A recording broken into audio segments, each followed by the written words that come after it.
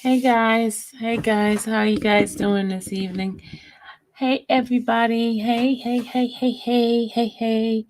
I think their thing is working now. I'm just trying to welcome everyone to this evening's interview. My special guest is on his way, and while we wait on him, let me say hello to those in the chat room. Hello, Miss Brown. Hey, Randa, baby. Hey, sis. Love you too, sis. Hey, Demetria. Hello, Rhoda. Hello, Shannon. Elizabeth. Leona. Nakia. Mixed Fat. Hey, Nikenya. Mitzvah. You digging me? Hey, guys. Hey, Child Star Child. Messing up your name, huh? Guys, I'm just coming back from work. I was like, I don't know, should I cancel? But no, I'm just joking. I am so tired because yesterday I worked till 1 o'clock, and then I got back up early this morning, and I was at work again. You know, the Falcons lost.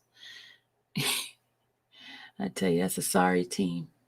No shots at the Falcons, but they need to get a better quarterback. They got rid of the coach. Now they need to get rid of the quarterback. But that's not going to happen. You know why?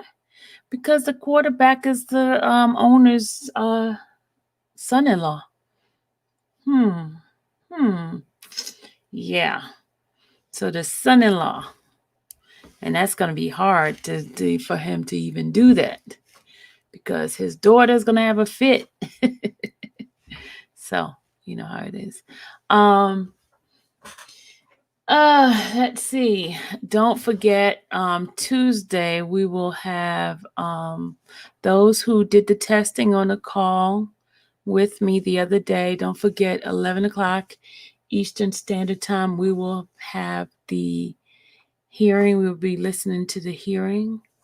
And then I'll come back on YouTube and give a synopsis, a summary of what the call was all about. So, and the people on the call is going to help me keep honest on what needs to be done. So let's see what's going on here. Let's see. He had sent me a message that he's signing in, and he just so we're just gonna have to give him a few minutes as we talk for a moment. Hey, Kim Tucker, Nakia, baby. Hello, my dear. Tippy, how are you doing? We have only 25 people in the chat, but 25 people is all we need. Just waiting on him to log in. They did get a via VPN, so let's keep our fingers crossed. He couldn't check it out earlier because I wasn't home. I just got home. I changed my shirt so y'all wouldn't see a tie and looking like a butler. Like Randa said the other day, I was looking like Mary Poppins. I didn't want to look like Mary Poppins on the chat. So I came home, rushed in, and changed my shirt, put the shirt on. I still got on the pants, but I don't have the shirt on. So I didn't want to look like, so I didn't get a chance to do any testing with him before getting on. So guys, forgive me if I did not do that. I'm a busy woman. I work. And I got a lot of things going on. Got a lot of irons and pots on the iron. That's what they say, right? A lot of pots on the stove. Yeah, something like that. But I'm with his IT person is trying to get him in. Let's see. Okay, I got it. Okay, he said he just okay, I'm talking. Okay. All right, he's almost coming in. He's almost coming in. All right, we'll just hang out with me for a second while we chat. So how is everybody's day going so far? How's everyone's day going? Are you guys doing okay today? Oh, and I got a couple of more surprises this week, guys. I got another interview with a young man who he did a live the other day, and I asked him about, coming onto my channel. He says yes. And in fact, I saw him on YouTube, on Facebook, and he was talking about how Robert paid some of he says Robert paid some of his bills or something like that. He said, in fact, hold on a second. Yeah, hold on. I got a message here. Hold on. Let's see what's going on. Let's see what's going on here. Oh,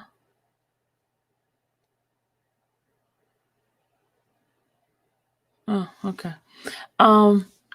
We just need to hold on, guys. My apologies, because I worked last night until 1 o'clock. Then I worked this morning, and I just got off. I took a train. I drove to the train station, and then I took a train. So it took me about an hour to get back. I got off at about 4:15 today. And I wanted to make sure I got this interview in place, because you guys are waiting on it, right? Right? It's 42 people in the chat, and I think you guys are going to be it's going to be very interesting, this interview, because his publicist told me that I won't be disappointed. That's what he said to me. That's what his publicist has said to me. I won't be disappointed. And remember, it's 11 o'clock over there, so he's really helping us to okay, let me see. Okay, let's see.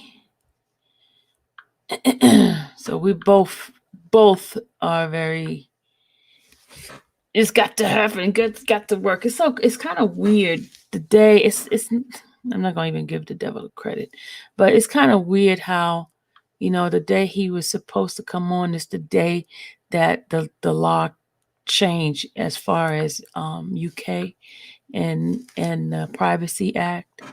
The whole system you can't even send a link, so he had to get a VPN in place to be able to get on.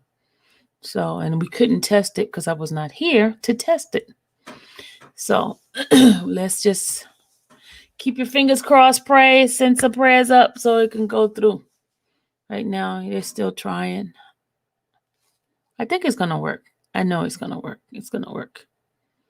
It's just that because I wasn't around to test it, and that is what presents a problem, because I was working. Y'all got to pay the bills, YouTube is not making me a millionaire yet. Okay, hold on a second. Okay. All right. Let's have a conversation while we still wait on this thing here, because they're trying to. Okay.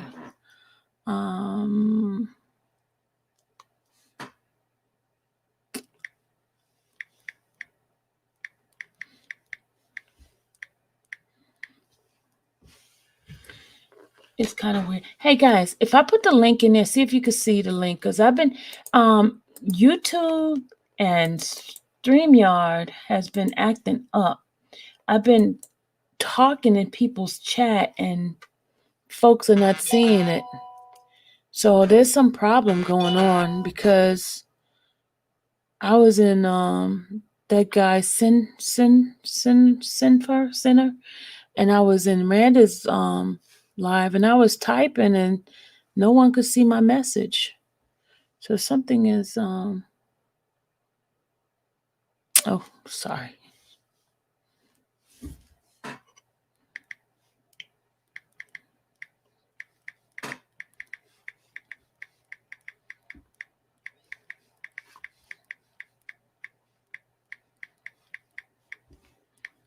Nobody can see my message because something is going on with YouTube.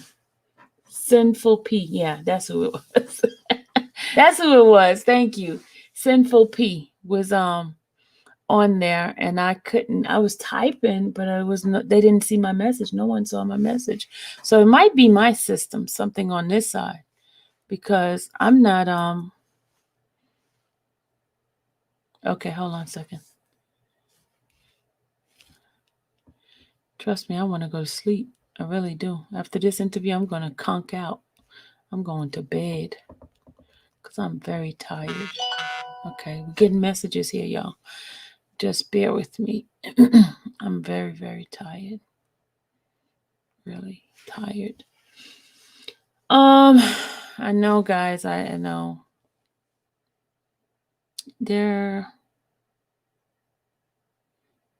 I'm gonna stay focused, y'all. Gonna stay focused. Okay, hold on. There's an email. Hold on a second. Okay. Okay, hold on. He just said, hey, hold on a second. Okay, he's typing. Hold on.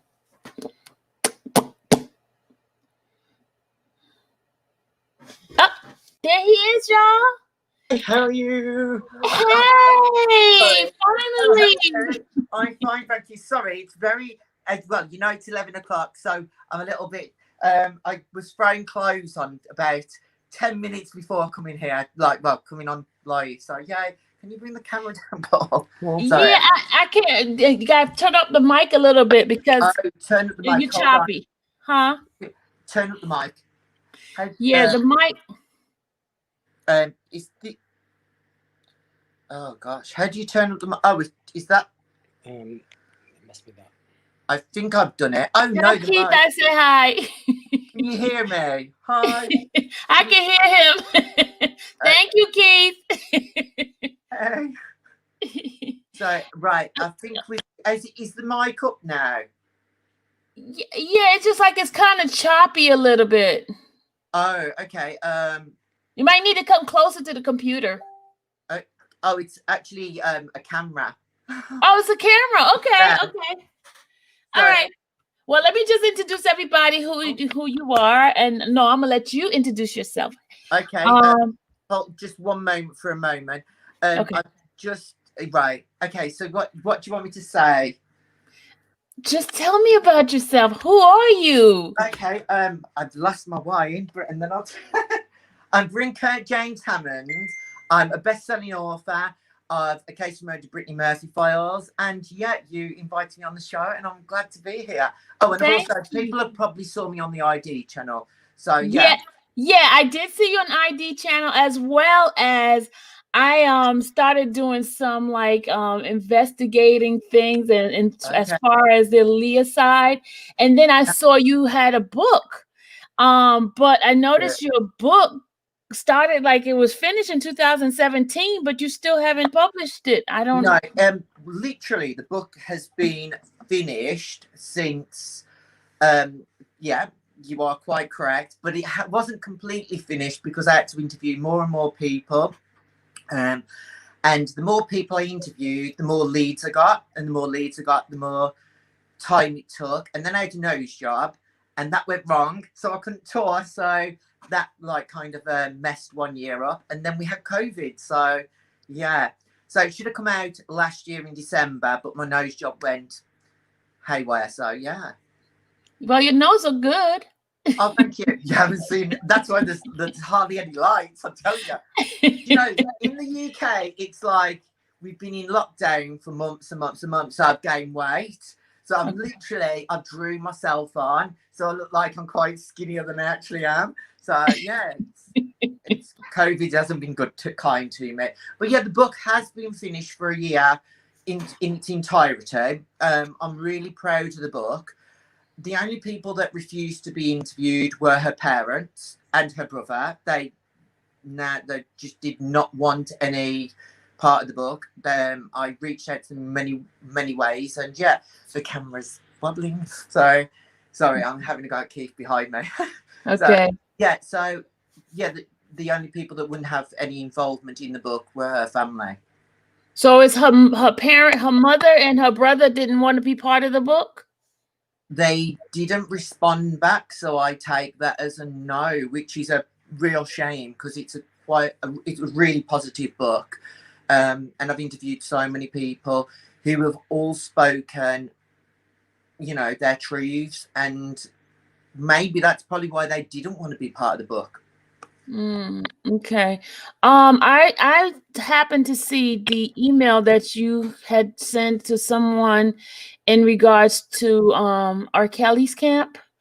And that person was huh? He's a reverend he's the son of a preacher in New York. Is that correct? I don't know. You said he's the son of a preacher of New York? No, one of the gentlemen I spoke with was the son of a preacher in New York.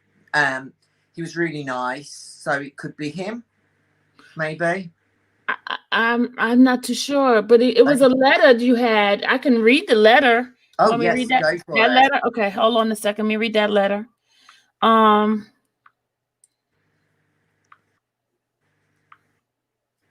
Just bear with me. Yeah, no worries. I know it's really late over there. And what time do you go to bed? Oh gosh, I'm actually New York time, so because I like to spend a lot of time in New York, so I should actually have been there the last 2 weeks with the documentary, but yeah, I'm not there. So okay, so did you get your travel visa? Well, we contacted the embassy. The embassy basically said that due to it being a documentary and COVID still being, you know, quite a serious situation, they're not even letting anyone from the journalists pass to New York. So yeah, they said come back in January. So that doesn't help me. So I know. So yeah, I mean, you stuck over there for another couple of months, huh? Yeah. Okay, let me read from the beginning of this. Okay. This is from someone. They said it was on July 24th, 2017 at about 5 o'clock. Your time, my time, or whichever time it is. It says interview request, and then you have it whited out, right? Yeah. It says that person says BS. America knows the truth and God. My brother is a savior. Oh, yes, no. Yeah, I've got his. I thought you were going to say about him, because he probably hasn't sent you all the actual email correspondence that were between us. He wanted the gentleman. I've actually got all his correspondence here as well. He was, he was in direct contact with R. Kelly. Now, this email here, which I will send you after the show, was from, and obviously because for legal reasons, we're not allowed to show you the address, but I will send you it. This was I've got the messages that you're talking about here, because I sent several to him based on an email from somebody that was literally within the inner circle that knew this gentleman. Which so question. So I'm thinking I have an idea who this person is. Is his initials DS? On the hold on for one moment, I'll tell you who it is. Well, I won't obviously tell you who it is, but I've interviewed so many, but let me just get it up. W-E. W-E. Oh, I know who that is. Yeah. I know who that is. Yeah. Okay, well, that's the pictures which I was sent directly from somebody that was actually in R. Kelly's apartment. And that's a piano, and there's other pictures which so the conversation that I was having with this gentleman, I really desperately wanted to know, because this person was part of a group scenario, and there is a video which is going to be used in court during the trial, which I saw a snippet about 2 minutes, and the gentleman that, well, there was.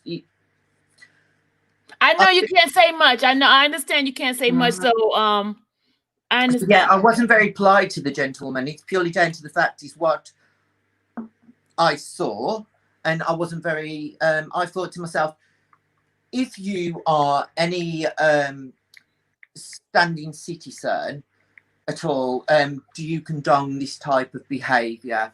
And you know, whether it's the parents to blame as well, for allowing the situation. The camera, Paul, please. Whether the situation is to do with the parents are to blame as well, because the parents were compliant when they, you know, I think it's there are a lot of people that should be thrown under the bus. However, R. Kelly is the main person that's been thrown under the bus, but it was him that was doing some of the acts which are not appropriate to adolescents. So for me, the other people that are around in those times, I think they should also be held accountable for what they witnessed, whether they were compliant or not. They knew what was happening. That was including lawyers, which I've saw the legal jargon, and I think a lot of people should be standing trial, not just R. Kelly. I'm not a huge fan of R. Kelly based on obviously what I know, but I think there's a lot of other people that should be standing next to him in court and facing the punishment and facing all the judgmental headlines which are taking place at the moment. The journalists are very biased, media biased, and I think everybody that was involved during those months, including television crews from MTV to everybody, they should all be held accountable for what they witnessed and what they kept shut for so many years, because that's actually if R. Kelly is not well, we can say, because obviously you could say that somebody that has an interest in people younger than a certain age are not well, mentally not well.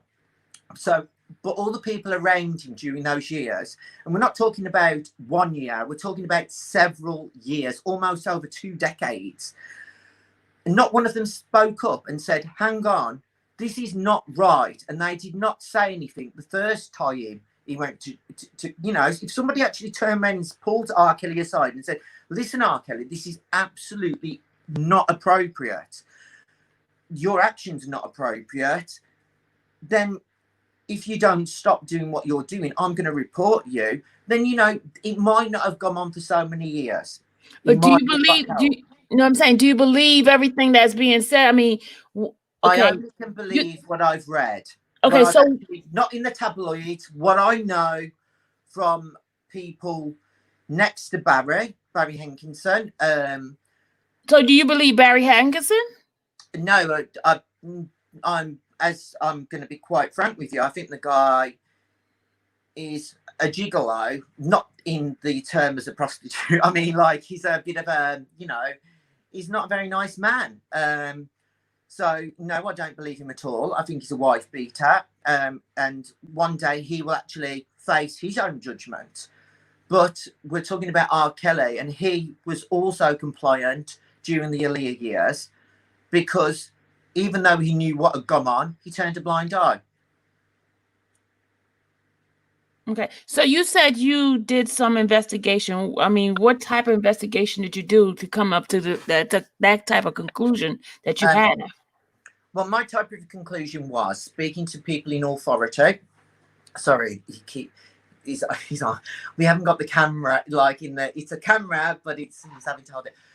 I actually interviewed police officers, people in the government, and now I'm leaning back on a chair, which is squeaky. So I interviewed government officials, and I also interviewed the person that was directly associated with getting Aaliyah's certificate. Okay, so overage. So with the Aaliyah certificate, you saw the signatures. Was it R. Kelly's signature on it or what? Well, I saw these signatures, and I did hand it over to the authorities, and some person within my camp leaked it to the press, which I was not very happy with, because that person's no longer in my life. It was my ex-manager, and she has been fired, which I was really annoyed about. But yeah, I've handed it all over to the authorities. So how did you obtain them? Well, interviews. I actually spoke to a lot of R. Kelly's friends. Well, I'll call them friends. They couldn't wait to sell him under the bus, throw him under the bus. Oh, they threw him under the bus. Well, they were honest, and I said, "Well, you knew about it, yeah?" And they were like, "Oh, well, I've got all their emails. I'll read one of the emails out. Now, I find this is quite, he said, hold on, bullshit. America knows the truth. And God, my brother is a savior, and you are insulting me, he fucked with kids. Aaliyah was a child woman, but her shit about 3 million, they got you gay ass, dick sucking bitch ass." And it goes on. I will send you the actual. Yeah, I have that one. I was looking for the other ones that you mentioned. I have that one right there. Which one? The one where the initial interview request started. Which one? The initial interview that you requested from that person. That was his response. I wanted the one before that one. Oh no, you're talking about W Eddie. No, I was quite polite to him to begin with, but then he obviously and then he went on about this is real life. I'm just trying to find the.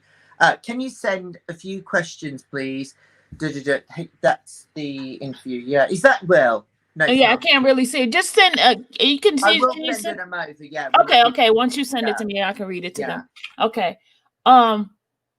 Oh, this is this is Terry. Terry, this is oh, he just disappeared. But remember, I was saying there was going to be a panel of people because they had some questions for you. Yeah, that's fine. And I know your focus is more on the Aaliyah book, okay? And I understand that you spoke to a lot of people on. You said both sides, right? Yes, I did. Yeah. Hi, how are you? I like your hat.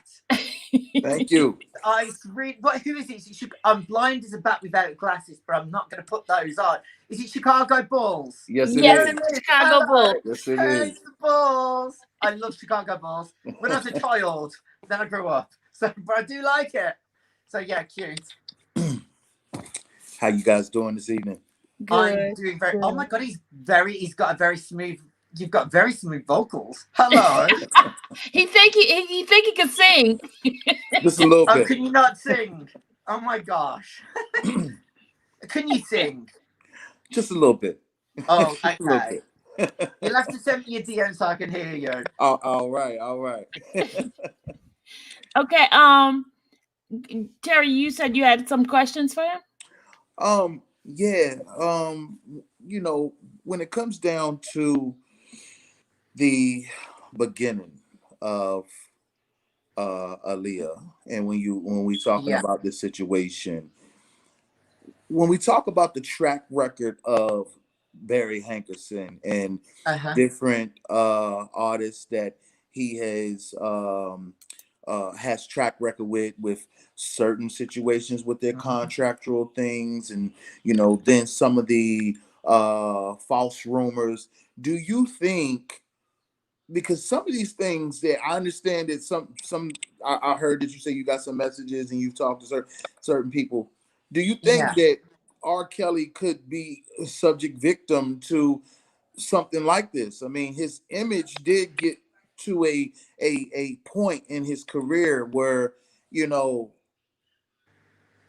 I think one of the things that I have spoken to somebody that toured with Aaliyah, that worked on, I can't say her name, but she's a lovely lady. It was on Aaliyah's second album. Absolute gorgeous, beautiful lady.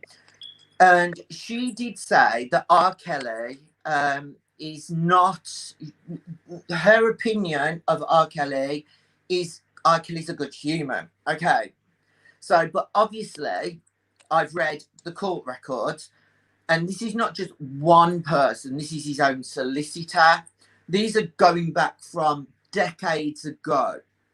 And each report, even before he got a record deal, there are a pattern of similar situations, and there are a few things that they described about R. Kelly, which, you know, are, sorry, one moment. Can you just hold it for that?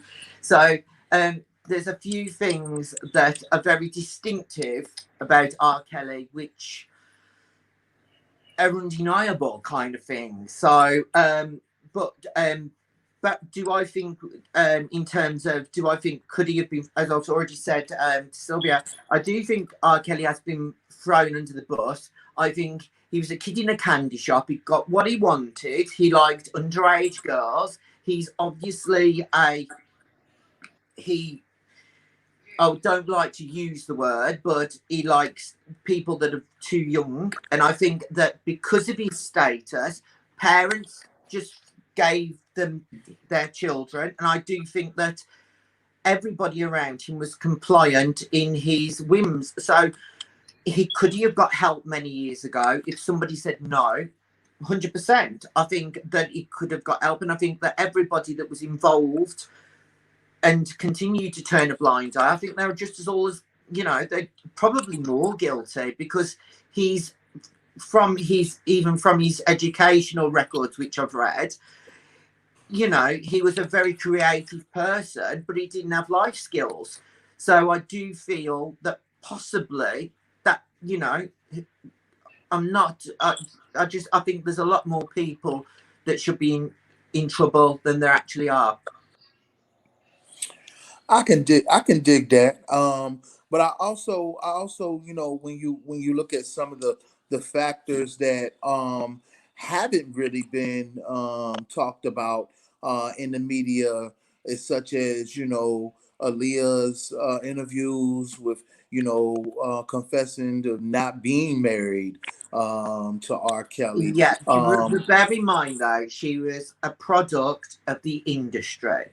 She started very young. Her uncle was a manager. Her mom was a singer. She did exactly what everybody told her, because that coin was going in their bank. So whatever anybody says, that is why nobody probably wanted to speak to me out of the family. And I'm a huge Aaliyah fan. I think she's such an icon. I think, and you know, I don't think she was to blame. I think she was a product of the industry. And I think because, you know, everybody that works I used to model. I never actually went out and said, when I was wearing a D&G outfit, I wore that, and you know, I would be told if I did an interview, yeah, I'd be wearing it every day. I did Levi's, yeah, I was wearing Levi's daily. And I didn't. I was told what to say when they asked you a question. That is kind of what you do. And I think she had her uncle or somebody associated with her uncle's Black Down Records with her constantly. And I think that she really was not herself. And towards the last year of her life, she did start going to parties on her own. And she was very often on her own. And she didn't go with anybody but herself. And then she was obviously associated directly with Damien Dash. And it was like, that was a bit of a nightmare, because he turned up at the funeral, which wasn't very appropriate. Right. So, you know, I think Aaliyah was a very probably she was a very solitude individual. From everybody I've spoken to, she was a solitude individual. What you saw in the interviews was her, but she had attitude. She knew she was successful, but she also was told by everybody around her what to say. What, you know, she was a product of the industry. Now, when you say product of industry, you know, I have a different theory of that, because you know, when you look at how her life tragically ended, it was a lot of business deals done at that time. It was rumors that she was walking away from a business deal with her uncle. You know, it's a lot of things that need to be cleared up. And I also want to put out there to this. Now, this is not a racial thing, what I'm about to say right here. But I resonate with the Black culture. So I want to say this. I really have a hard time believing that someone who we are believing that has been suffering with a sickness like this has been consulting business with the Hankersons well long after the Aaliyah project. Well, So, I know that he actually still continued to give money, and that was probably because he was, well, my understanding was, well, if he didn't continue to pay money, he would be thrown to the bus and they would out him. So it's kind of like, as I said when I began, that I didn't think that he's the only person that should be thrown under. He's obviously the one that did the acts, but everyone around him and anybody that was with him during those periods of years, or anyone that knew about it, are as compliant. They're as guilty as him. yeah, Okay, but here's the thing, Bryn. He was found not guilty in the last case, regardless of what anybody thinks. He was found not. Did you look into the judge? Did I look into the judge? Yeah. Okay, what about the judge? I'm not probably. You can get the court records. It's there is. If you get all the court records on R. Kelly, I've got a few that are in there. If you give me just 2 seconds, I'll go and get some of the court records just to read two parts out to you. But you've got to remember that the judge or one moment. PJ. Hey guys, if y'all want to come in and ask questions, come on in and ask.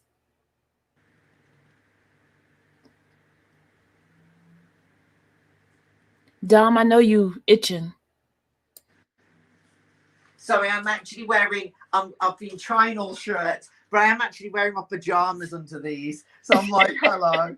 I was like, because I've got a pygmy hedgehog and stuff. Hi, everybody. No, hey, this is Dom. Dom's came in. Dom is like, he's the one going to ask you all the questions because he's the guru of questions. How's it going? Hi, I can't see his face though. Can you show your face, Dom? No, it's okay. I'm good. Oh, no, I need to see your face. I need to see your face. Y'all crazy. Show your face. Face on. Put your face on for a second. I'm sure you're a pretty boy. How's it going? How's it going? Hello, I knew. Pretty boy, hi. We're both pretty boys. Go for it. Yeah, ask me questions. Oh no, go ahead. I'm listening. I'm gonna ask just as we go. Okay, right. If I have one in mind, I'll ask. I've got all the sugar. I've got all some of the police record, like the court records, all the way from I can't pronounce the. Now, I'm not very good with pronunciation, but yeah, I've got all the court records. So you asked me the questions that you want to know, and I've got it all dating back to, because they use these people. I don't know the girl group. I did, but it's dating back from even. Can you see? I will send you all these so you can actually have them later if you're gonna. Oh, okay. Can I just ask you something really quick? If I'm not mistaken, were you, like, I was just listening, and were you pretty much alluding to that the judge in the 2008 trial was bought? Is that what you were referring to? I didn't say he was bought, did I? I said, did you look into the judge? The fact is, I'm only going by what I got in front of me from legal documents. And, if you go through several years in the legal documents, then, you need to actually have all the legal documents. And I'm not obviously going to say everything because it's all in the book. So, hello. Everyone buy the book when it comes out next year. So, but I'm not alluding to anything. You must buy the book for that one. Okay, so also too, I know that when I was just listening now, it kind of sounded like you think, R. Kelly is guilty because of his last case. No, I don't think he was guilty because of his last case. He's a repeat offender with the same age group of people. But has that been proven though? Yeah, because obviously when the family have come forward, there's hundreds of girls in the, that 12 Jane Does between the 90s and 2000. 12 girls, all of the same ages. None of them knew each other. And they all said exactly the same thing about R. Kelly. Most of this hasn't come forward. Because obviously it's something in the States a lot, but you can actually apply for these records. I mean, you know, that's what I'm saying, Bryn. But you know, I hear what you talking about. But like I said, well, none of these girls knew each other, and it was way before. It's not even about that. I feel like when you say these girls are saying the same thing, to me, that's what you call coerce. And what I'm because these girls are not in the industry. These girls are random girls that the parents. For instance, two of the Jane Does literally just went backstage at one of his concerts. Okay. And two young girls, they were under the age of legal consent, and the rodeo said you need to go and get your daughter. And for one, the rodeo should have actually called the police, for one. But he didn't. He told the parents, and the parents freaked out. Now, these are two separate families, different continents. Okay, Bryn, is this the current case right now of the individual talking about, or years ago? No, these are all in the current legal case. These okay. So we probably need to kind of bring you abreast of what some stuff that we have investigated and found. Yeah, so because it seems like you're reading things that have just allegations and that has not been proven. Yeah, no, they were actually proven purely how down so? to the fact that they could identify a part of his body that it was it's a part of his body that they could identify, and it was the situations were very similar. It was you're not going to it's that if you get what I'm saying, but it was identical, and two different countries, two different people, but very similar girls to the ones he had shacked up in his apartments. And but as I've said, and I'm going to repeat it again, I must stress this: he's not the only one that is guilty of these situations. Everybody that was compliant and looked away because he was paying them and his money was looking after him, they're all to blame. All of them. They're coming forward and going, right, that's fine. But where was you when these situations were going? You've told the mom, but you didn't. Who else did you tell? You could have put a stop to it decades ago, and maybe you'd have got help. Okay, what different country are you talking about? You'll have to apply for, because I'm not sure the legality. Oh, so you'd have to apply for it. But if you apply for all the court records, I've only got the select ones there. So, yeah. Okay. So, all right, I want to respond to that. Yeah. Because I'm gonna just keep it 100 with you. This is not. Well, we both love Chicago Bulls. No. I'm not even in Chicago. No, Chicago Bulls. You had the I'm a Chicago Bull fan. Definitely a Chicago Bull fan. Exactly. There you go. So yeah, you give it to me. But check this out. Obviously, you haven't come across of a recording with what's supposed to have been R. Kelly's management and the father of the legal office recording where they actually the solicitor. I've listened to several recordings, and one, his solicitor in the Aaliyah days spoke very openly, and I think the guy is a bit of a wannabe gangster, and he's a douche. If you're talking about that recording, I have heard it. And no. This is recent recording. No, this is recent. Right. This recording is Okay, I'm gonna play something for you. go ahead, Sylvia. You got it. I got it Okay, right here. I'm gonna play it. Go ahead, Dom. Go ahead. Okay, so I was just going back to, obviously I have a million questions asked, especially regarding the Aaliyah situation. But just because we were talking about the most previous situation, you don't find it strange that all of these women, right? They said that they were 16, 15, 14, whatever the case was. Why didn't they come forward when it happened? Why aren't there police reports when it happened? Why did it take a documentary for almost 30 years to come out? But okay, but why did it take a documentary to come out? That. Are you straight or gay? What's up? I'm straight. Yeah, are you straight or gay? I'm so straight. Who do you what celebrity do you fancy? What celebrity do I what? Yeah, imagine if Beyonce, I'm talking hypothetically, so hypothetical, I'm just saying Beyonce, no, Rihanna, because I like Rihanna. Hello, she's dirty, I love her. Right, okay, so imagine if Rihanna come on to you when you're a 16-year-old or 15-year-old, you ain't gonna have a problem. The girls didn't have a problem.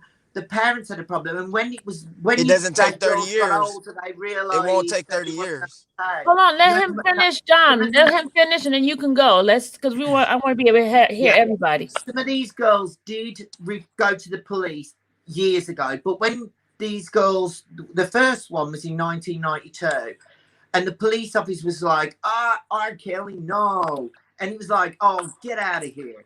And the girl's parents felt helpless. She filed a report, and everyone was like, "Oh, whatever. He's touring now in somewhere else." So it was like it couldn't be proved. So they felt really powerless. Imagine you going up against the president of the United States of America. You knew what that guy did, but no one's going to be listening to you because this guy is famous. Police are like, "Oh my God, this guy is famous." And getting the geezer into the police station when they're at the peak of their fame, they're going to be like, oh my God, come on. Oh, you're great. It doesn't, realistically, if you are a victim of a celebrity, it needs to have somebody that's, if you're a normalton, you're not going to be listened to at all. And I know that from being raped by a producer of Big Brother. And that is God's honest truth. Hold on a second, Don. Okay, Bryn, these teenagers that you saying there was teenagers, why are they going backstage on a concert that clearly said you have to be 18 and over without parents? And what did I say? The parents are to blame as well, because they allowed their children to go to these concerts. And R. Kelly would send one of the bouncers, which I had spoken to, he admitted to being sent to select the youngest looking. I spoke with him and I was like, so did you say it again? What did you just say? I spoke to one of the bouncers that worked on one of his tours. I won't say his name, obviously, but I did hand all this over to the police. But I spoke with the bouncer and he was told by the radio to go and select the youngest looking girls for R. Kelly. And they had to be white skinned mixed race girls, but they had to be like a cream. R. Kelly had a very specific type of girl. Now, this rodeo, I was like, so did you not? You saw my questions and interviews with other people, so I'm quite aggressive when I want to be. I'm like, hello, did you not think that was wrong? Did you not think that was wrong? And the guy was like, when he was being paid and he was scared he was going to lose his job. And I was like, well, you are just as you're just as you're to blame because you took these girls backstage and you left the parents outdoors. It's not okay. But you want to know something in response to that. When you say that he had a specific type of girls, when I look at that Survivor R. Kelly, I'm just gonna keep it real. They don't look like nothing to what you sitting here describing. Yeah, none of them are. And Sir Bryn Curt, you don't find it interesting that what was that? Bryn. I'm sorry, Bryn. I'm sorry. My fault. I missed the beginning part. My apologies. You don't find it interesting that over 30 years, right? Why is there only 12 alleged accusers when this man has had sex with hundreds? No. That's why I say get the court records. It's not just 12. there are in the indictment though. We're talking about that's an indicted. That's in the indictment. What can I just say? The ones which are not scared have come forward. They've used their names. There's quite a lot of girls that haven't used their names, which, you know, I was harassed by one of the girls, which I'm not going to say her name. She was like, she cussed me out. She was one of his girlfriends. I'm not going to say the girl's name because I think she's a complete douchebag, if I'm quite honest with you, because, you know, I couldn't imagine her, for one, I couldn't imagine her being persuaded to do anything at all that other than she wanted to, because she was such an arrogant fruit. So, and that's been polite. She was not a nice girl. And because I didn't want, none of what she said fit in with what I know. And that's not watching the television, that's interviewing hundreds and hundreds of people over several years. And this girl was so really, really like, she was like, you're not going to listen to me. You're not going to listen to me. And I was like, well, not really. Bryn, can I get the initial? Because you know me, I like initials. I'll can I get the initial? You, but you must agree. I will send you a confidentiality agreement. Okay, so and you can see the girl's name, but that's where it stays. So, or I'll sue you. Okay. So. Oh no, I don't want you to sue me. No. Okay. No, I love you. So, Bryn, whatever you send me is going to say hush, hush. But she did not fit in, and she was dating R. Kelly, and she's a thug. She lied, and she's gone against him, and so I'm very fair with what if it doesn't fit in with the past things way before, from his days as a child, we're talking. You know, we're talking, there's lots of things which go on in the book, because obviously to get a good picture of, you know, Mr. Uncle Barry, I must say, Mr. Uncle Barry. Bryn. Yeah. I want to play something right quick while I light my cigarette, and I want you to put this in your book.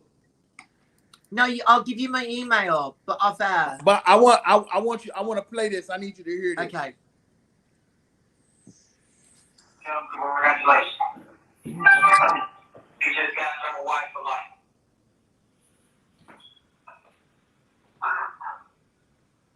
You should talk to TMZ and just tell them you're feeling, and they won't put you all in a position to make some money. Talk to them. I've already talked to them about it. The man saying, I'm just real, man. I understand that. You can't hear it too clearly, can you? No, I can't. It's really muffled. Okay, I'm gonna have to play it because his thing's not playing it too well. I'm gonna mute his because his thing is not playing it too well. I can play it on this side. But Dom, you said you had a question for Bryn? Yeah, just going back to the Aaliyah situation, because I know you wrote a book surrounding that. Now, do you think, because I hear a lot of things, a lot of people say that Barry, or excuse me, you know, her uncle rather, is behind a lot of this. Do you think he played in any type of role of in the current climate of R. Kelly? What do you think? The current climate, no, because then he's going to lose his money, you know. Why would he want to do that and risk his own, you know, bear in mind, you got to remember, Barry is a very, very ego-driven douchebag. So I don't think the guy is a particularly pleasant chappy at all. So I don't think this takedown, whatever you want to call it, is to do with R. Kelly or anything, because he's going to lose money. He would lose money. He's took Aaliyah's things off. He's an obsessed, egotistical, driven. He's not well in the head. So hold on. I'm just going to try do you want to move? Sorry. I'm going to try and find a better so I can actually, wait there. Oh, I think, can you, that's too loud. Hello. So yeah, that's good. No, it's not good for me. So, oh, okay. It's quarantine time. Hello, I'm doing my Mariah Carey in a minute, you know. Hello. So I'm just trying to find. Right. Okay. That's brilliant. Okay, Bryn, I just need to ask you a question. Did you just say that R. Kelly is paying him currently? He still makes money off R. Kelly. Yeah. Off of Oh, which okay. album? Okay. Which album? Well, see, I know this sounds really cliche, but yeah, you're gonna have to ask for court records, but not for the current case. You'd have to ask for the case in regards to the Aaliyah, which is now. I'm just trying to turn this off because it's like hello. Right. So yeah, where's the other light? So hold on. Sorry. Ugh. You can't get staff anymore, can you? Sorry. So yeah. It's the current. It's got that. I can't even see myself now. One moment for a second. Hello. This is not. Where am I buffering? You say that Barry is ego driven. Does the facts of him being a ex-politician and a former television producer put any cliche in the area of maybe having some type of corruption with him? No, he's as corrupt as they come. So he's because it's quite obvious when you look at douche. The reason why I'm pointing these things out, because it's quite obvious there's some direct link when it comes down to the survivor R. Kelly and the producer of that. No, R. Kelly going down. This is the God's honest truth. R. Kelly being actually going down would not benefit him in the slightest. I mean, literally, it's not going to benefit Barry in the slightest. I disagree. Well, no, because the fact is, his music's now not on iTunes. None of everyone's pulling R. Kelly's shit off. Let me just try and find. That's not true. That's not true. His music has been selling more since of this controversy. Yeah, but R. Kelly is only getting Barry is only getting for particular albums and particular releases. So currently, because of the albums, which it just doesn't work for Barry, for him to, if it just doesn't work. It's seriously, you need to request the court files because financially it does not work for Barry. I mean, but you saying it financially does not work for Barry, but I just find it, highly unbelievable to know that someone who has a particular power as an ex-politician that can really, make some things change. You used the word correctly, ex-politician. Ex. He's no that's still power in that. It's still power in that. Definitely not. No, there's definitely no. Sorry, I'm wearing my. I'm actually give me 2 seconds. I'm going to put my pajama top on. I feel more comfortable. Just one moment. I can't wear this top anymore. It's driving up the wall. Okay. 1 moment, guys. Keith, where's my pajama top? I don't know. Not in here.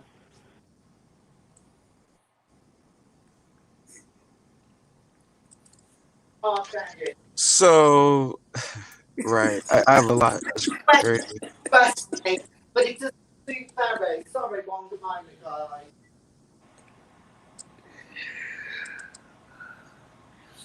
While we waiting on him, you guys stay tuned next Sunday. Facebook Live, the big talk, the biggest conversation of the year. What really happened to R. Kelly? Facebook Live. Okay, guys, I understand some of you guys are upset because everybody, we are all for R. Kelly, but we need to keep an open mind of what the other side is saying. Definitely. So, you understand, you have to know what they're saying. Hello. Absolutely. And he has been inside the court record. We have not. So we don't know what's in the court records. Yes. I know this is very upsetting what you guys are hearing, but listen to he's seen the court records. Anybody wants to ask me anything that I can answer, I will answer. Okay. So yeah, I will answer anything that I can answer.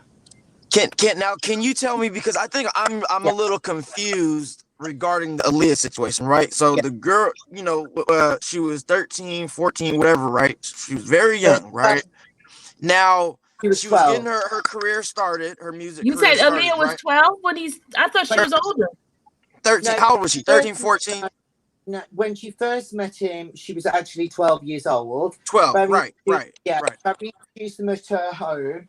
And the fact is, I spoke to. Now, I know you guys, because I actually watched one of your shows, you really said negative about Demetrius. I've got the same opinion as you guys about Demetrius. He's been, the fact is, he's spoke about everything since, whatever.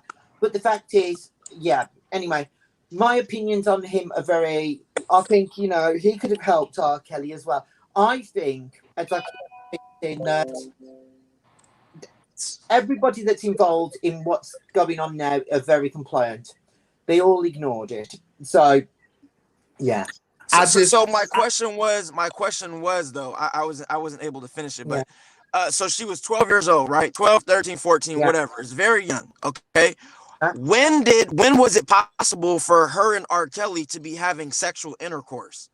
If this girl is 12, 13, 14 years old, shouldn't her parents be around her at all times?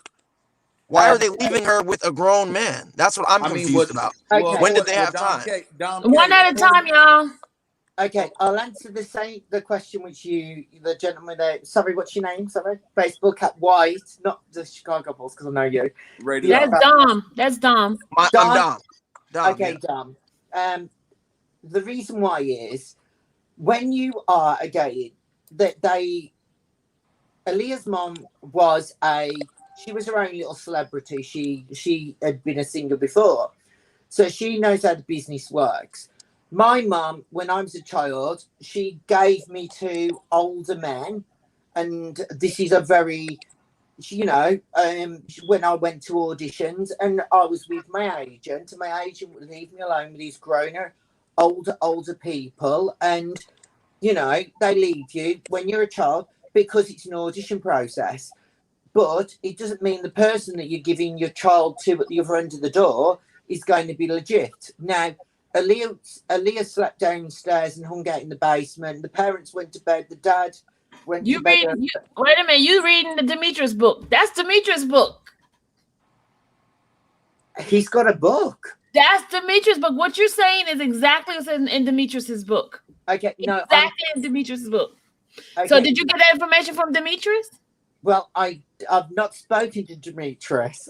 That's one person I did try and track. I've tracked him down twice, and he's given me he's off.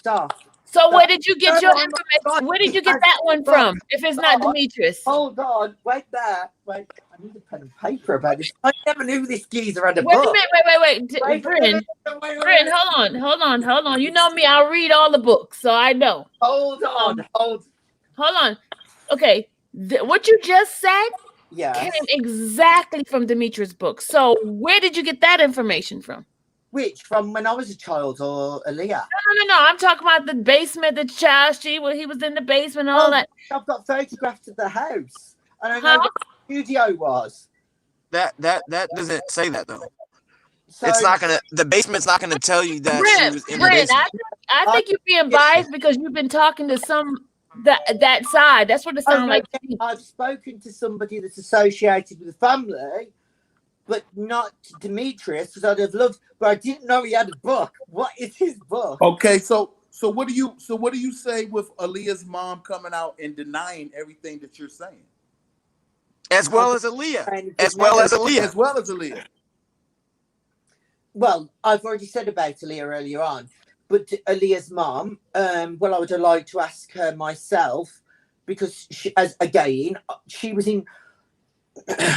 There was a record studio in Chicago where they went often. They would check in. Aaliyah's mom would check in a lot later, and she would tell Aaliyah's dad that they checked out together. Well, they didn't. So I've got the call sheets.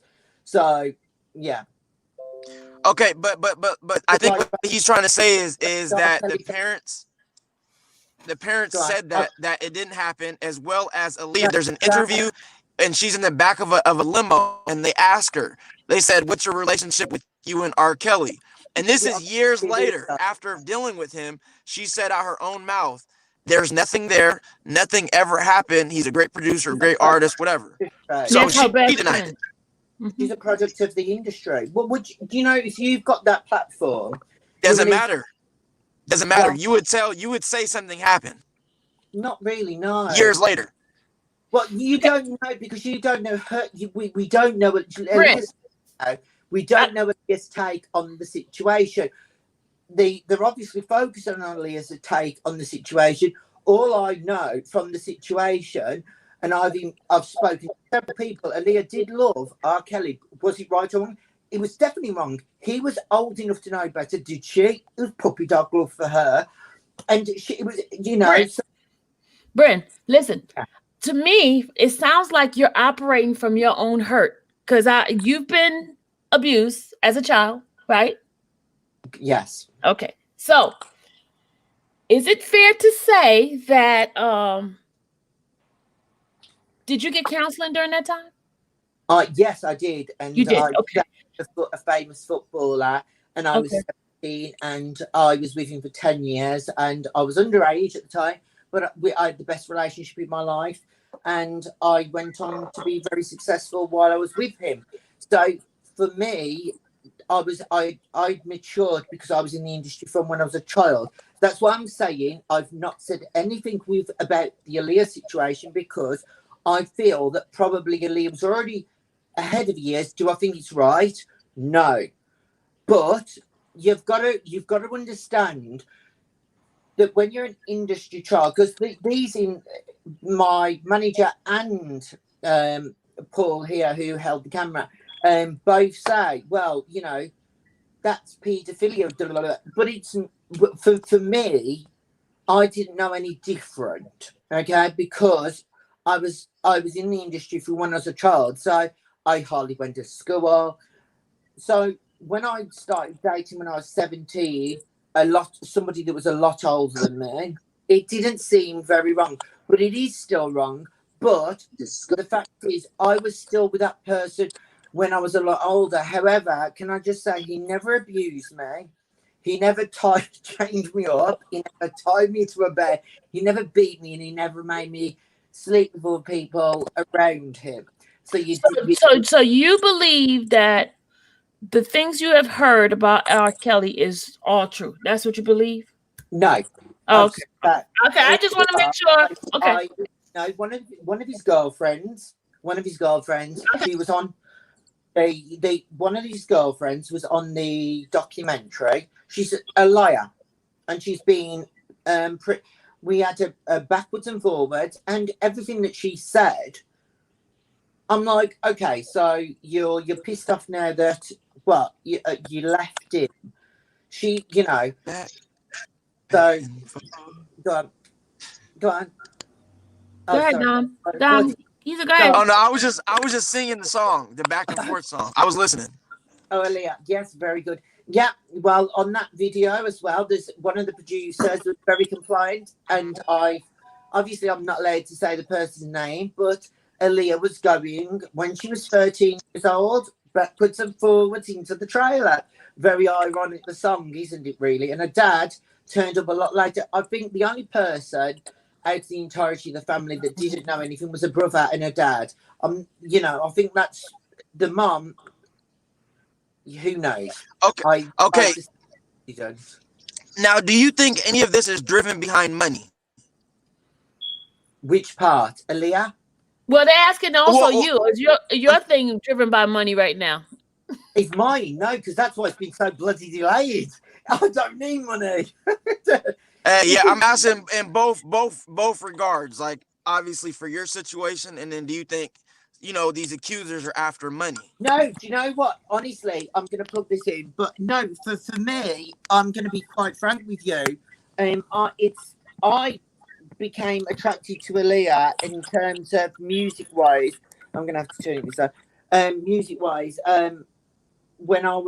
when she did Try Again, I didn't know who the hell she was until Try Again, and it was only when when I had a bestseller that I decided to do another book that like similar, and then it was like It was bizarre. Aaliyah just was like, hello, there every day for like a month. It was very bizarreness. So yeah, and Bryn, did you know the information you just gave was incorrect? She Which was one? not 12 when she met him. No, She was not 12. No, she definitely was 12 when she first No. met him. There's no. I'm gonna tell you why. There's no way she could have been, because R. Kelly promoted her on his first single on Born Into the Night. No. Right. I can guarantee you, and I will, Sylvia, I will send you the information. She met R. Kelly way before. She met R. Kelly when he first got signed to Barry. Okay. He met Barry, this guy. It was. What year? What year was that? Well, because he didn't. Okay, because when she was 12, she did a tour with her aunt in Vegas. She was back from Vegas. No, she did it one with her auntie. She did it with her auntie. So, and that's another person that I did try to question, but every time they say, the agent says, send me the questions, and then the things which I already know from other people, part of the family. This is the reason why there's people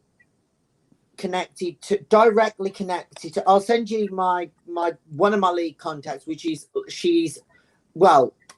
probably okay. See, I'm gonna get myself into trouble if I do that. No, you're not. Just don't say it on the line. Don't say it. We'll talk. She's adorable, but she was one of the people that was hired by Black Down Records, and she worked with them for 3 years. She left prior to the Aaliyah's third album. I know who you're talking about. So she's adorable, absolutely amazing. She gave me much, and she adores R. Kelly. So let me just say, she does really adore R. Kelly. So everything that she told me, of which I'm saying, it was not negative, because she said R. Kelly's a good human. And I put it to her about, she just said things happen, but then you've got to kind of ask, well, at 12 years old, things happen. And she said, and I said, would you like that happen to your kids? Because she's got children. And she said, not at all, because my children would not be in that situation. And I said, so do you think that was okay? And she said, R. Kelly's a good person. And I said, yeah, you keep saying that, but if it was your child, and she said, but it wouldn't happen to my child because I wouldn't let. And I was like, so you're blaming the mom? And she was like, no, she's brilliant. She's not well. Prozac, blah, blah, blah. I'm like, well, you can't blame Prozac for sending your child downstairs, can you? So that is Demetrius' book. I'm telling you, you've been listening to me. Even the Prozac. Definitely not. Even the Prozac. I have not spoken to Demetrius under any circumstance. Honestly, right after the show, I can guarantee you, but I swear, do not. I will sue your ass if I promise you. I promise. I'm not going to share nothing. She's a real good lady. So she's on Dancing on Ice, actually, believe it or not. So Bryn, yeah. Bryn, you don't find it interesting? This is regarding Aaliyah and Demetrius, right? So the year that Demetrius left, right, stopped working for R. Kelly. Okay.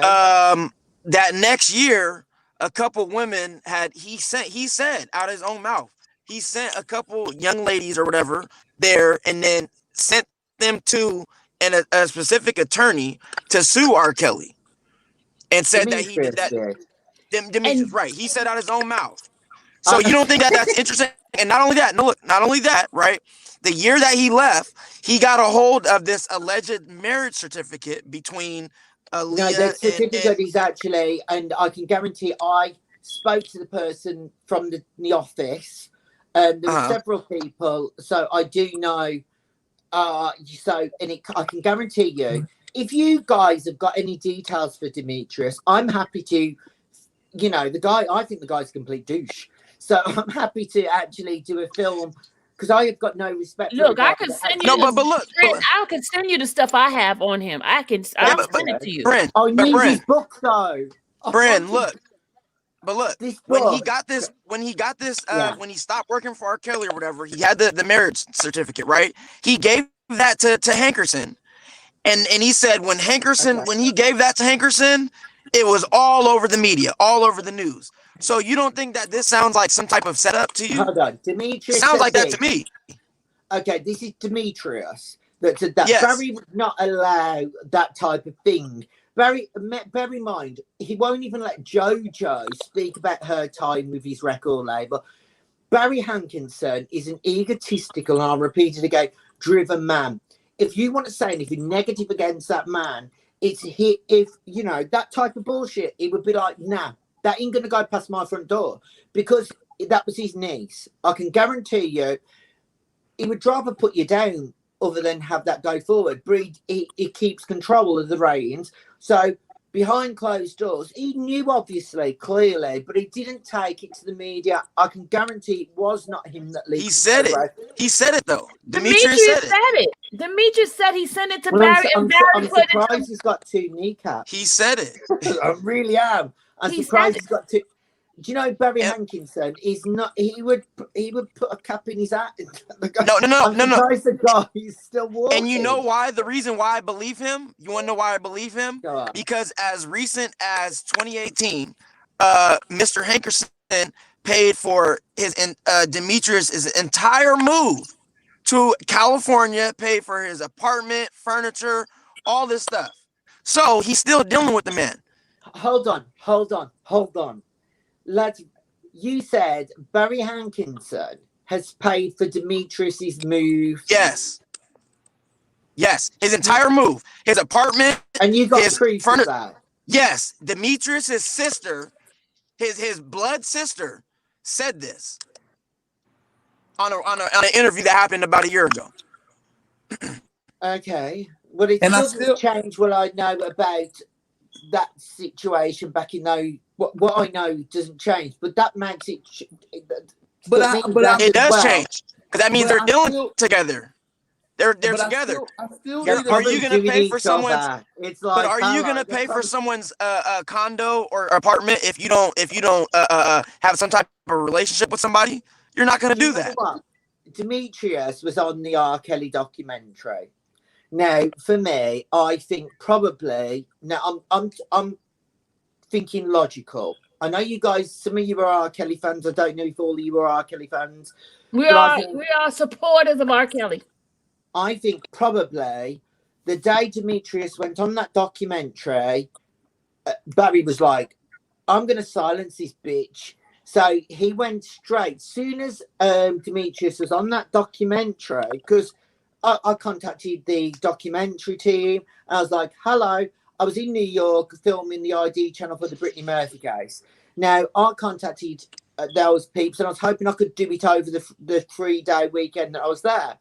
They said, no, you're not allowed to speak to anyone associated with that documentary. I was like, hello, why? Because I'd already give them like a chapter of my book, because and they were like, well, you're not allowed. And I was like, okay. So that means that what I get is that the documentary crew, Barry probably went to the documentary crew and was like, right, this geezer is going to keep talking.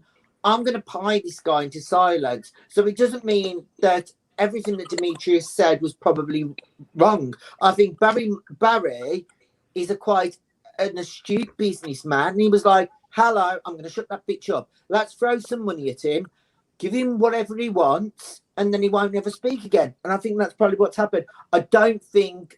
But you know what's up, Bryn? You want to know what's what's up? Go on. You contradicting everything you saying, because what I'm saying here, this is what I'm saying here, putting out there to the public. I'm sitting here saying that Barry got that type of power to do that shit. No, and so yes, but I don't. So if you sitting here saying that you think he did that to Demetrius, why wouldn't you think that he did this shit to R. Kelly? Because what I'm sitting here trying to tell you, when it comes down to because he hasn't got any legal power.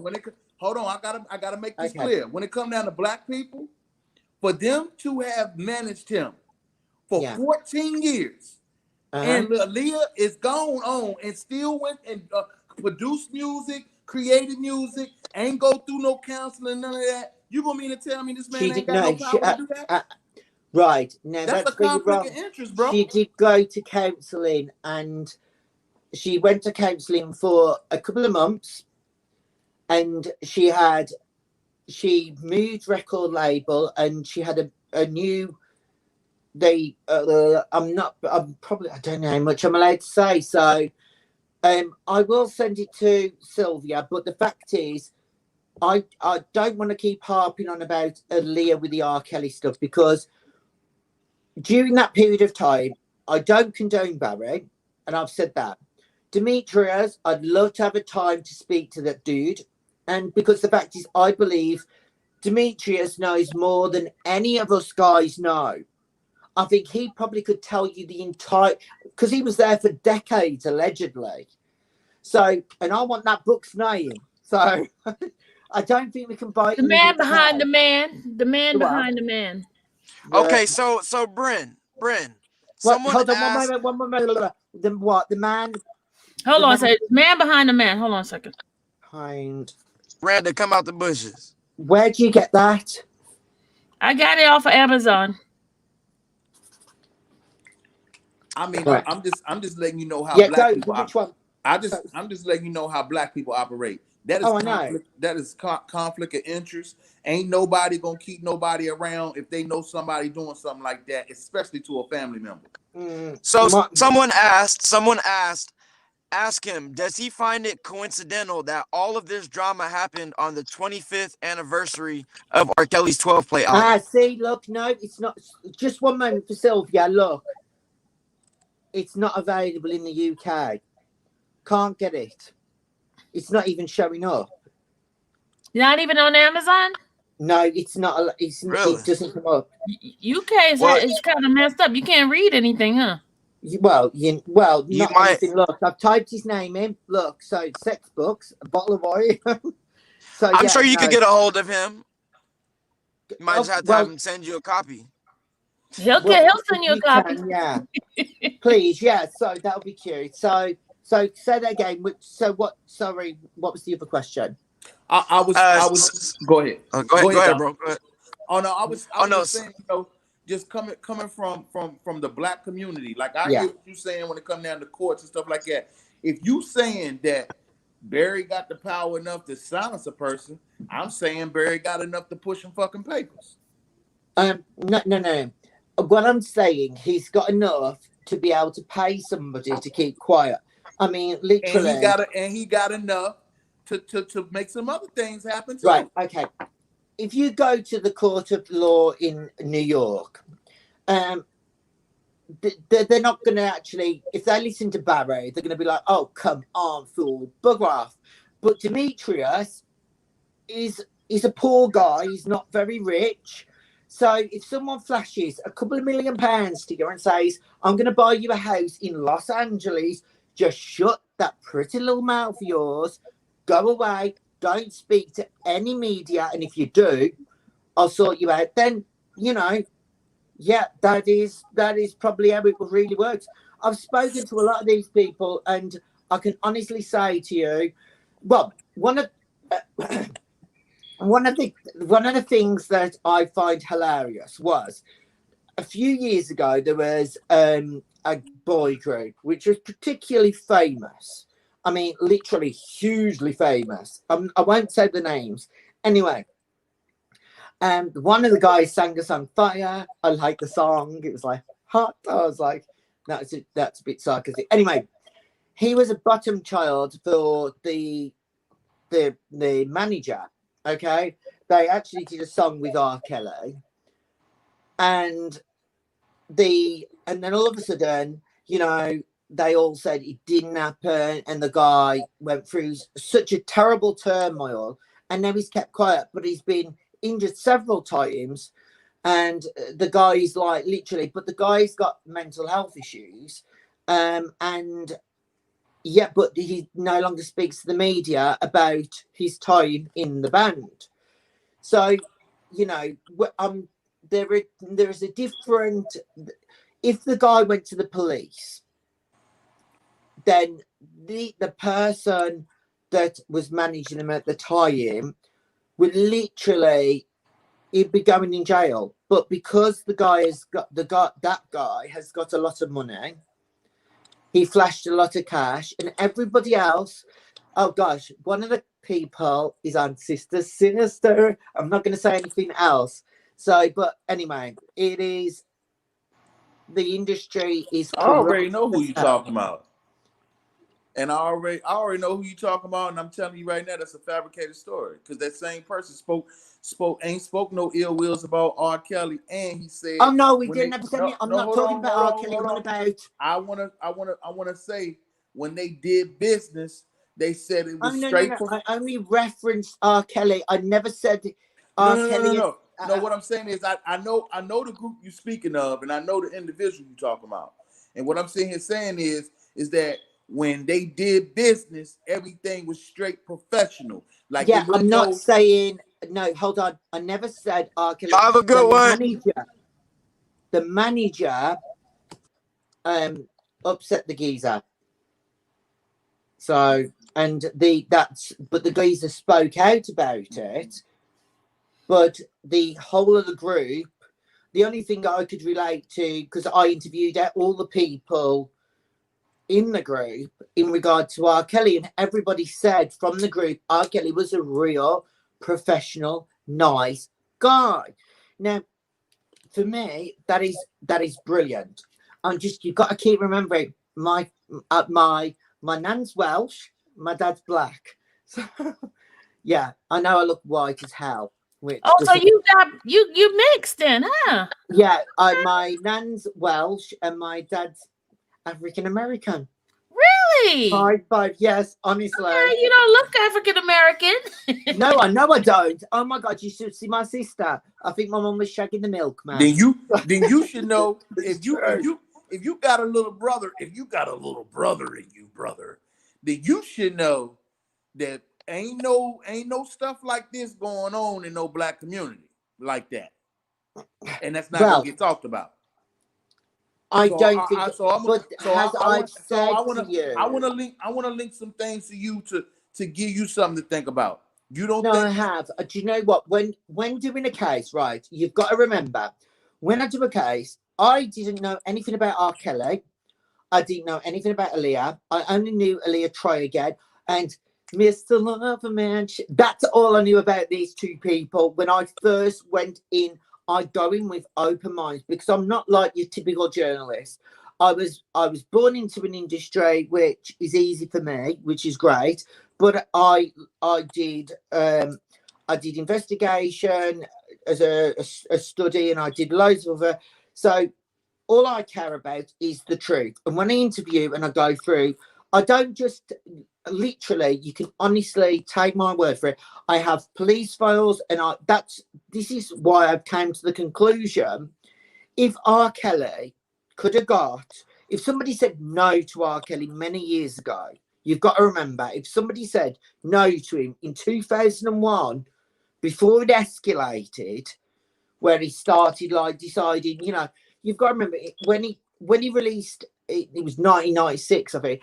He was at the peak of his career, and not one person turned around and said to him, listen, R. Kelly, this is not right. This is not right. You can't be doing this. Not one of them did. They knew what he was doing. You said 96. Well, I from 96 to 98, wasn't he playing basketball? Now, bear in mind, I haven't got any of my information. I've only wrote Demetrius's. I haven't got it all in front of me, so I'm just going off the top of my head. No, what I'm saying is from 96 to 98, he was playing basketball, I believe. Let me just double check again. Now, this is sorry, I have got Aaliyah on my phone, so I'm like, yay! I love Aaliyah now. She's adorable. Semi-pro championships. Well, I know, but it doesn't stop him having sex, does it? And having people locked in his. This is what I'm sharing. This is what I'm saying. Trying to tell you, brother. You say you got a little brother in here, so I gotta make sure that you tapping into your brother's spirit. I am. What I'm sitting here saying is, ain't that much damn time in the world for somebody to just be having sex all the time. So what I'm saying. What job do you have? What job do you have? What job do I have? I have several different hustles. And do you have time to have sex? Do you have time to have sex? No, not when it comes down to money. Well, When it's coming down to but making he money, had he already had his money though, didn't he? He already had his coin in the bank. So he had his coin in Bryn, the chat want to know: are you being paid by Barry right now? Because it seemed like you're on his side. No. I can honestly say Barry is a complete douche. No, Sylvia, honestly, I can tell you one thing. They say who you working for? Myself. Okay. I can guarantee you, if I had the opportunity with Barry, there are a few serious conversations that I'd like to have with him. For one, why is he still providing his, I'm not going to say too much, but somebody with medication when they can't cope with somebody's loss and they keep filling their lives with medication, so they're in a drug-fueled... I've got loads of questions to ask Mr. Barry, and all I can get is I get that close to Barry, and what are you going to do? You know, the fact is I'll keep... But he's not going to be answering any of my questions because the guy's paying Demetrius off, as you guys have said. He's took Demetrius on a holiday. The guy will probably say to me, hey, but I don't need a holiday because I make my own coin. So, but I'd like to say, you saw my interviews with other people, obviously, because you've got them self. So I'm not a nice person when I need to ask the direct questions. I would ask Barry the same questions. Right, you knew your niece when she first met him was 12 years old, and she first time she had sex with him, when was it? You know, why did he buy her a promise ring? Why did you knew at the mall why on earth that she had called one of the people at your bloody studio and you organised the aeroplane and you organised that? But Demetrius said he organised it. Well, I know because I got the plane ticket. Who organised the bloody... It was all of them. Literally all of them organised those plane tickets to get her in the hotel room. We've got to remember this is a child that we're talking about, and because she's an icon, and I'm probably letting one of my friends there. She runs Aaliyah Archives. She loves Aaliyah, and I love Aaliyah to bits. But the fact is, I don't think if Aaliyah was today, I don't think she would ever say anything negative about R. Kelly. I don't think she would have allowed her mom to speak anything negative about R. Kelly. And it's not because what happened didn't happen. I think it's purely down to the fact is, I might be wrong, but the fact is, I do think she's an industry child, and I think she was taught very well to be very polished. She was always very... What you saw was a very, polished Aaliyah. I'm sure, I had somebody on my show last week that knew Aaliyah that ragged a girl in the street. Aaliyah beat this girl down in the street, and that's a different side of Aaliyah. And the guy is absolutely adorable. But I believe Aaliyah was... You said Aaliyah beat the girl in the street? Very much so, yeah. Oh, I didn't know that. Well, she was on the show a week and a half ago, so on Sobering and Lisa, and yeah, she kicked the girl's ass. I want to say something. I think it's very, very rude how the media has allowed for Aaliyah's name. Well, not just the media, but the courts has allowed Aaliyah's name to be in the mix of this, and she's not here. And you got a lot of people just coming out saying what they want to say. And I'm trying to tell you, I can see, me being a recording artist myself, okay, I can see all kinds of flaws across the board when it I comes know, down but my book, I can honestly say, and I must cut you off there, because the fact is, my book only looks at Aaliyah as a good human being. I only pick out the things which I find suitable to put forward.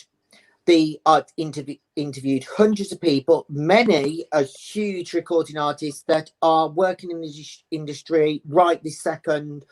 And I'm going to be honest, the things that are some of the things you're like, okay, you've got to choose what your print.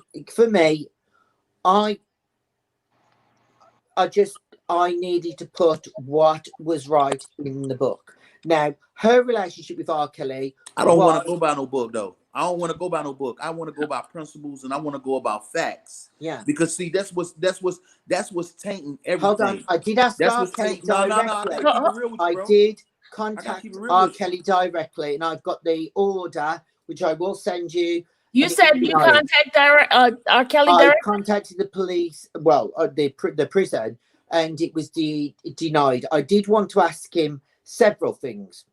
The promise, there are the things which I know, and that's not, there are people directly with R. Kelly. One of the people that I would have liked to have spoke to, who spoke negative about R. Kelly, was his brother. His who? Is his brother. I would have liked to have spoken to him, but his brother, he was another one that just ignored my emails. So, but I spoke to everybody, not directly related to him, but worked with him directly with him. Same with Aaliyah's uncle. So, but R. Kelly is, can I just say, a small percentage of the book. He's that time that they spent together, and I don't think it's But who did you get your information from if you didn't get it from Demetrius? And you didn't get it from the mother, you didn't get it from the father. Right. You didn't get it from the brother. Who did you get it from? I didn't say if we took right. No, wait, give me initials. Yeah, I know, but I can give you. Well, I'll send you the email. Okay.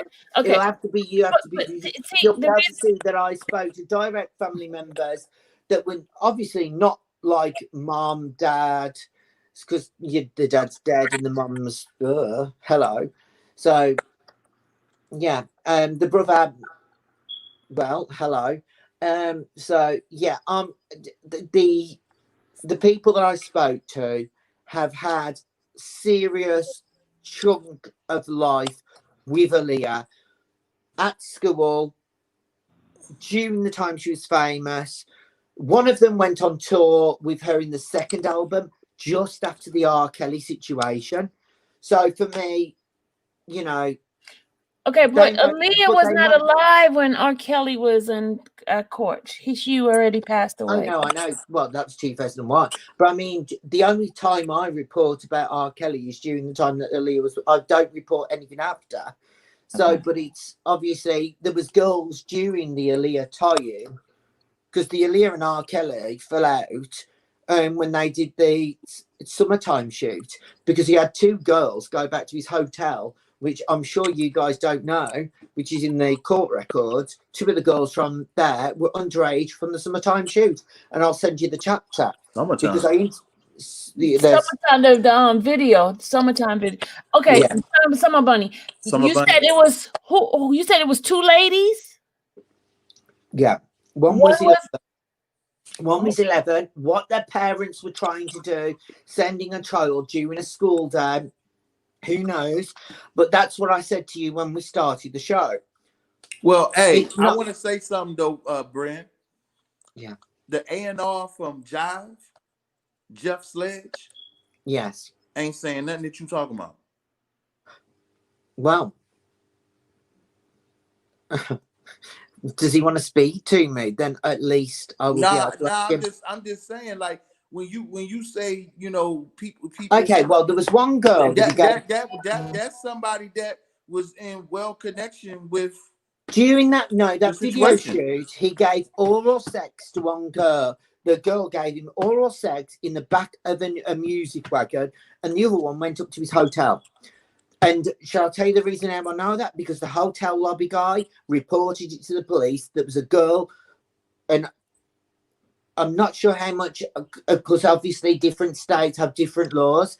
So but it's in my book, and I don't know how much we'll get. But I will send you the chapter, Silver. I don't want to read no. I told you. No, because he gonna send it to me. He can send it to me. I'm gonna read it. Yeah, because you know what? If you know the guy from Jive, then go to the guy from Drive and go, hold on, you were there on set, right, that day when they were filming that video. Well, how on earth was you on that set on that video when there was no, they actually run out of, on that day they ran out of water. There was over congestion, and it wasn't just people that were. I asked a multiple of people to come forward, and I checked them out. And go on. So I mean, my thing is, this is what I say. I try to make things make sense. What profits a person to take the time to write a book, to jot notes, but not really handling the situation? No, because I've helped mine. No. Because this is the problem. This is the problem. The problem it's is, not a problem because I gave all my evidence. Listen to me. I gave my evidence when the case came to court about R. Kelly. I handed every single interview, including the names of the people, to the authorities in the United States of America. I gave everyone, and my name. And I was not paid for that, was in the fucking press, which I was not happy about because I was writing a book. But because I had interviewed so many people, my whole thing is, what was your sole what was your sole purpose for writing? Well, I didn't expect. I can guarantee you one. I did not expect to go down that type of rabbit hole. But I did not. When I was writing a book about Aaliyah, I thought. Because I read all the internet. If you read my book about Brittany Murphy, I thought it was all going to be conspiracy about, she was poisoned by her mum, and I thought Aaliyah's was going to be killed by her uncle. I didn't know anything about R. Kelly until I started interviewing people. And then they were like, did you know about? And I was like, what? This was. But hold on, Bryn. I got to touch something right quick. I mean, we didn't even say nothing about Barry killing Aaliyah. I mean, where did that come from right there? Bryn, go on. Terry. Yeah. Terry. Bryn, remember he said when he first started, he came in with an open mind. People came and gave him stuff. So that's why his mind is turning another avenue. So guys, that's why I'm telling you guys, don't attack Bryn. Oh no, I'm trying to thought. I actually originally thought the fruit of the tree, because based on the internet conspiracy theories. Now the same with Aaliyah, Brittany Murphy. I go into these things going, okay, let's go and debunk the conspiracy theories. But I'm not going to say that Uncle Barry did not have a part in the aeroplane, because the fact is he changed her plane. I think it's a bit odd. It's all in the book. And I actually said, like with my last book, I asked to speak to Brittany Murphy's mom wanted to sue my ass. She said she was going to sue me. I was like, come on, baby. Come on. Because you killed your daughter. Right. I'm not going to say that about Aaliyah just yet. But the fact is, why change the girl's plane? Paul, you're snoring. So you're saying that he changed Aaliyah's plane? Aaliyah left early. She left early, and basically Barry, he changed. No way under any circumstance, if her brother was there, would she have caught a plane that lightweight. There is no way. Now, I can't tell you that her uncle deliberately arranged that plane to go down, because I don't know. I really don't know. I was not there on the day, but I've interviewed people during that period, and one of them was the MTV crew when they did the underwater. Right, the underwater tank breather, I don't know what it's called, did not work. She had to go. So the water tank went very far down. Do you want to go past? Go, then hurry up, boy. Shoot. So, staff, who would have them? So, anyway, yeah, Aaliyah had to go down in the water tank, and they found out that the water tank actually did not pulse the air through right. And because she hadn't had enough breathing, she hadn't learned, because it was literally, she got a makeup on, she learned a couple of minutes before she went down. she could have been brain damaged for the rest of her life, but she'd come up and they've got some beautiful shots, wonderful shots, which are really cute. But on that day, she went down there and she could have had dioxide poisoning directly to the brain, because when she was coming up, she went up too fast and the tank was letting out the wrong type of air. Now, come on. You've got a professional diver on that shoot, because it's a tank where a lot of celebrities have gone swimming in for music videos, and for Aaliyah, all of a sudden the tank machines don't work. Now, I'm not going into conspiracy theories. I'm just stating the facts. That day on an MTV, she came up, and all they had from her on their video footage is Aaliyah freaking out when she came about the water. Loads of angry footage, just swearing and cussing. Now, none of that's in the MTV, because I've watched that and I'm like, you see a little section of it, but I've interviewed the person that, but it was more dangerous than that, because she couldn't breathe for a couple of hours after that, and then they flew her off to the Bahamas. Come on, that isn't, for me, she's your prized possession. She's the only one that's bringing your company money in. You know, you've got to ask yourself, right? She's your prized possession. She doesn't know what she wants to be. She had a hit movie with Romeo Must Die. Come on, that was a good movie. She was great in that. Queen of the Damned, terrible movie. Aaliyah was the most hottest thing. You watch the movie, you fast forward it to Aaliyah parts. She killed it. She could have been an actress. She could have moved right the way. Beyonce tried acting. Awful actress. Aaliyah, she could act. She was sensual. She had everything. And I think her record, if she moved from Barry's record label. I got a question for you. Sorry, I got to cut you in for a second. Yeah. Bryn, have you been talking to Jim Deragagis? Hey? Jim Deragagis. No. Is that a pimp?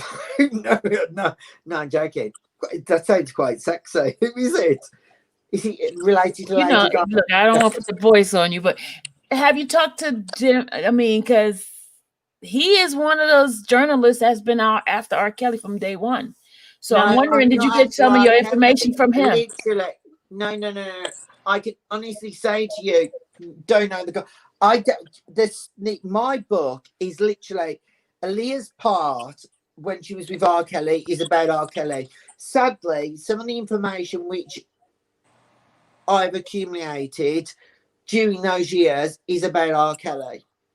I haven't followed the R. Kelly situation since. I know he's in prison, great. But I also think... But I also think...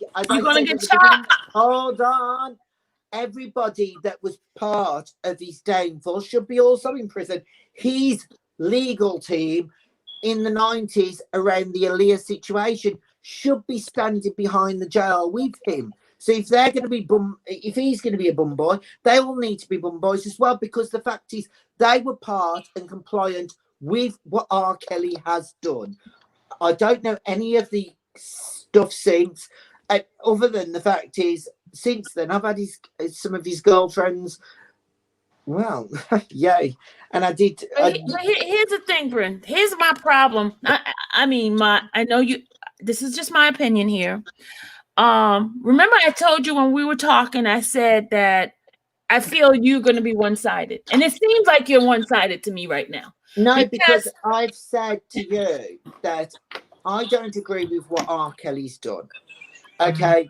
However, I do think that the situation with Aaliyah, I don't think Aaliyah saw any wrong in what was going on, because if you think back to when you were in love for the first time, imagine.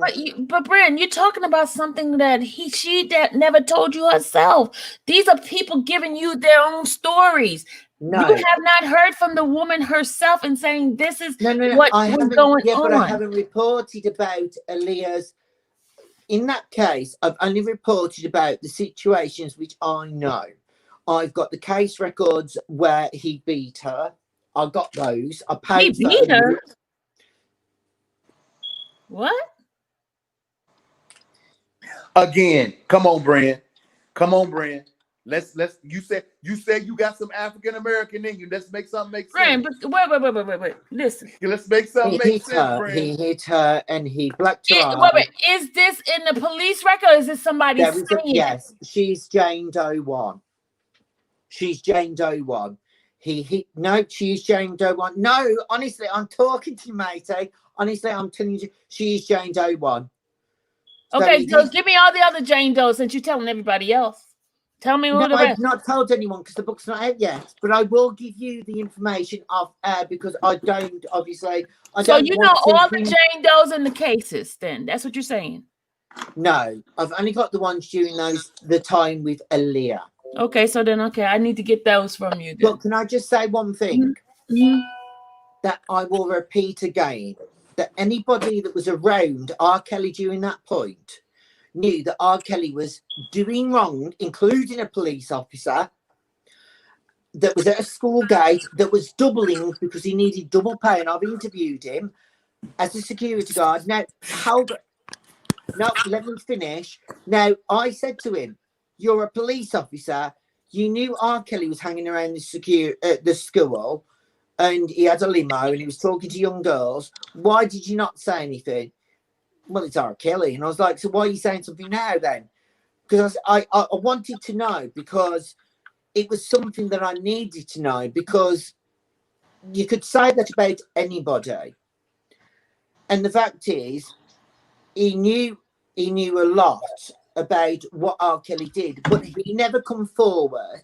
But he's come forward now, a lot years later. So don't you think there's some game to this? Why are they coming out now? I mean, you asked the same question to them, right? So if you what I want to do, because he hadn't come forward, I handed his name over to the court, the legal authorities, and do you know what? I asked when the television show came and I contacted him, new number. So I had to find him out. I knew who he was because I've got his face. So I looked him all on Facebook. No. Instagram. He's all of a sudden, he's got incognito. But before he had all these family photographs. It took me a long time to get my old agents in the United States to hunt the geezer down. Found him. Got his telephone number and I called him and he said, oh, it's you. And I went, yeah. So why haven't I've sent your details over? What's going on? Why aren't you? And he went, nothing ever happened. I don't know what you're talking about. Don't know who you are. And if you call me again, I'll call the police. So, but this was before the documentary. This was before R. Kelly got arrested. Whenever the shit hit the fan, because my question was to everyone. You saw my aggressive questioning. When I interview people, if I find out that they've been around a situation, especially when I've got video, the one guy which obviously you saw the interview with, I've saw pretty incriminating evidence with the guy involved. So I wanted to ask his direct opinion. What, come on, but the guy was like, well, first, he wanted me to pay. He wanted pay, and I was like, no, and that's why I got aggressive. And then I bombarded the geezer with endless messages because, should I tell you what? You shouldn't. The fact is, if the guy gets in trouble, his family's his family's name. If we're talking about the same person, his family's name's gonna go down the loo roll. Because the fact is, there's videos out there of these people. R. Kelly kept records of literally tripping. He did everything. There's so much videos of everybody that was in R. Kelly's group. And that's why he's still behind bars. I not followed anything other than the Aaliyah part. But obviously, some of the people, especially the people that married Aaliyah, are all still entwined with R. Kelly. R. Kelly kept his people very close. That's like my name. My granddad kept all his community clothes. My nan's Welsh. She's white. Hence, I came out very white. My mum's white. So I'm like, hello. But But Bryn, you know, Bryn, you got to make this make sense, my friend. You well, what do you say want me to make sense? no, you say you got some African American in your blood. So Yes. make this make sense. How is it possible for all that to go on with that girl, and this and his management team was in place? I'm talking about the Hankersons for 14 years. Make this make sense. Well, I'll make it make sense. Who released a perfume that sold more than most perfumes ever sold in the world? Who released like Madame Two? Literally, they're still making money from the product. Aaliyah, all Aaliyah was a product. To my family, if they still sell my old pictures, I'm still a product. Do you know? You've got to remember, if you were a product, R. Kelly is nobody but a product. He's no better than a Kellogg's cornflakes cereal box. And I know that's bringing it down to all Frosties or whatever. He's nothing but a product placement that can earn money and line a bank balance. Doesn't matter what they are. Whether, do you know what? If he beats his own wife, he ain't going to think much about his niece. Okay, he says he does. But okay, he says he loves his niece. Why doesn't he support his sister and her son? He doesn't, does he? Because why? He keeps them off the line. No, He is my a friend, ever controlled freak. Brand, I don't want you to drive it home with your opinions. You say you got African American in your blood. You are talking to a almost all African American audience right now. And I'm telling you, in the African American community, we do not play that shit. So you're not gonna sit here and tell me that for 14 years that they managed this dude with the conflict of interest, but what you trying to tell us? I can honestly say that, as you just said, that my family did. My family allowed it to go on with me, and they still forced me to work. So I will throw this back at you. I've asked my mum the same question. She's white, and I still ask the same question. Nobody believes that. The fact is, it's not the want for not wanting to do the right thing, or the fact is we have to. The main thing is, in the entertainment industry, the first and foremost is status. The second is keeping a roof above your head. And that's the end of it. It doesn't matter who you sell under the bus. And if you want to keep your child quiet, it happened for many years with me. So, well, it might happen with your family, but it does happen all around the country, all the time. I know lots of people that are exactly the same. But see, the reason why I'm coming at you the way I'm coming at you. No, that's fine. 3 years ago, I was in a startup label situation, and it's same shit. How old are you? Huh? How old are you? What you say? How old are you? Oh, I'm 39. There you go. When I was raped, I was 12. The second time was when I was 15. How old are you, Bryn? Oh gosh, no, I can't say how old I am because I wouldn't sell products when I actually look good. So you're old. So you're old like he is. Oh God, no. So, Mr. Bryn. He must That's be Pico. Pico's talking right now. Hi, Pico. Can I see your face? Where'd you come from? What's your number? Okay, Mr. Bryn, I want to ask you this. He wants to see your face, Pinko. I'm in the dark. He won't be able to. Okay. So you are an investigative. Can I ask you one question, Mr. Pinko? Go ahead. Ask you a question. Go ahead. How sexy are you on the scale of 1 to 10? That question is irrelevant to the matter. No, it's not, because if you're not as sexy as Mariah Carey, I'm not going to be answering your question. Okay, so if you're not going to be answering questions, stop. Come on here. Oh my gosh, there is no sexy as Mariah Carey. You Mr. have no Pinko, concrete facts come that you're on. putting forward. You're not putting paperwork to all the allegations that you're putting out here. You haven't You read my are just books, dude. Hello. Okay, no, Mr. okay. Pinko, So we're going to be. honestly, Are we going to be adult about this conversation? Or are you going to keep on acting like you're a child? well, if you tell me your real name, that might be a start. Okay. So you brought yourself There'll out be here. still Say didn't you tell me his real name. But okay, Mr. Pinko, yeah, go for it. you brought yourself out here with all these allegations. All The seems to be allegations are in court circumstantial. records, so they're proved. Court records are difference between fake and mysterious. So yeah, Okay. go for it. Yeah. How would you Don't get your see hands on it. such court records? How did you Same get as your you hands on those records? can. Same as you can. Okay. Apply for them So at the court. point us in the direction where we can pull those records so we can match what you have. Okay. Because Where are you based? you are saying a lot Where of are you things that are based? circumstantial at this point. Mr. Pinko, take a deep breath. Where do you come from? It's not no pinko, it's pico, as in Pinko. 9th to the 10th power. You know physics? That's what pico is. 9th to the 10th power. Get that I'm straight. going to use my crystal Okay, just to wipe away Can all we this. calm the testosterone down a little bit, guys? I know. Where do you come from? And I'll tell you how Bryn, to he get asked you Hey, for where Sylvia, can we get the Sylvia, information, huh?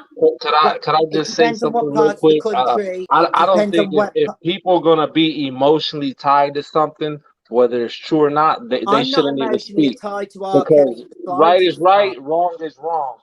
We don't know what's going on. Period. No matter, we could think what we want, but shouldn't no one disrespect your guests, get an attitude, get mad because they hear something they don't want to hear. Let's just all be civil. We all Mr. adults Pinko, and keep it Okay, moving. okay. this is who. 313. You can't make a statement like that when you hear this man come after me directly. So if you're Right, gonna I make a can honestly statement like say that, to you, But I Mister. apparently, feel the Hello, same hello, way. I mean, here, hello. Can you Hold just be on, quiet for a wait. second? I'm gonna have to remove some people because if we don't have order, I'm not gonna have it. Seriously, I we know. need Well, I'm order. trying to answer it. And He's please, asked me a question. I'm going to answer it. Right. okay. Now, the fact is, I only can go by what I know and the people I've interviewed and the court records that's backed up the cases. I know you are probably very angry that I think that R. Kelly's a bad person.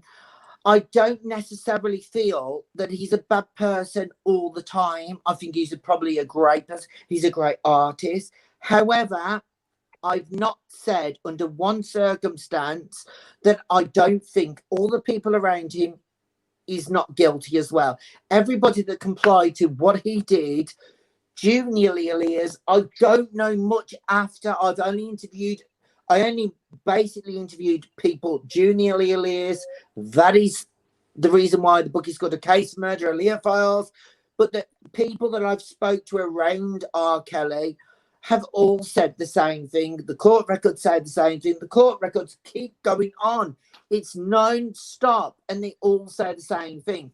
Now, you've got to, I don't judge R. Kelly.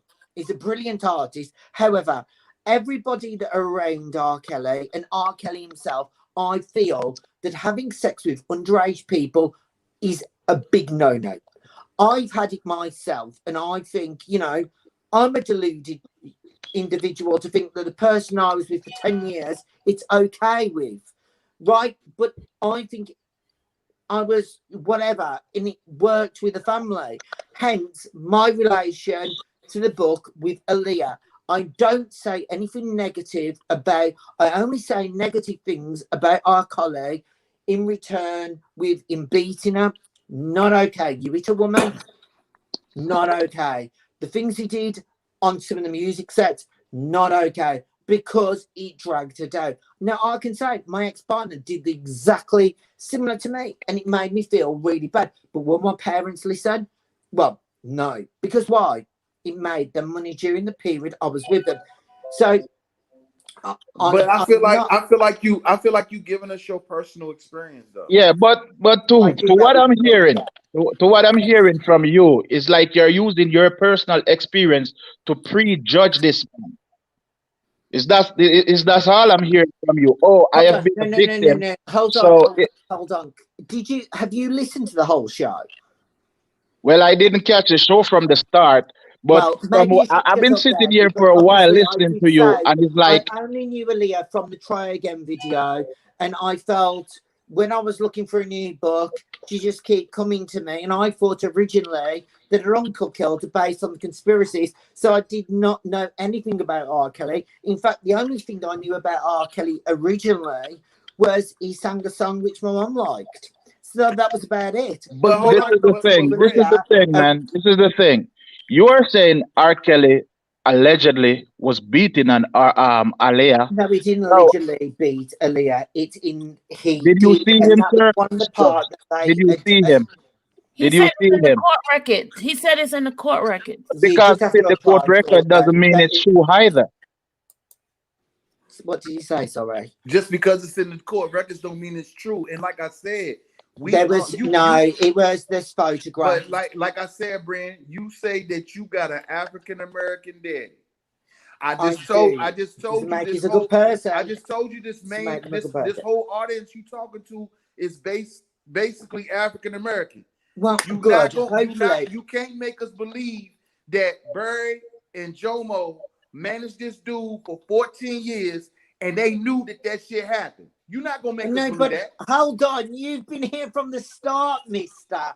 I just heard what you just said. I do not agree. Okay, we're gonna back up on here because this is getting a little bit hostile. Sylvia, didn't I say originally that I think that everybody from the get-go, when he first took Oldham, when he first met R. Kelly and he knew what R. Kelly was all about, I think all of them, and I'm not, they all should be behind bars. Literally, they all should be facing the same sentence. They all should be facing, because it's not just R. Kelly. They were compliant in things that R. Kelly had done. Bryn, let me ask you this, wait, guys, wait. Let me explain something to you guys. Yeah. This is not an attack on the guest, okay? He is giving you information, okay? He's coming to you guys to give you information of what he himself has done the work. If you listen, he even said when he talked to these people, he submitted this information to the authorities. So he is closer than what you guys think that's going on. We're going on about what we hear and not having to look at the documents. Okay, but I know a lot of you guys. You've got one of the interviews. But that's exactly I know a lot exactly. of you guys are upset of what you're hearing. But guys, take the emotions out and let's listen, because if this is what the attorneys have, if this is what the prosecutors have, us coming up with all these kind of stories and we don't know the facts is not going to help Robert. Do you understand what I'm saying, guys? Okay, let me speak from my point of view. I can't speak for everybody. I have no ties to the situation. All I know, like he had suggested, R. Kelly is a brilliant musician. But what I'm saying, all I catch from his story is I'm a victim. So if they said he did it, he did it. But if that's what he's saying, listen, Sylvia, just give me a minute. Give him a minute, Bryn. Just give me a minute. Let me tell you my perspective on this. But if he's now saying that he gathered all these information, he turns it over to the authorities, that's what I want to hear. You can't just hear this information, keep it to yourself, and then go write a book about it. But if he's saying, but I didn't just go back, because one of his girlfriends actually came up to me and she said she was on the television show. I'm not, because I'm getting passionate now and a bit drunk. So, but the girl was a douche. She's a liar. She's a complete liar. So I didn't take everybody's word, because if it doesn't fit with the narrative in terms of people that are not involved, that are not in the public eye, that have made complaints, that don't want to be a part of the public eye, but they have already made complaints decades ago and now have got their own families and they're living their own lives. And when the police have gone to them, they've said, listen, this is something my husband does not want to know. Or there's two of them, which are men, that have said, I'm married now. Different. And I can honestly say to you, this is where you know, for me, the Aaliyah story ended with when she separated, and literally the marriage was in Knowles within weeks. That Aaliyah turned up. I've got it on my box there. I can read exactly to you, and I know exactly what went on in that home. Purely down to the fact is her father went and reiterated it to somebody else. And I've interviewed all. You said her father did what? I'm sorry, I didn't hear that part. You said Her father was very upset about the situation which was going on. The mum, they did it in a room where the drink cabinets were there, and they all sat around this table, and they had it out with Aaliyah. This is the mum. The mum didn't really speak, and the dad said, "What's going on?" Blah, blah, blah. And yeah, but there's you know, and I'm only saying what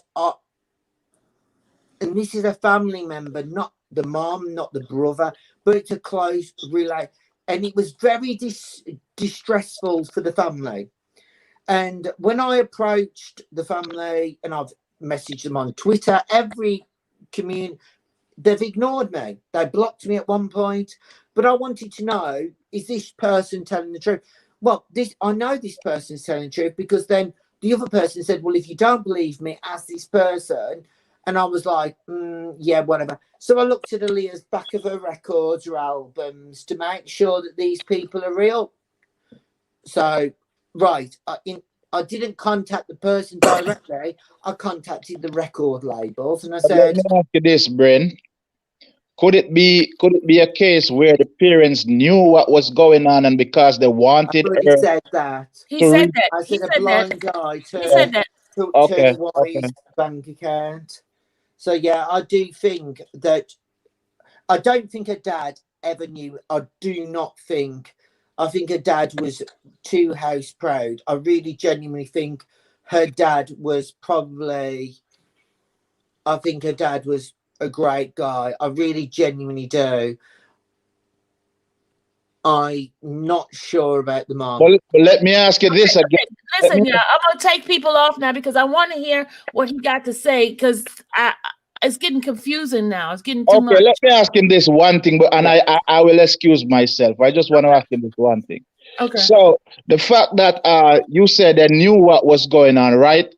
I've heard that most of R. Kelly earlier records has been signed over to her parent. Do you Not think? mom and dad. No, Barry Hankinson. Her mom has not got a single penny. Her mom is surviving from what Barry gives her. It's literally a terrible bad cycle. Imagine starting with Barry and it goes round. Okay, all right, man. Thank you. Demetrius has gone. So that's why I was like, oh my God, Demetrius has got a book out. I'm like, hello. So, sorry. You're both silent. Okay, come on, throw me some more questions. Okay. All right, Bryn, I apologize because I didn't expect all of this to go. Okay, No, that's okay. The purpose of you coming on was to provide information because you wrote a book. You have done such an investigation. Can I honestly say I kind of guessed when you emailed me yesterday with your photograph, but I was happy to come on because I was like, hello. But I can honestly say, this is true. I think R. Kelly is ill. And that is one thing which I'm not going to lie, because I've interviewed people, you know, prostitutes, men and women, both old and young, that have been with R. Kelly. And it fits with, I know you're kind of going to get, you're going to be like, I don't want to hear about it. I didn't want to hear about it, but the fact is, I've not gone and sold any of this to any newspaper.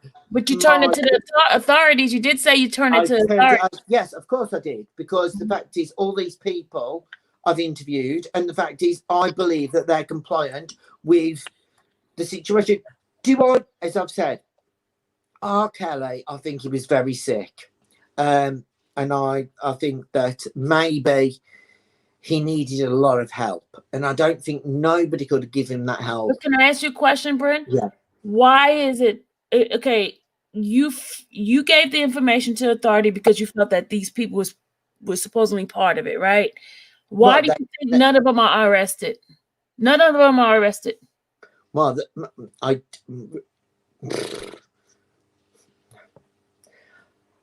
this is why.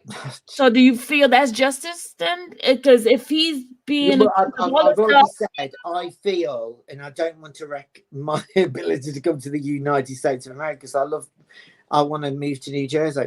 I don't feel that. I think all these people should be arrested 100%, and I think all of them are compliant in helping. You know, if somebody's not well, if you're a drug addict, and they know, and people give you money, and you know where that person's going to go, you're compliant. I think you've got to help the person by saying, no, this is not right. R. Kelly was ill.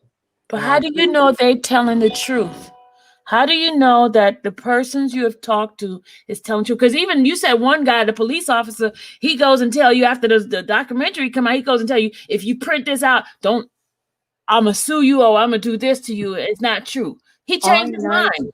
Because I called the school to check whether he was doubling as a security guard, and he was working as a security guard during the years. And I asked for the photograph of the person that was working at the school, and they sent me the photograph because it's on their public record. And the guy was the frigging same guy I did a video, like you and me. Now, the guy was the same guy.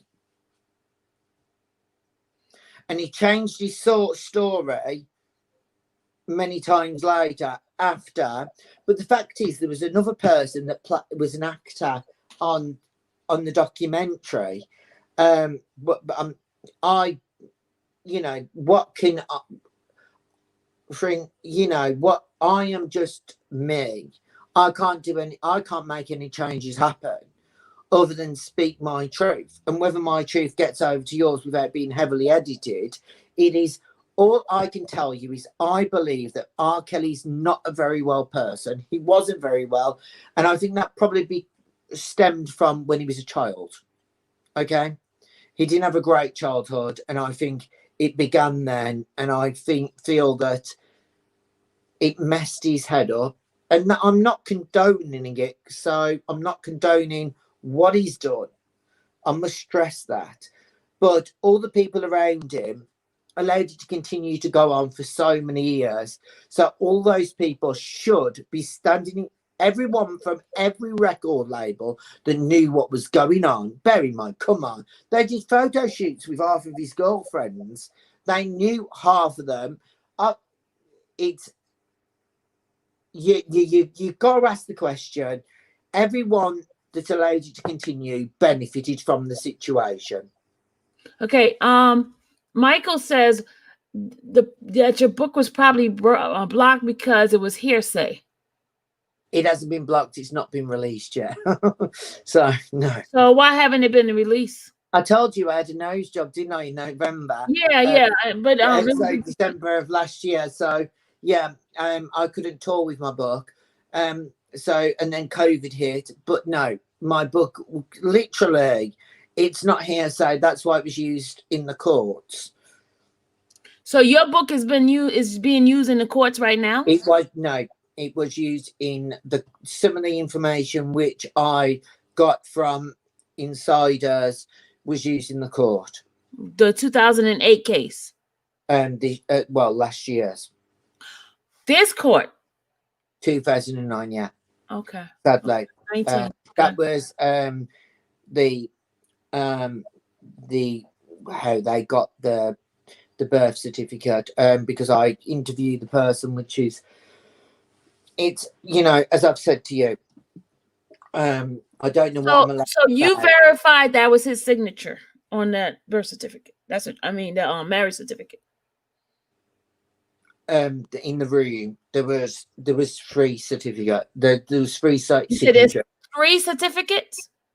There's 3, and all are on 3. No, because they had to get the fake one, which was signed, and the fact is, it's a very, very fuzzy CCTV footage, but it is his car. That's all I'm going to say. You say it's his car? It's his vehicle where they pulled up outside. Oh. Okay. So the person that went into the building. So they have all that information. It was also the same vehicle, the same hotel where he was staying with Aaliyah.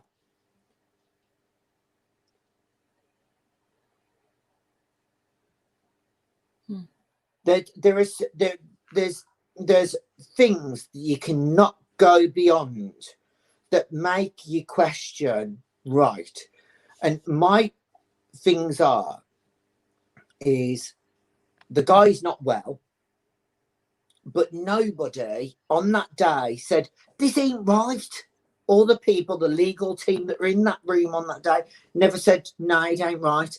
Hours later, she was sitting in front of R. Kelly's legal team, the white guy that thinks he's black, and not one of them said, what white guy that thinks he's black on his legal team? I can't say the name, but the fact is, his name? I know his name is a douchebag because I tried to interview him. What's his initial? I'll send it you at the end, but I'll get a disclaimer sent over before. So it means, did you? And even I send you, that means you cannot speak because I'll sue you. I don't want to because I think you're adorable. Okay, so I need to okay. But it will just show you that you will see what I say, and then you're gonna be like, yikes. I don't know anything about the late years of Aaliyah, other than everything before. There's the girls mount up, and it's like not just girls, it's boys. And the man, which I'm sure he was one of his bottom boys, which, you know, it's kind of like it you know, I'm like, because you look at R. Kelly and you think, because I'd never look at, because I know the industry, because I've been in the industry since I was a child, so it's kind of like the winner takes all. Anybody goes with anybody is not the best world to ever be in. And I can honestly say that I did not ever think when I began Aaliyah's book that it would be so bloody convolutedly complex. And I didn't think, I thought it was going to be another easy book. I didn't expect. Bryn. Yeah. Amber wants to know, when did you turn the information over? Oh, God. Keith, it was last year. It was before December when the first, this is what really annoyed me, that somebody, when I handed all the police reports over, I had the American newspaper contact me to ask, interview me. I was like, hold on. I've handed over to legal people in the case, you know, and all of a sudden it's in the press. So I was not very happy. I'll tell you, because I got the interview a couple of days. I was like, because I called everybody up and saying, who's told you this? That's why I fired my ex-agent, Zoe, which I can get my co-host on. She was with my ex-agent, and we thought she had leaked all the information on. Hold on. It's if you Google a case for murder, no, Aaliyah Files, R. Kelly, Bryn, and my name. It's the mirrorest, and I got a call because I was really pissed off about it, and it was not very, because I had handed it all over to the police. You got to bear in mind that I was thinking to myself that all these people, because it was all in the National Enquirer in the UK, and that there was a new documentary out, and I was thinking to myself, ooh, this is all a bit weird. And so I contacted 2 of the people, and I said to them, are you taking part in the documentary? And they were like, we've been contacted. And I said, okay, can you prove it? and they gave me the disclaimers. They showed that and one of the girls actually filmed when they were knocking on the door, which was, for me, I was like, why'd you do that? You go into a victim's door. Half of these people, as you can see from here, they're redacted. The files most of them are redacted. Hold on. There's hundreds here. And these are reports before Aaliyah's time. So this is why, here you go. Obviously, there's parts redacted, but right. Number 6 of here you go. Kelly and other members of the enterprise also arranged for women and girls to travel to Kelly on occasions, including a concert throughout the 1991 United States and related events. To facilitate their travel, Kelly directed the women and girls to contact a member of the enterprise who arranged travel for and girls when women and girls arrive lodging, which is typical selected by members of the enterprise. Yeah, and that's with the court indictment. That's the indictment. No, that's in 90. This is before Aaliyah's time. But okay, where are you reading that from? Isn't that the Illinois indictment? That's the one from Illinois. I read that one. From 1990? No, that is F#1017Y0021. There's also the one. I've got loads of them. Okay, Bryn, my whole question is, yeah. When you started out with this whole story with Aaliyah, the book for Aaliyah, yes. Yeah, the book for Aaliyah. You why did you contact these other people and then having to contact authorities? Why did you contact them? Well, do you know when you contact people when you hear stories? Mm-hmm. So Tommy Hilfiger might say Fingita has done this, and when you speak to Fingita, if Fingita's not literally doing what her job's title's not what she's doing, you've got to really check everybody. You have to filter it through individually. You need to know, hearsay is not going. When my book's released, nobody can actually sue me for anything that's in my book, because the fact is every person that's in my book has committed, in my opinion, and the fact is I got them to sign disclaimers.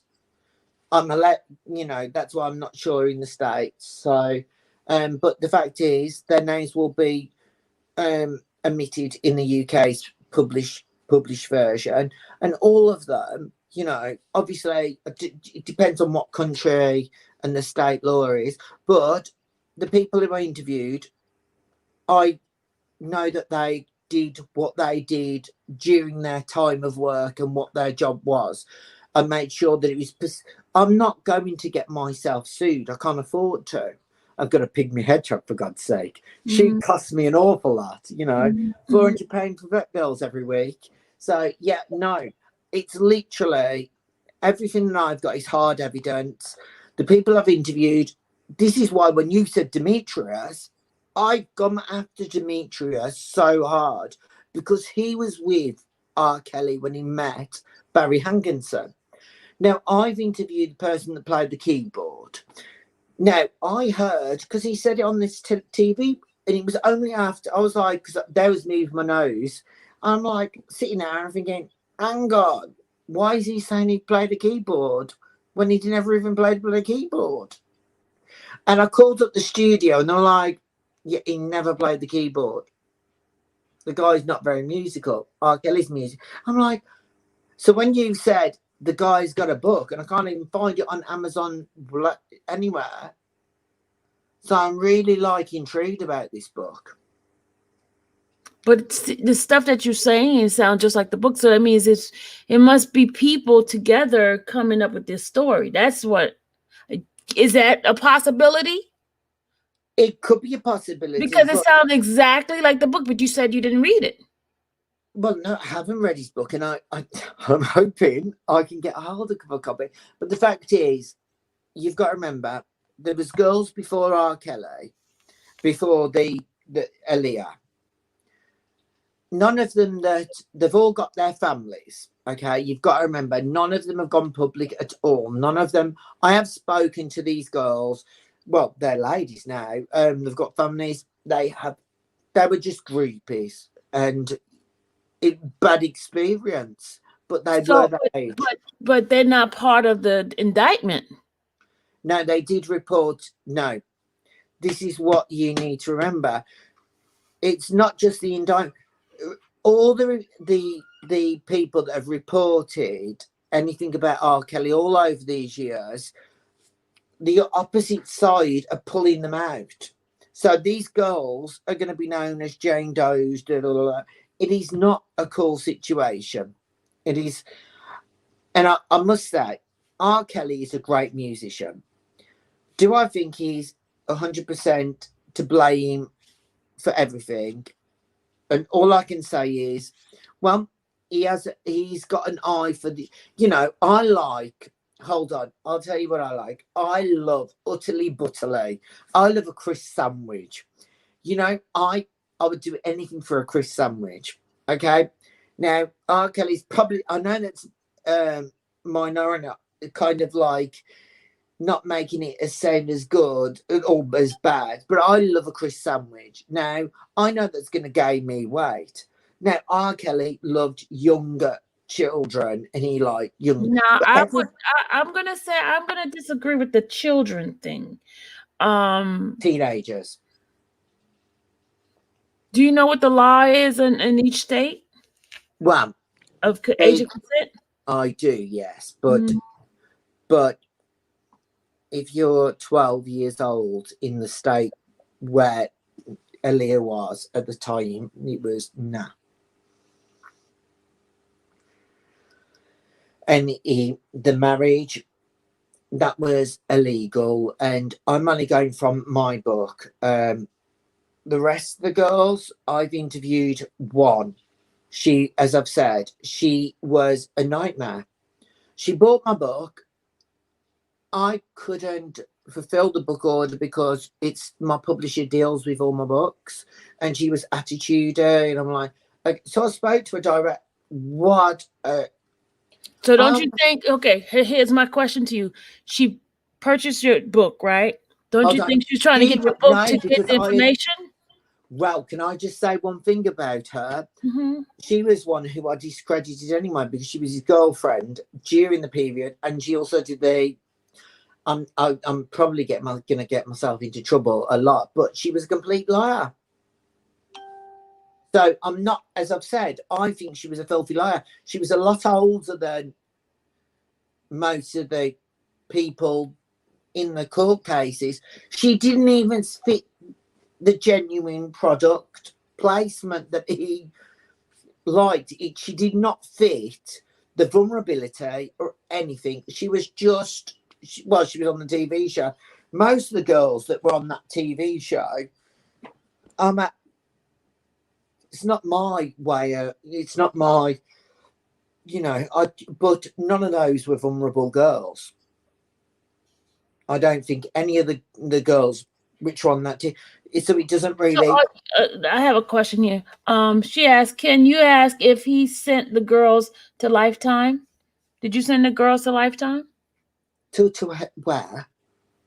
I don't know. That's a question she's asked. She said, can you ask if he sent the girls to Lifetime? Did you send the girls to Lifetime? Oh, I know, because when I interviewed them, I got disclaimers. God, no. Why would I do that? That'd be ridiculous. God, Lifetime television, they ripped me off. Hello, no. Okay. Somebody says, I thought he was writing about Aaliyah. Why is he inserting about R. Kelly? I've already said this. Aaliyah R. Kelly wrote her first album, so it was a huge part of her life. Barry introduced R. Kelly to Aaliyah when she was 12. And as I've said, it was a huge part of the family's life for the entirety of it. And that's, so that's, I haven't wrote about anything past other than up to the point where the Aaliyah, the court records where he beat her. Nothing ever since, but I have interviewed people to confirm with the Aaliyah parts, whether it's, you've got, as a journalist, one thing that I can't do is take one person's word as verbatim because I could get sued. So I interviewed as many people as I could to confirm what I knew from court records with the Aaliyah case. Okay, Now, here's a couple more questions here. So someone asked, can you tell us more about Aaliyah and her family? That's what they want to know. And then another person says, I can answer that one, yeah. Okay. Aaliyah and her family. Aaliyah was, she was the bread and butter of the family. She was a product placement. So you think, you create Kellogg's cornflakes. You want to keep Kellogg's cornflakes on the top of the shelf. So yeah. So next question. Next question is, how did you get a police report that would give him Minor's name to compare? It doesn't, as I've said, Jane Doe's, but the fact is it does give people's other names. So then you have to do your research. It's a lot of hard work. So Jane Doe is missing, but Tommy Hilfiger's not. So you find out where Tommy, because they give you addresses on court records. Anyone can apply for them. So stop asking me dumb questions. Ask a question. Or any of you can apply for the Aaliyah court records, any of the R. Kelly records. Go to your local church, your court place, and say, I want to buy the R. Kelly records, and fill the details in why you want to have them, and then it will be down to whoever gives them to you.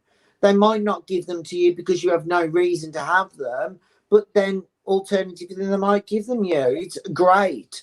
It's called everyone can do it. Just apply for the records. Okay, go to the courthouse in New York. Okay, the other question is, what he is not in Chicago again, does he know Jim Derrigagas? Do you know Jim? Who's Jim? Any other names that he goes by? He's a journalist. He's the one who wrote the book on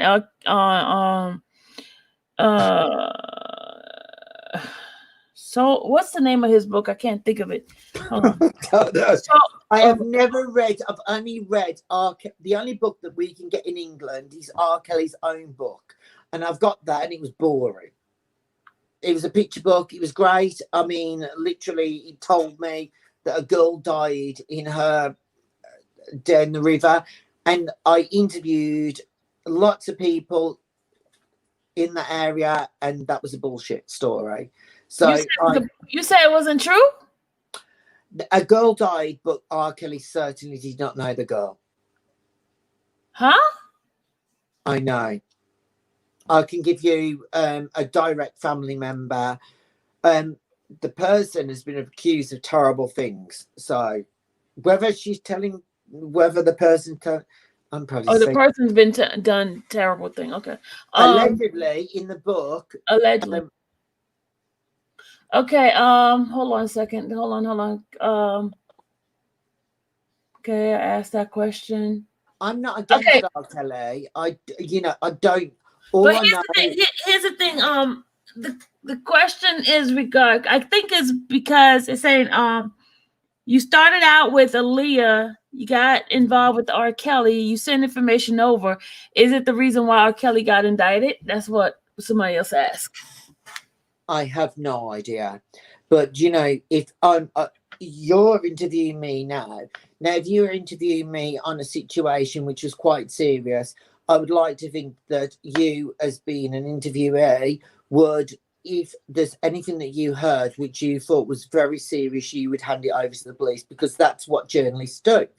Whether you're an interviewer or whatever, if there's something which is against the law, it will put you into, if I turn around and said to you something terrible, then, and I told you something terrible, for you not to go to the police, it would put you into a bad situation. So I just told the truth, because if I didn't tell the truth, that would make me a bad person. I'm sorry. I don't. But how do you know they were telling the truth at the time when they told those stories to you? They could have been lying to you. Yeah, for the years I've been doing what I do, there's a carbon copy of victim.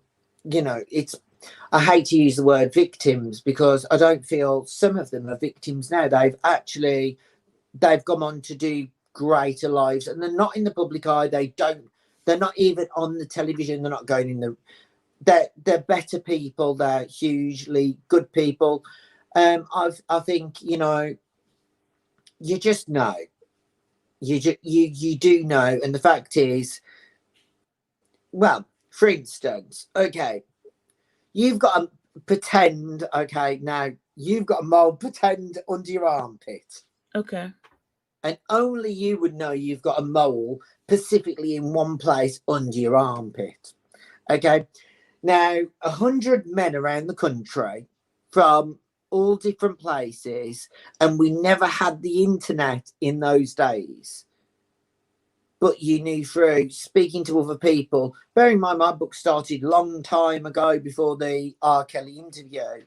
They all could say where that mole was under your armpit. It's kind of like, and you go, okay, explain it. And they could explain exactly what that mole looked like, whether it had a hair, whether it smelt, you know, and exactly the personality traits, and whether he had a bad tooth on that day, which things that nobody else would know other than him and whatever was going on his day that day, or any of his other girlfriends, because he had several all at the same time. So you've got to remember, when after the Aaliyah, I haven't investigated anything further. I was like, whoa. His girlfriends, as I said, one of them, not a very nice lady, but oh well. So I don't believe her. So you've got to, you just kind But of. what makes you believe the others? Because none of them have got anything to gain from it. They're all some of them are gaining money. Well, if you could see where some of them lived. Oh, you've been to their home? Okay. You've got nothing to gain. Okay, got you. And I'm going to be quite frank with you. I was, you get upset by some of the situations. Because in the UK, if you live in but anyway. Okay. All right. Irish says R. Kelly is a victim of the system. Any issue he may have had there is better solution than opinion and judgment of. Okay, she was just making. I have no opinion or judgment on R. Kelly. I have an opinion and judgment on his mental health. I think that he needed to get mental health, and I will keep reiterating the guy had. You can't deny his girlfriends were all underage. Everybody knows he had a mental health, and everybody around him facilitated his candy shop experience because but not every girlfriend is underage. He dated older women. He did. He did date older women, but the ones which he locked up, which I showed you. You say he locked up? Did you just say he locked up? He locked two of them up, yes. No, see now. No, I can honestly show one of the girls. This is honestly, I'm not sure how he locked them up. Some of them, he put them in cage. Well, if you can buy a cage and you put a girl inside while you're having sex with somebody else, and you ask them for your daddy, he locked girls up in it. I've got several, and if he had this cage, why is it when the house was broken into in Georgia, the 2 homes, they didn't see any cages there? It wasn't in Georgia; it was in a record studio, wasn't it? So when they kicked them out, do you really think the record that's in the book as well? The record studio. This is why I said these people need to be accountable for. So they knew what was going on with Aaliyah, with the girl group. Here's my thing. He was evicted from that studio. There was no cage in the studio. So hold on. No, we're talking about the current case. Right. Now, I can only check because this is the photograph, which is, I can't see the photograph. I can't see it. Sorry. I can't see it. Oh, bloody hell. It's hard to see. Let me try right. What I'm going to do is I'm going to do a screen grab and send it over to you. Okay. And the fact is. So what is that I'm looking at? What is that? These are just pictures. This photograph here. These are from the court files. Oh, that's from the court files? All these photographs. Oh. So, and the fact is, so I'm not going to say the people's name because the one photographer worked with me when I was a child. So hence, I'm like. So which court file is this? Is the ones that's present court files? No, I'm only talking about, as I've said, I don't care about the present court files. Okay. This is the old court files. Yeah, but when I interviewed all the people, I sent all these to the police because I was like, come on. The one girl was still living with him. So I'm like, come on. And they're in the police files, it's endless. And I wouldn't look. I've even got the original. You can't. I'll send it you in a minute. It's just there is so much that I'm not saying, as I keep repeating. I've never been against R. Kelly. I don't even know anything. I am against R. Kelly because. But you seem so harsh against him. You say you're not against him, but everything you're saying is. I don't think what he did was right. But you don't have proof it is. I mean, you're going by allegations and nothing that is even with the stuff that you have. But I asked him to speak to me. I submitted an interview request, denied. Now he could have said to me directly, "Now, these claims are all untrue." So are you mad because he didn't interview you? He didn't take your interview? No, because I interviewed.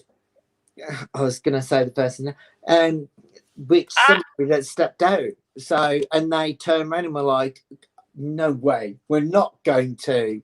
So, no, honestly, I wouldn't mind.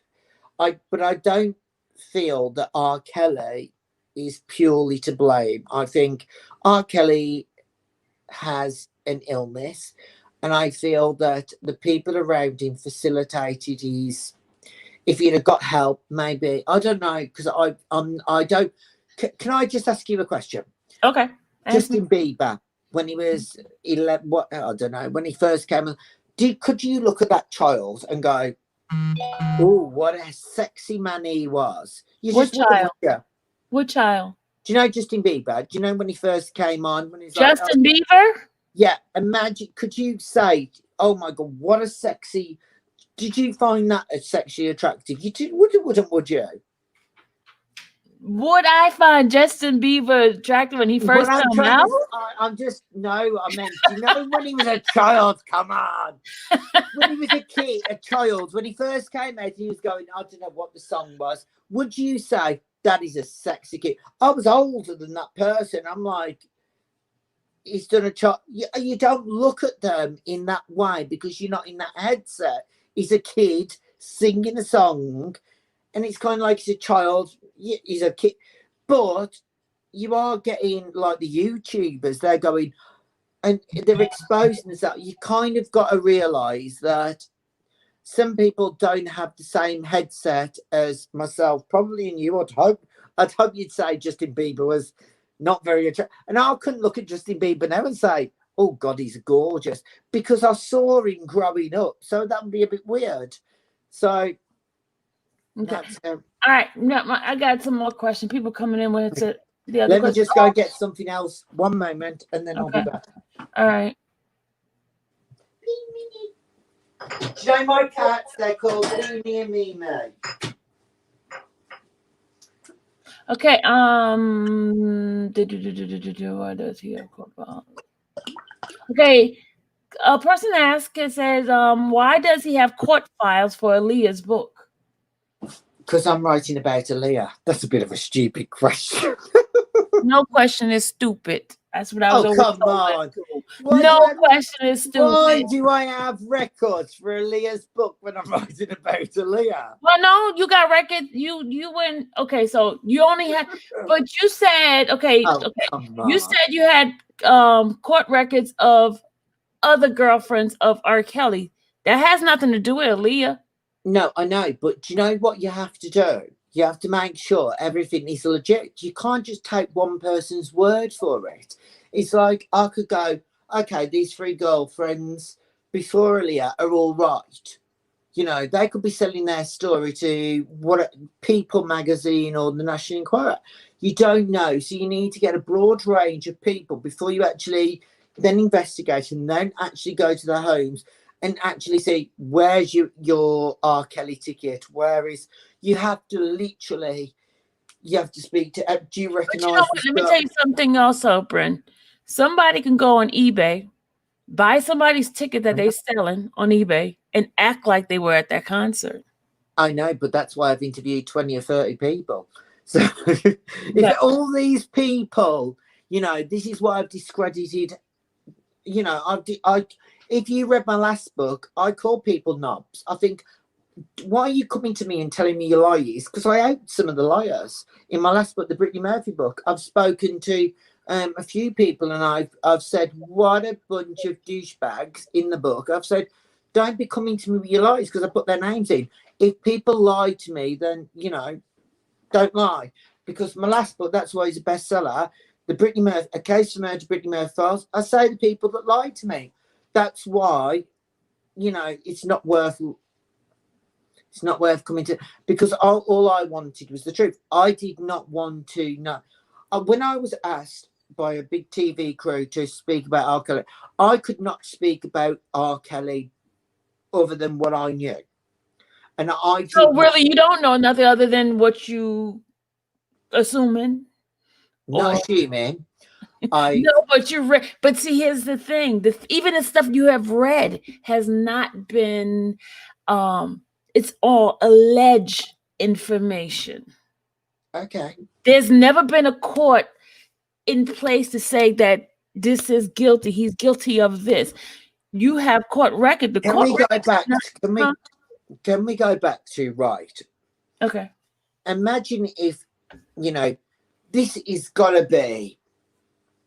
So imagine somebody that was in New Zealand that can't speak the lingo from, you know, Massachusetts. So the one girl can't speak the same lingo. Literally, the language barrier is totally cut through the middle. The one girl can't read and write. She's not very bright. And the other girl is quite educated, but they've never crossed paths. 2 different concerts, but they can both describe a photograph that's in a police record, which neither girl have seen, but it's an exaggerate of a specific thing. Now, and you interview 3 or 4 more people, all of them different ethnicities, but very similar to the same ilk that the individual went for. It's like, I love Frosties. So everything that I went to, whether it was fake Frosties, I don't know. That's probably a bad analogy. But anyway, literally, you looked at all the girls and the boys, there was something all about them, whether they were different from whatever language they was, they all said very similar, and none of them are from wealthy backgrounds. and none of them are wealthy now. Mm-hmm. The ones which are famous are speaking, great for them. The ones which are not famous are in the corporate papers, and this is why none of them can afford to pick up a telephone and call somebody from the United States. The one can't even afford to pay her own bills. So these people that I've interviewed are all very different individuals, but they all can describe a specific thing. So you're trying to say, you're just using an example, right? What, the Pacific thing? Yeah, okay. No. Just an example. No, honestly, God. There's one thing he loved his McDonald's, and shall I tell you what? He stunk. Allegedly. Who? Well, R. Kelly, allegedly, he loved a McDonald's and he ping-ponged. And he's got something downstairs. And all the people, I know, all the people said that. And I said to all the people, I'm confused. Let's not talk about stuff like that because I don't understand that. Well, you asked. Well, I don't understand what you're saying. Huh? He smelled downstairs and he loved a McDonald's. I don't understand that. But,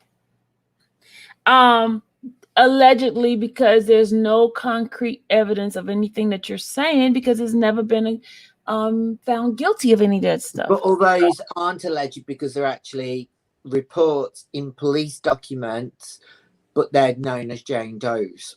So that's not alleged. It's not proven. It's just one person's side of a story.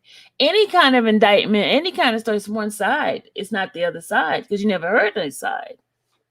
Because even when you go to court, even if I'm suing someone, the judge is going to ask the other person their side of the story, and then the judge is going to come to the conclusion what the answer is.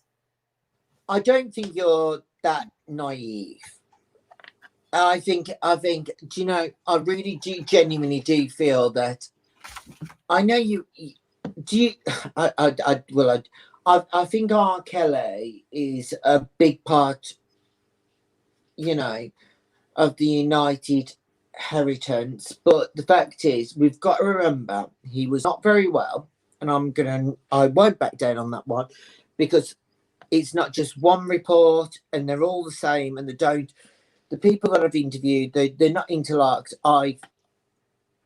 I'm going to look up this geezer's book and I'll get it whether I get it on the black market. I have a statement that somebody just put down. I'm going to give it to you. It says here, yes. A good storybook is one that has both sides, not just one side, both sides. So. When it comes to an argument and facts, and especially when there are two parties.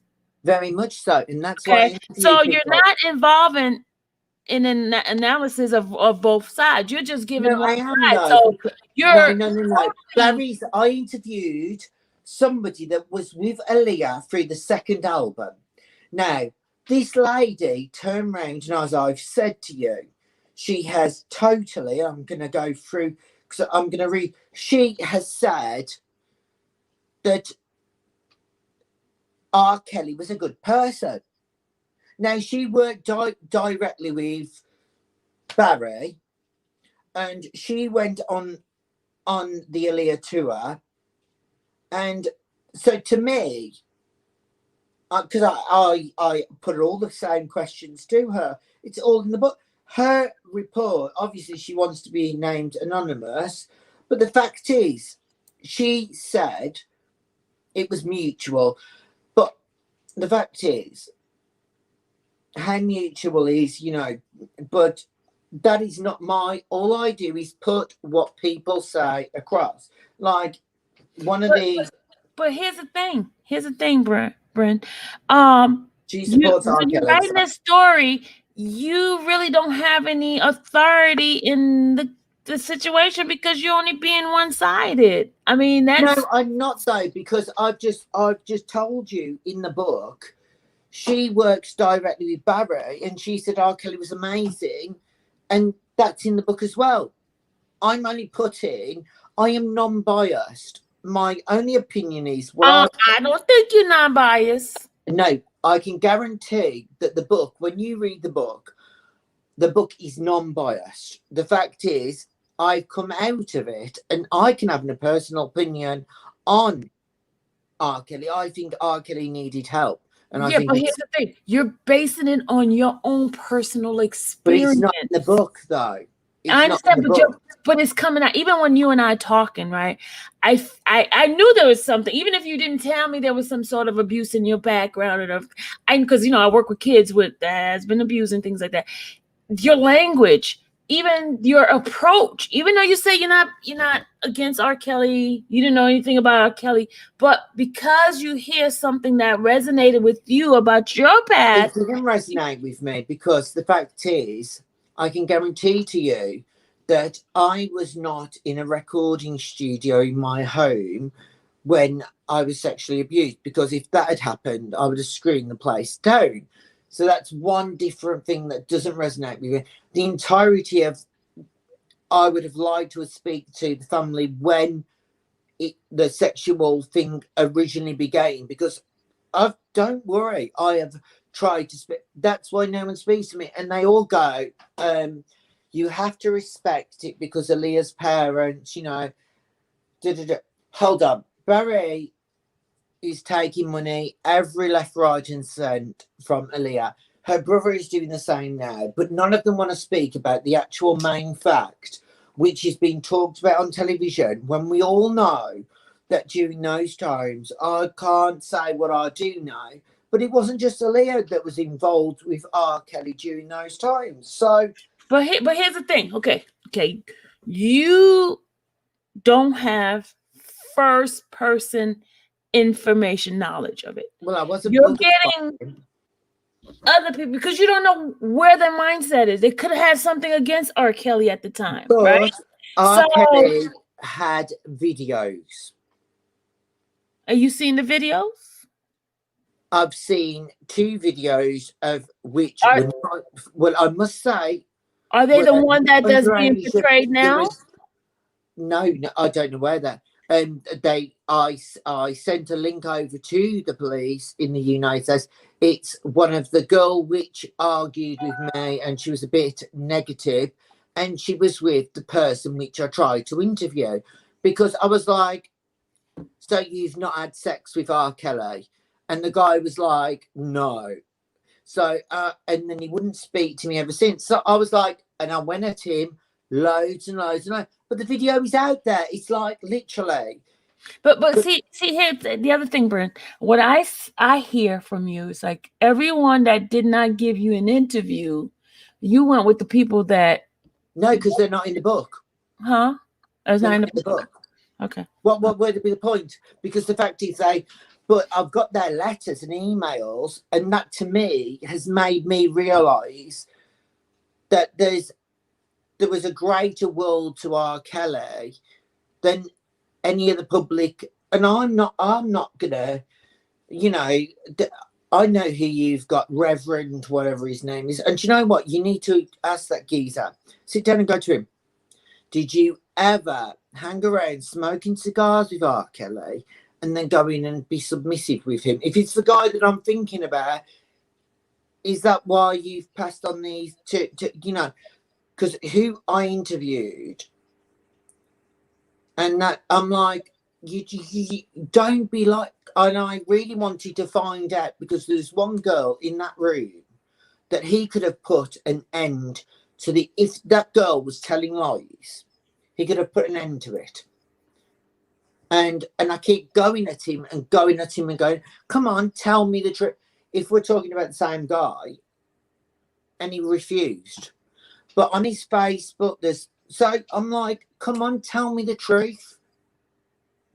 Because, if this is true, not only should you be in jail, matey, but I didn't say that to the geezer, but the fact is, you knew what was going on. I saw a video of this person who I think you're in regards to giving, and you can't, come on, I know what R. Kelly looks like, and the other girl was the same girl that kept harassing me. Now I'm telling the truth. Okay, now you really stretching it now. You know, No, this is had too me true. there a little bit. Now you way over in left field here, because No. This is why, if you're talking about the same geezer, that's why I went into him. Said, why you guys keep doing this to me? Because I was being like, over the Aaliyah story, I wouldn't have even. It was like, R. Kelly was not really on my radar. I can honestly say he was not something that was. I dealt with his chapter. It wasn't polite, because he wasn't a great guy. But the fact is, whatever it's called, for me, I've been there as a child, so it didn't resonate long after. I was like, whatever. But the Bryn, sorry, someone just asked, have you talked to any other blogger? Have I talked to any other blogger? No, yes. I don't know bloggers. Like anybody, YouTubers other than me? No, you're the first YouTuber, bar than my own show. No. Okay. Absolutely not about this situation, because there's no point. Because what I say isn't going to have any. I've already given my evidence over. That's why I was surprised that you contacted me, because I was like, oh my God, she's so lovely. Yeah, because Bryn, let me tell you. I looked at you. I was like, oh my God. I've been doing so much research on this. I'm you're absolutely adorable. Yeah, I really. Do not airbrush yourself. I'll tell you what. Can I just say, you are too good looking to airbrush yourself. I was like, when I saw you actual, I was like, why are you airbrushing yourself? Do not do that. Is that your daughter that was next to R. Kelly? I'm doing it from the heart, Yeah, no. I people think that I'm just on YouTube just doing it. They don't understand that I dig the things I dig to find. I mean, I've sought out and found you. Oh my God, me and you are going to have to meet up over cocktails, and we are going to have an hour show called. No, but I'm just saying, people don't understand. That's why I'm being serious. We need our own show, me and you, because we could drill. Get the chisels out. Honestly. Yeah, but see, and that's the thing. But don't airbrush yourself, because you're gorgeous. And then, thank you. But the thing is, I try to keep an open mind, because I want to know. I into this to hear all of it. So when I come into something, believe in something, I feel it in my heart, but I want to know concrete. If I'm gonna stand with R. Kelly, Robert, I got to know the bad, good, and ugly, everything. I need to know. I'm not his attorney at all, but I believe in. He grew up in a very bad neighborhood, and he was sexually assaulted by his sister. Not a very good upbringing, and I don't think it helped his brain. This is my personal opinion. I think when he was busking, because he sold himself a few times to be able to buy a keyboard and other ways, I think he might have lost himself, and this is all I'm saying. The fact is that I'm not writing a book about R. Kelly, but when you write about an individual, Aaliyah, you have to know everything about everybody that's around her, because if you don't, then you're not doing your job. So R. Kelly, my opinion with R. Kelly is everybody, including Barry, the mom, Aaliyah's, and I'm going to say Aaliyah's mom, everybody, they have allowed it to go on. They should have said, no, not right, but they didn't. So I believe that what R. Kelly has, well, I'd like to think so. I don't know because then it's me being. I would like to think that it's a mental illness.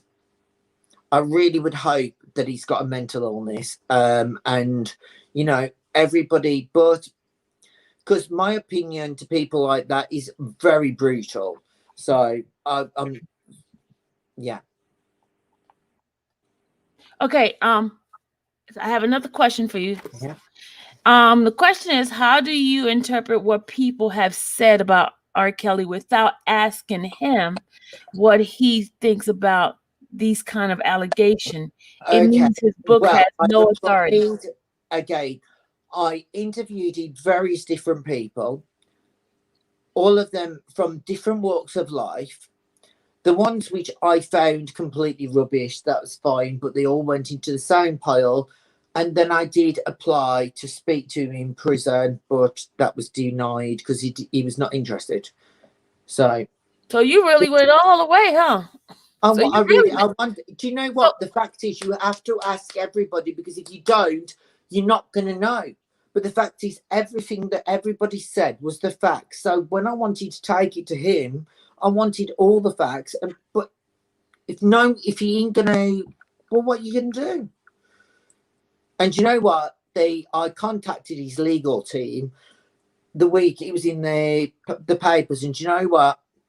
I got blocked. I was like, oh my God, I love you too. So anyway. So you got blocked? What did you ask them? Well, I give them a few names that were not in the court documents, which I know from a long time, and immediately I was blocked. I got the cock block. So names of alleged victims? From Aaliyah's time, as I've said. Oh, okay. One was actually in the car park in the Bronx, so which was in those days. I'm like surprised that they had cameras. So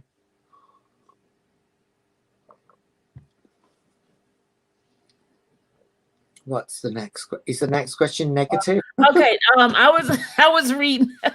Sorry. Okay. Any questions in the chat? I know it's late for you. What time is it over there now? I know. I have no idea. Literally, it's 2 a.m, but I'm now moved on to. It's 2 a.m. High five. No, it's New York time. Hi for that. It was 9 o'clock. If it's New York time, it's 9:11. Oh my God! You know what? I'd be New Jersey. There's a diner. Because I stay in New Jersey all the time. I love New Jersey. I know that's really sad, but there's a diner. I love it because they do seafood soup. Love it. And then I like to catch the harbour boat over. Oh my gosh. I just like to be like. Someone asked, how do you get to travel so much? Work. Tell them to watch the ID channel. I'm not looking my best. So are you the main story on the ID channel, or are you just one? Which one? So which UK ID? Or the US? You're doing both. You do both, the UK and the US. Well, there's a lot of channels, so I do a lot of channels, and I forget which ones I'm on. So, okay. The ID channel in New York, they flew me over and they told me what to say, which I was like, hello, it's not okay. But anyway, that was okay. And they were just saying, say what's in your book. And I was like, hello, this is not right. And I did say, so I refused to be on one of their shows. And then they flew me over again. And then I did. So depends on which one, because I won't say things which are not true. Okay, got you. So what made you come on to take on the Aaliyah story? Well, this is very strange. Okay, so in the UK, I'm just known as just like, I did a magazine called Gore's Own Magazine, which became GZ because I was working with Vogue magazine. They made my book magazine, and I worked in the Playboy Mansion. Didn't know anything about Aaliyah. That's how I met. You worked in the Playboy Mansion? I was in. You should. Oh my God! You haven't done your research. Wait a minute. Did Hugh Hefner? Let me stop. I'm just joking. Do you know Hugh Hefner? When my boyfriend dumped me, Hugh Hefner texted me. That was what? Hugh Hefner, I know. He was like, "Don't worry." He was like, "Don't worry. Just pop a few more pills, relax in bed, and drink a few more glasses." And I was like, "Oh my God!" So how old were you then? Did you think that was wrong? Well, I had adopted 2 children then, so That was God 2010. So yeah, so I'm aware of the industry and going to the Playboy Mansion, and if you Google GZ magazine and type in my name, you'll see how baby face I look. And I managed, that was my magazine. I created that because I was a model and I needed something to, well, what other jobs is a model going to get? They've never been to school. So I became a journalist. So yeah, and I hung out at the Playboy Mansion. One of the most, I can honestly say that was one of the my most creative times in my life, because you realize how business really genuinely works. Okay, I got a couple of questions. People are asking me questions. I'm sorry, I started talking to you. Okay, for next question, it says, can you tell us about the promise ring? This promise ring, is this the one her grandmother supposedly gave her that No. she wore until her death? They're going to have to read the book, but no. Okay, you have to read the book. All right, next question, Miss Sylvia. If the attorneys can't speak on the case, then how does he have the ability to get court records if there is Hold a on. gag order?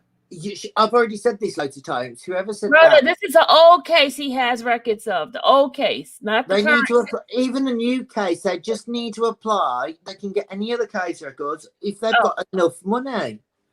Just go to and say that you There's a need gag order for the lawyers, not the regular people. No. Do you know you could walk into the court in New York, wherever you're from, go into the court and say, I want to apply to have all the court records of, as long as you've got his full name and his date of birth, for my show, and they will review you. And if they think you're someone that they will release the files to, they will. Or sometimes they say, well, you're in a different country, it's not going to benefit us, so so we're going to charge you this amount. But they will give them you if you're a journalist, so anybody can get them. It's not hard to get all these. What I've got, anybody can get access to. Okay. All right. How do you think he's supposed to SECT? What is that? I don't know what that is. Oh, how do you think he's supposed to act? Okay. Well, I don't know. Well, maybe how he's acting, because he doesn't know. I don't think R. Kelly feels that he's doing anything wrong. There's nobody around him. Bear in mind, he was young when he became a celebrity. Well, not that young enough, because he was busking in the train set. But the fact is, when he became celebrity, I think, it all became a bit hazy and everyone was like, you're brilliant, brilliant. So it's those people around him when he was having sex with whatever he was having sex with. Let's just highlight it because of you being in America. Allegedly, they should have said, this is not right. So they're all, well, as far as I'm concerned, they're all in the same situation, but none of them are getting trialed. R. Kelly's the only one that's getting thrown under the book. And can I just say, I don't support what he's done, but I also don't support all the people that allowed it to go on. So then you think it's okay for all these people to go and do a show and get Emmys for the show? No, the companies behind the show, like myself, interviewed them. They've probably all handed their records over to the police. Now it's down to the police and all the people to chase these individuals. Now, if these individuals decide not to speak, it's down to the people within the law to prosecute these people, to make them speak or send them to jail. The fact is, they've spoke about it in one situation. They should be made, send them in front. But you can't make people, if they're not going.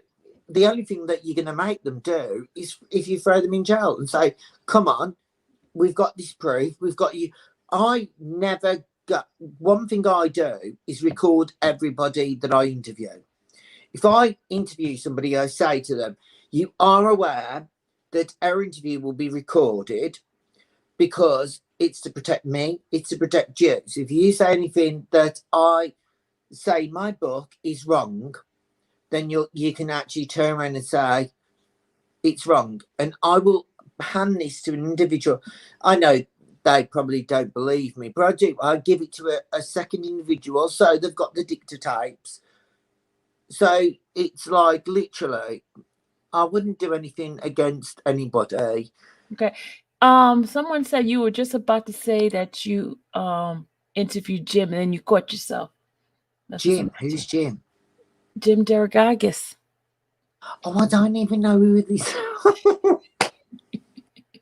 Now, who is Jim? Oh my god, it sounds like something from Pinocchio. Sorry, I'm really not. No, sorry, let's not do conspiracy. I've got enough conspiracy theorists on the internet saying I'm a product of a Barbie doll. Well, you see me for real tonight. I've gained weight. I'm having to draw my chin on. Yeah, no, I did no. God, and I've had a few drinks. No way, no Jim. I can't even pronounce him. So Yeah. that if you drink, you're gonna tell it all. I'm honest, but I still Okay, you owe me that guy's details. The yes. Oh, but Courtney, he did ask me who the Jim. He said if he does not know who Jim is, he should, if he did the research. Well, I have no. Do you know what? Okay. Oh, he had. Courtney asked, how did you not know who Jim is if you did the research? You know, Jim was behind a lot of things. He wrote a lot about the cases. Well, who is Jim? Is this after Aaliyah's time, or is it while Aaliyah? I'm not too sure. I know he wrote a lot of stuff. Well, even Jim. Do you know who he is? That journalist that you mentioned earlier on? It's the same one. It's the same guy. Yep. Great for Jim the journalist. He's from the New York Times because I actually. No, he's not New York Times. He's he used to be on Sun Time. I mean, what? Chicago's. Oh, this is ridiculous. Jim, what's his surname? Derrigagas. Jim Derrigagas. Spell. How do you spell Derrigagas? D-E. Hold on, let me look it up. Jim. Jim Derrigagas. Derrigagas. Hold on. I think I have it. Somebody look up spelling his name for me. I'm gonna call him on IMDb, Internet Movie Database in front of you. I can guarantee you, I've never heard of this excuse. How are you spelling it? Okay. No, I've not got it because I'm still. Oh, sorry. Okay, you ready? Derrogatis.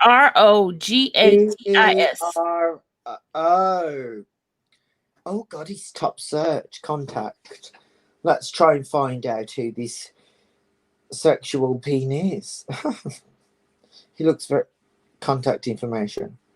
Oh, so he's got a Twitter. Right, everybody, I'm gonna delete that. I was posting. Somebody said that don't be fooled. You know Jim Derrigagas. We'll still see. Well, I really don't even know who this dude is, but I'm gonna actually. Dom. What is Dom talking about? Well, I don't even know who he is. He's like obese. He's not even sexual. I can guarantee that I would not be chasing, yeah. I've got his website.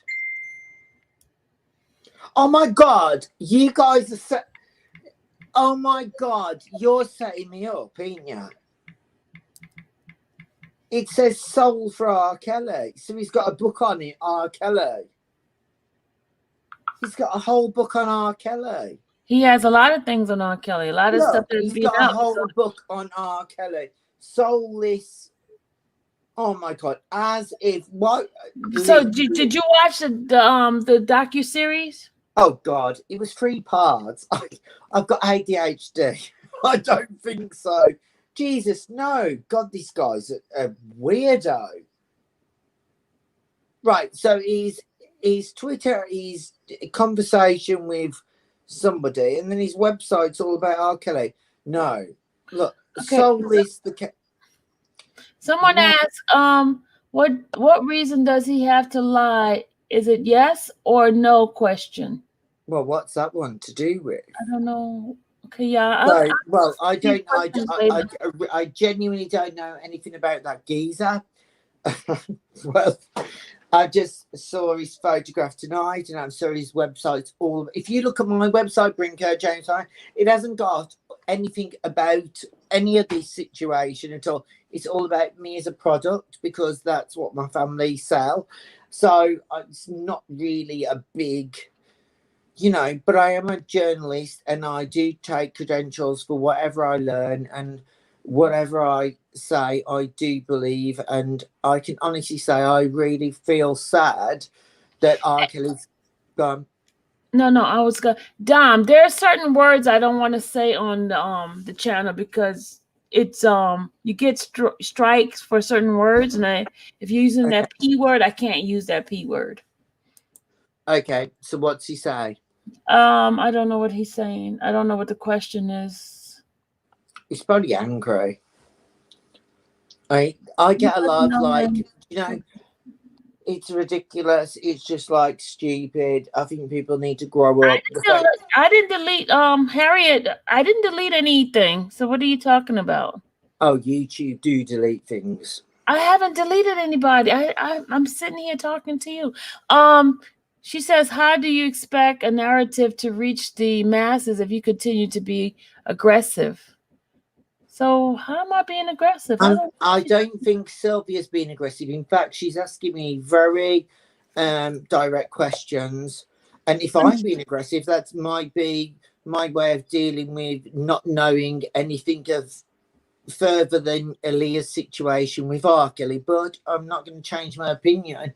And I don't think either of us are being aggressive about the same situation. You're being very, well, what do you want to... See, my thing is, I told you where I stand from the beginning when I reached out to you. Remember, we talked about... Well, you said, do you want to come on your show? And I said, well, yeah, because I've got nothing to hide. I don't know much about the current circumstance. And I'm going to be honest, don't know anything other than the mutter girlfriend, which if you go through to my Twitter, you'll find who she is. And I'm like, hold on. She wants, there's one, well, but I'm not going to do scandals just for the sake of scandals. So some of them that were in the television show haven't made it in the book because what is the point? The book's about Aaliyah and I don't like, and if they don't fit in with the narrative of the facts, which I've interviewed several people which aren't famous, not successful, I'm not going to, it's just literally, I'm only telling Aaliyah's story. Aaliyah's an icon, Aaliyah's a music icon, even though I will say what Aaliyah said in her own words. I didn't interview her because she's already dead, but she was not interested in writing music because she enjoyed singing and she wanted to be an actress. She liked to be an actress. And the words that she was given, if she didn't feel comfortable singing them, she wouldn't sing them, but she did sing the ones but she didn't write music. So I wish people would, like, when people go, oh, well, this is this song. I'm like, yeah, I've already wrote my book. Yeah, that is not Aaliyah. So I'm not here to sell a story which is not already. I'm here to tell Aaliyah's story. The book is about Aaliyah. Aaliyah's an artist. She didn't write her own music, but she was a very talented actress, and she also enjoyed singing. Okay. So she wasn't a songwriter. His next question says, all the women are broke with no careers and all suing for money.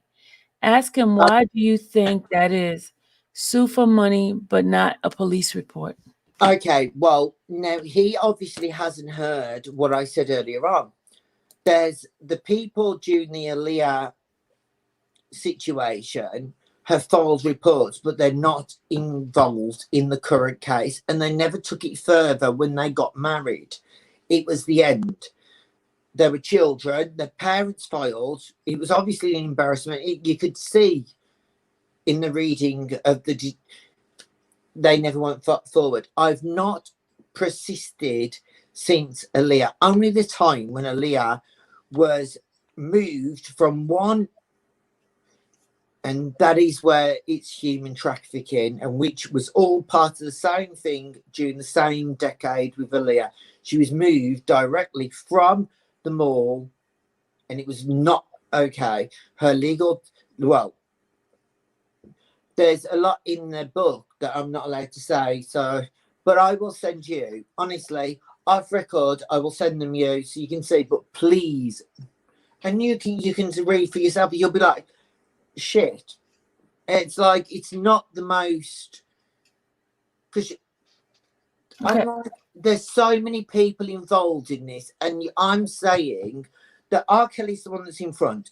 R. Kelly's getting the press. And I always say biased press, because if they say Tom, who did his shoe shining, or Mary, that was his legal sister, they're not going to get the headlines. He gets the headlines, so you go for the person. Nobody else is in jail. They should all be in jail. Okay, here's the next question. He says, ask him, is Aaliyah's mother approve of this? The what? Did Aaliyah's mother approve of this? Well, as again, when we began the show, I asked Aaliyah's mom, I asked all the family, and they declined to answer. What are you going to do? So, okay. So you just wrote it anyway. Mum, do you know, you're doing this show. Have you spoken to R. Kelly's family? Have I spoken to R. Kelly who? R. Kelly's family. No. There you go. High five to that one. That But answers our no. question. I'm interviewing you about the book, your book. I know, but you're I'm not talking about a subject topic that you've been speaking about for a long time. Hey, but I'm So speaking we're on the both talking positive about side. things which are all unauthorized. So the fact is, I did approach them, but I didn't even, literally, it was like an organic situation. I was like, I was a bestseller. I was like #1 in the charts. I'm like, hello. And I closed my eyes and said, I did not know anything. And then try again. It just came, Aaliyah. And I'm like, oh, that's my next book. I did not ask for Aaliyah. I'll tell you what, and Nicole Smith, Marilyn Monroe, all of those. But it was Aaliyah. I have to have it organically. Honestly, I've got my crystals all over, everywhere. And it has to be really organic, or I literally can't do it. I can't do something that I've got all my crystals around me. I'm like, it has to be organic, or I can't do it. I had lots of things, but it was Aaliyah. She was a Capricorn. That doesn't make any, because I did not know. Nobody seems to understand. I knew nothing about Aaliyah other than Try Again, because I was a teenager. But I was more into Brandy. I was like, hello. Brandy's album, hello, Aaliyah whom? So Aaliyah was not, when I was growing up, somebody that I would buy. It was Mariah Carey, Aaliyah, God. It was just, not Aaliyah, Brandy. I had all Brandy's albums. I'm like, Aaliyah was not even in my radar. The only song, so it was very organic. I was lying in bed and I asked, who do I cover next? And the only person that kept coming in for the whole day was Aaliyah. So that was a couple of years ago. I can't explain to you. It's really not. You just, and yeah, I'm like, okay. I don't know much look, about. Bryn, I'm not writing a book, so there's a difference. There's a difference because I'm not writing a book. I'm sitting here interviewing you on your book, so I'm not writing on R. Kelly. But my book is not about R. Kelly though. No, but your book is Aaliyah. She asked, is Aaliyah's mother, is the family approve of this? And mother, did she approve of this? Well, as I already said, because obviously I know the court case situation, I did ask her mother, her brother, and everybody, and they never responded. So, and I hope that's not my friend that did a cover story, because I would be very upset. She's from Aaliyah Archives. She's iconic. I love her to bits, but I'd be really upset if she's asking that question, because she already knew the answer to that, because I felt really uncomfortable after getting involved with the Aaliyah case, that if you're not so the archive, I thought that was you also. That's just somebody else? No, God, no. I thought that was you. Oh my God, let me try and call her. God, no. Is she in England too, or she's in the United States? She does live in England. Oh, okay. Hold on, 1 minute. I can't say her, obviously. 1 minute. You think she's up? It's late. Yeah, of course she's up. She loves me. I did tell her about you because I had her check you out. And she said, she did. So you checked me I out? did. So I did. you checked me. I did. Yeah, you went, see what happened? she's People Aaliyah's check me out. speciality. She's not answering the phone, but just no. Look, as you can see, I had a conversation with. I was like, check her out. Who is she? And she said, you seemed real chill, but it was. And I was like, do you think it's good to go? And she's like, it was way chill. So she, you know, honestly, that the last correspondence. She got a thumbs up. Yeah, I see a thumbs up. So I'm like, and she's iconic. She runs the Aaliyah archives. I mean, she's iconic. I would say she's one of my closest friends because during the Aaliyah, she knew Aaliyah is Aaliyah, and it's like she is literally aficionado. So yeah, but Somebody said you checked me out, but didn't check Jim Deragagas out.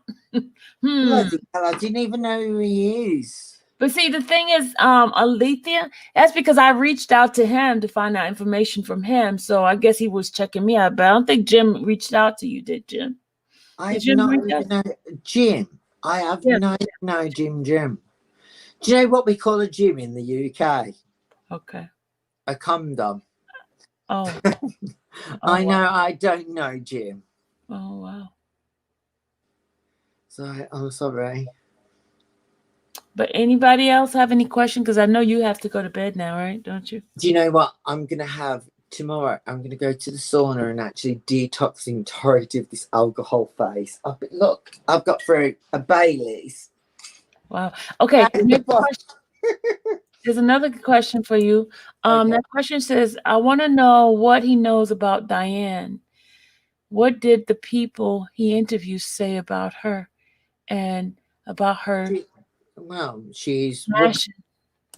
All I will say is I know that Diane took Aaliyah's death very hard, and I don't know if she's still medicated, but she did become medicated for a period of time. Oh.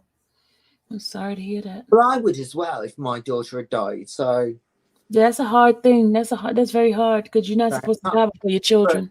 Yeah, I know. I don't know anything. I couldn't speak to her directly, so I can't guarantee that was true or fake. But yeah, so yeah. Okay. Is Barry one of the person that's medicating her? That's what they ask. Oh, come on. Well, do you know what? I would like to say yes, but everybody else, I would like to think Barry is a big bad person, but we don't know, do we? So nobody knows. I haven't been able to. You never talked to Barry? You never talked to him? No, as I've said to you, I'd love to speak to Barry. I've spoken to somebody that was with him for a long period of time, and yeah, not him directly, because every time I've got to him, that's it. You don't get to speak to him. I don't think anybody will. I think what it would take is probably your show to send Black Down Records lots of harassment, and all of your people to send him a lot of harassment to him actually be able to come out of the closet and say, this is this, and this is the reason why I'm arseholy, and we don't upload Aaliyah's stuff, because I'm not going to get, because we got this. There's a few record people that have worked on. It just wants all the money. So yeah, it's a very convoluted conversation. Yeah, probably. Well, someone said they don't believe you. Who? They said they don't believe you. They said I don't believe you. For God's sake, maybe they should actually. other You person listen to everything I've said and then press Google.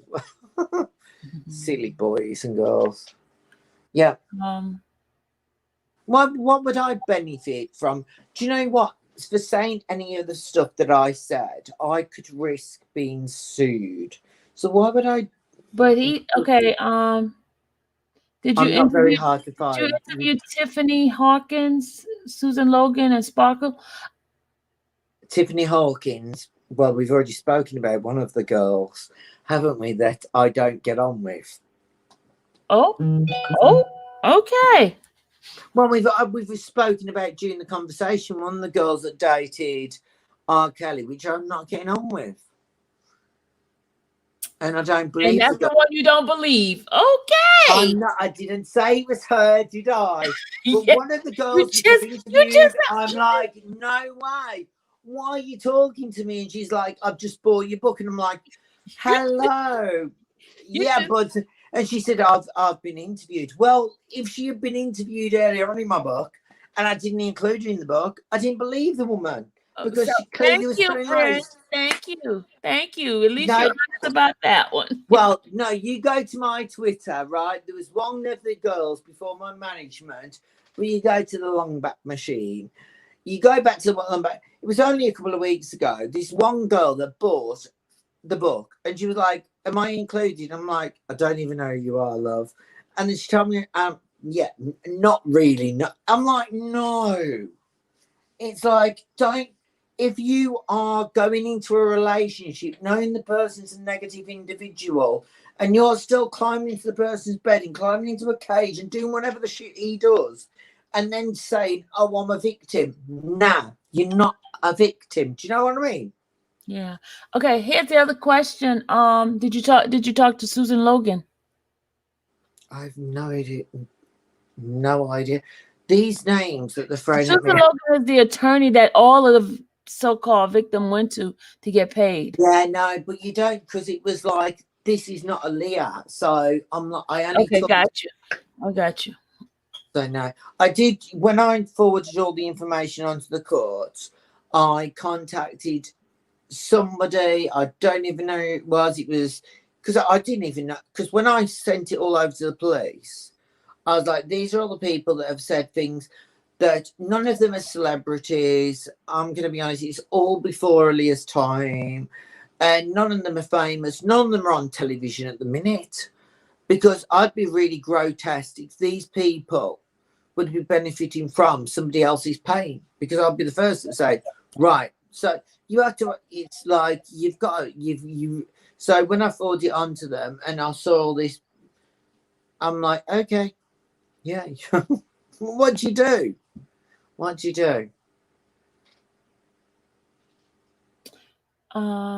Somebody says, well, Dom said he appreciates your you taking the time out to come here and just give us information like this. Because you didn't have to do it, and I appreciate you. No, you're a star. Honestly, I love you. You are actually like me. You're like a bull to a gate, so you won't give up. So I'm fighting you. I love you. Thank you. You know, everyone tells me every time I call someone or trying to get an interview, because I do everything myself. I don't have a secretary and I can honestly like say my crystals. This is no word for like. I've got all these crystals here. And if I felt bad, I know you're probably going to think, oh my God, now he's a bit of a new age. No, my friend who works on my crime show with me, she's very new age. She's given me all these crystals. And she said, if any of them rock, don't do it. And I was like, when you text me again today, I was like waiting for one of them to rock. And none of them rocked. So yeah. So my spirit is good. I know, exactly. But now I know somebody to go after. Now that is somebody that I didn't know he had a book. So I'm gonna Yeah, sealed well, two of them that has a book. Jim and Demetrius. Yes, I know, but the book you right now, if that goes along, you said, oh my God, that was definitely. So now I want to read this book, because now it's either going to be cotton candy because he's going to have mentioned these people in the book. Mm-hmm. And if he hasn't, then I'm going to be even more. Hello. Well, Bryn, you promised me some stuff, okay? Don't forget. You know, I you know promised. I am. You And do you promised know me what? some But you stuff. promised me. I've got to wait until obviously a legal team aren't making now, but they will send it. You need to send it back, and then once you've done that, Oh, we'll get the thing that I will not disclaimer. reveal. You Yeah, have. I I will. know. It's just so that you can read them. Now you must promise me. You know, I feel that I love you to bits. When I come to the, where are you anyway? I'm in Georgia. Oh my God, I'm gonna have to come to. Oh my God, the skeleton. What? I wanted to do the Georgia. Oh my God, right. Okay, after the show, I'm gonna send you. We're releasing a book on Georgia's the killings. And we've got. Oh my God, you're gonna love it. Okay. Okay. Well, yeah, no, you look terrified. Honestly, it's really good. It's wrote by the first black lady that was allowed to actually write a newspaper. She's iconic. And I'm like, oh my God, she's dead now, but bless her conscience. I love her. Honestly, we're really proud of it. So when is your book being released? Because, you know, I have to get a copy of it. I got to buy a copy. I'm going to send you this. Oh, you're going to send me? I'll send it you free. God, no. Oh, you're such a sweetheart. No, you know so we're right? gonna have to do a show together. Okay. We're gonna have to do a show together. Okay. I think we should do MTV and just be like, You hello. want to put me on MTV? We should do MTV, me and you. Hi. No, I think me and you on MTV. I don't think so. Live. Oh my God. Friend, I don't think so. Nancy Drew. Is it Nancy Gray? Watch your heart out with me and you. I'm telling you, we'll go. You found your son in his what? The basement? The basement? And you'll be like, hold on, we got people coming in. The basement? I've got someone from Georgia say, you found your son. We're gonna kill this. Honestly, I'm coming to we're gonna do a TV show. Honestly, me and you, we're gonna kill it. Oh my God. I don't think so. Maybe I could pick somebody in my chat, not me. No, God, no, me and you would get on well. Do you know, imagine us, we would kill it. We would really, and we're like, obviously, we just don't talk about R. Kelly or Aaliyah. So, anything else, what do you think about, let's move the conversation on something positive. What do you think more about Mariah Carey? Mariah Carey? Lungs. I love her. Hi, I love her. Love her. What do you think about her sister? Who's her sister? Oh my God, her sister's got AIDS. And who's her sister? Oh my God. I don't know her sister. IMDb. Oh my God. She's trying to sell her teeth because she's losing a kidney. It's true. It's in the National Enquirer. And Mariah Carey's like, no, I just want a lot of more lighting and a lot of more air fans. I've paid for her family twice. Let's just blow me to heaven. And then she wants a Christmas video. Joking. That was a joke. I'm a good actress, though. Wow. Why? What did I say? No. Somebody says just text me something. I'm Oh, is that bad? So when you didn't answer the question, when is the book going to be released? Finally. Okay, right. Well, I have my second nose job in March because at the moment my nose job was botched. I know. And then hopefully. So why did you go get a nose job? What was wrong with your nose before? I was working in New York and they said I needed a small nose. It's true. Oh. So I went and did that just for the show? I did. And well, I had a smaller nose and it's wonky as hello. So I get my new nose in March. So what else you gonna get? Did you get the cheeks done too? All that? No, God, no, those are all real. Sadly, I inherited most of my stuff. The hair, I've been straightening it. It's like straw. My hair is so because everyone goes to you when I go out to the house. They go, "Oh, you've got really tight curls." They call me Shirley Temple. I'm like, yeah, that's not cute. Because my hair is just literally, so I straighten my hair out, so my hair is literally dead. So then when I do make it lifelike, like tonight, because I've got nobody to look after me, I'm like, hello. It's literally, I have got long hair, but, well, it's all curly. So I straighten it and then just get the hair lacquer. I go, so it sticks to one side. I know. Yeah. Well, my hair is just terribly tight. My mum used to call me Shirley Temple. That's not a very good polite thing because I was like, hello, I just had tight hair.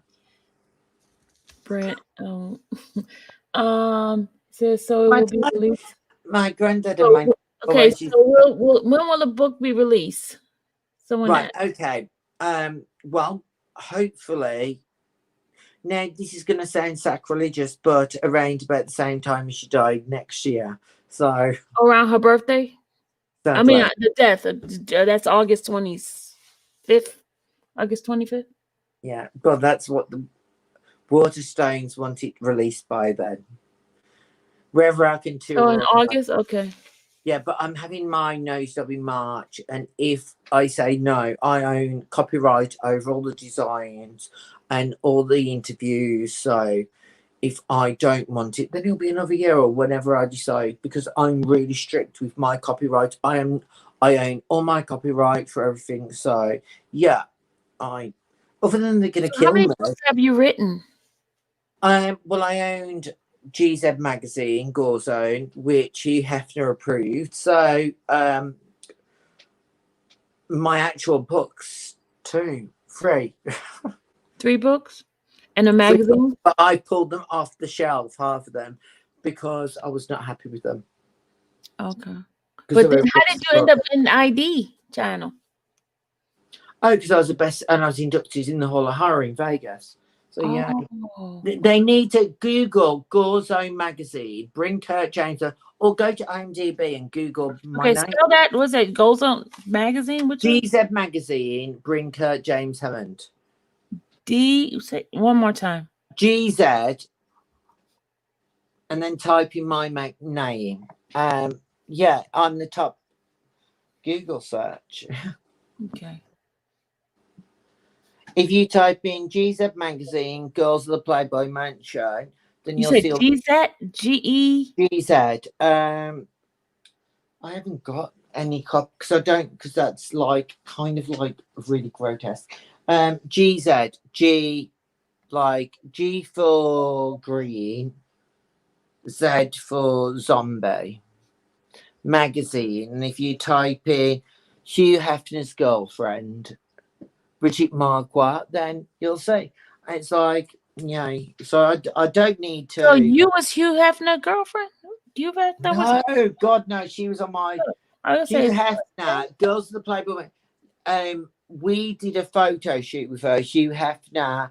That's when I met him, because the fact is he'd never allowed any of his girlfriends to be on any magazine.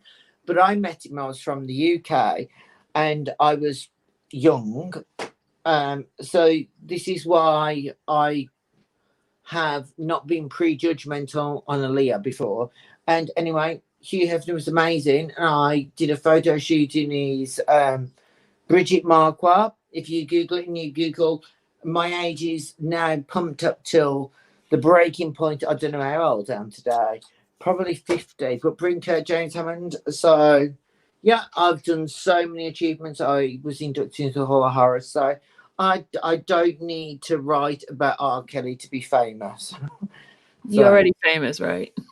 Well, with people that care, like that, people that I like, I like you now because I feel that I've bonded with you. So I would care what you would think if I ever met you in public and we were together. But I don't care about what anyone else thinks, because my journalistic credentials speak for themselves, because I wouldn't be where I am today doing best-selling books if people did not respect me.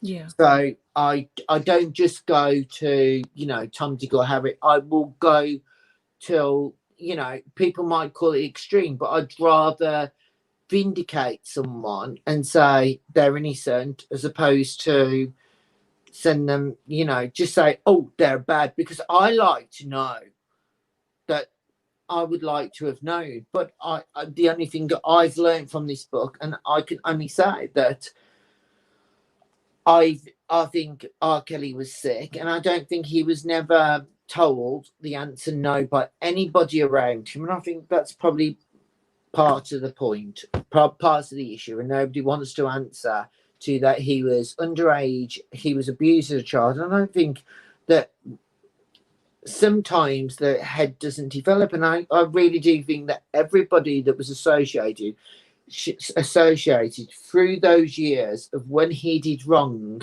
nobody said no to him, and when they were like, it was all because they earned money off him. So it's a learned behavior, don't you think? If you're saying it that way, that means people like Demetrius, he was really young when he met Demetrius met him. He was really young. What and did Demetrius do before R. Kelly? Do you know? What did he do? Do you know what did Demetrius do? He was a crackhead. A drug addict. So how did he meet R. Kelly?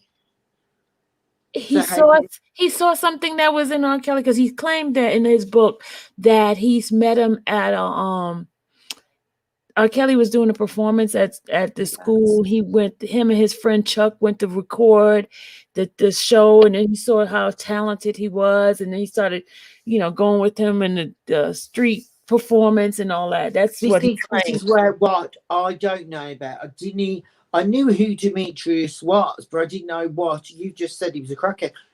I didn't know anything about him. All I knew was on the list of names that was a nickname, along with lots of other nicknames that I've had to trace down, speak to. I contacted Demetrius, never spoke to it was, and it's all in my book. I don't tell lies. If you look at my other book, I spoke to I can't even remember the woman. Paul McKenna is famous in the States. I don't know if he's famous now. But anyway, I spoke to his wife. She said she knew Brittany Murphy. She didn't. So I say, okay, she was Claire Powell. She was a liar. I tell the truth. But the people that are in the removed document, I won't obviously say their name. So I don't benefit from telling the victim's story. The victim's story is past R. Kelly. So it's way past R. Kelly, and I just hope that everybody that was around R. Kelly during the years of him prolifically doing what he did, I hope they all stand trial and they all can say, yeah, well, and they all, I don't, there's a lot more people than me and you can, there's Barry, all the people with Barry that knew all the girls that came through R. Kelly when he booked his studio. There's hundreds of them, and they all should all stand trial and take their justice. But that's not the way it's going to be. R. Kelly's going to be the fall for his own self. But the fact is, I believe that if you buy candy for a child, if you give it, sorry. No, that's these people calling. I didn't ask for calls. Hold on.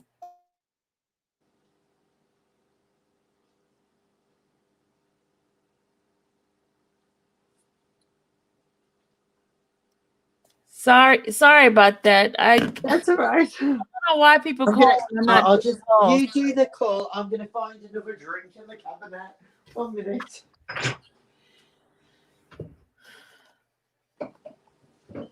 Oh my gosh! I'm going to try and open the Prosecco. Do you know, I'm getting through so much tonight. I'm like, oh my god! But you know, honestly, like you drinking quite a bit there, sir.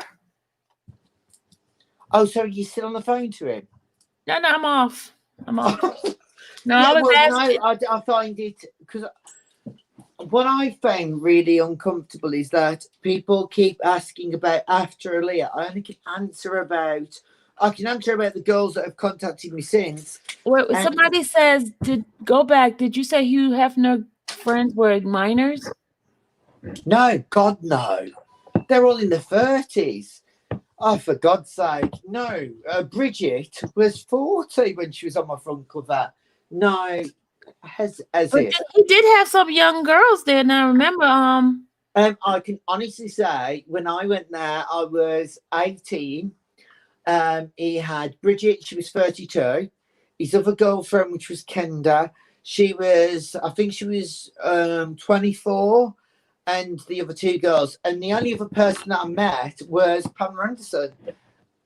So, wasn't Brooke Shield there also at one point? well, I was only there for a weekend to do a photo shoot. Oh, okay. So you don't know everybody that was there. No, but I did speak to Hugh Hefner a lot, and I don't think Hugh Hefner was a bad person.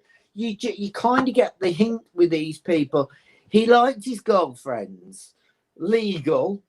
So, but look, someone said that Hugh Hefner had 10-year-old in his Hot Playboy magazine, Brooke Shield. Brooke Shield, 10-year-old. No, she was in a movie called whatever. Is it Blue Lagoon or something that was in the paper? And she wasn't even 10 years old. Someone said there were several minors. See, you being biased. I see you being biased here. Well, no, because the fact is, no, hold on. But who am I writing about? Aaliyah. I've only talked about Aaliyah's younger days, not talked about all of her older days. Even when she was older, she dated before she was legally aged with lots of rappers. But when you contacted me to talk about the subject, so I'm telling you about the subject. And when I was at the Playboy Mansion, I was not 21. However, in the UK, I was over 18, so I was allowed to drink. And Hugh Hefner was one of the most... He was like my nan. Like, that might sound weird. There was a lot of women around him. My nan has a lot of women around her because she's bedridden and they wipe her bottom. Hugh Hefner had a lot of women around him, helping him with his Zimmer frame. And he was certainly not up for having any sex with any of the people that you see on the... Because when I went home, it was a year later... Hugh Hefner was on the TV show and he was like really like walking around. I'm like, oh my God, that is nice. He had a cafeteria. Do you know where we were in their bags? So that was Hugh Hefner that I met, and he was one of the most nicest people. And after 10 years with my ex-partner, he advised me on the route I should go. And I thought he never won. If there was children under the age in his mansion. It was. Well, if there was, as I've said. Well, no, let me just say this. Okay. But now, if I was interviewing, if it was Pamela Anderson that died tomorrow, I would interview everybody, whether it was my friend or not. Okay. I would dig deep. Now, I don't know that when I went there, I saw women a lot older and they were all they'd been on the surgeon's table. So unless any of them, all the bedrooms of his room, his bedroom, he lived in a mansion, right? So all his girlfriends slept in the bedrooms opposite his room that walked. So it's like my kitchen, but it's not a kitchen. In Hugh Hefner's bedroom, so you walk further down. There's nothing there other than bedrooms, and he puts girls in there, and they're girls that have got celebrities in there. I won't say who was in there, but they came from the pool, and the girls were... I would not call the girls which I met any better than prostitutes. Okay, I've seen in the chat, there's a couple of people naming underage girls. There's Rita Wood Allen. She was 13. Brooke Shield. She was... hold on. I'm not old enough to know, but bloody Shield. I know she was in a movie called... But then I was a child. Blue Lagoon. Oh, my God. I was like about 4 at the time when Blue Lagoon came out. So she was at the Playboy Mansion when I was 4. Woo! good for her. But I only know what I knew when I was there. I'm not going to talk about something that I wasn't there. Like I won't talk about anything that I don't know. Aaliyah, during that period, I know what I can talk about with the legal records because I've read them. Okay. I've interviewed people. So, Bryn, I have a question for you. Elvis is it Presley, serious? Elvis Presley married Priscilla, and she was underage. She was. And wasn't she from Naked Gun? Okay, so I mean, you. Wow. What about that? But you already highlighted this one. Different states. So yeah, they're in a different state. Her parent had to sign for him to even. But it was still a different state. So it was legal. So it's not illegal. Do I think it's right? Hell no. But it's a different state. And we already spoke about this earlier on. You said you was like different states, different marriage certificates. I sure did. I said it. I know. Well, I sure did. There you go. Let's throw it back over to you. So, do you think, different states? Do you think I think because they were in, was it Las Vegas? I don't know. I'll have to Google those two because I knew she had the ginger hair and she was in Naked Gun 33 1/4 with Anna Nicole Smith. But I don't know anything about her other than that. So, but, They want to know, did you do a book on Elvis? But Elvis didn't die mysteriously. No, I don't write books on anybody that dies. I have to have. No, he does books that are somebody who dies, like a murder, mystery type of thing. No, it's kind of like, no, I did not go into writing murder books. It was kind of like I've finished with a footballer in the UK, which is very famous. I did not know what I was going to do next, so I educated myself in lots of things such as autopsy, and then I was like, what do I want to write about? Something, because the only thing I can do is write, and I'm a good journalist because I did my own magazine in my sleep, and so I did the Brittany Murphy book. And then I can't just pick cases. So it's kind of like it has to happen organically. And I wanted to do Anna Nicole Smith or Brittany Murphy, but Aaliyah all the time keep coming to me and it just would not go away. And so I did not know other than people seem to think that I was a huge fan. The only song I knew as a child was If You First You Don't Succeed. So that was it. Didn't know much about it, so it's just really organic. If it doesn't come to me, I can't do it. I just really can't. When you meet me, you'll be like, I'm the most difficult person in the world. I'm a nightmare. So if it doesn't click, I can't do it. Okay, someone says that okay, someone says sin is sin in God's eyes, wrong is wrong, regardless of what. Okay.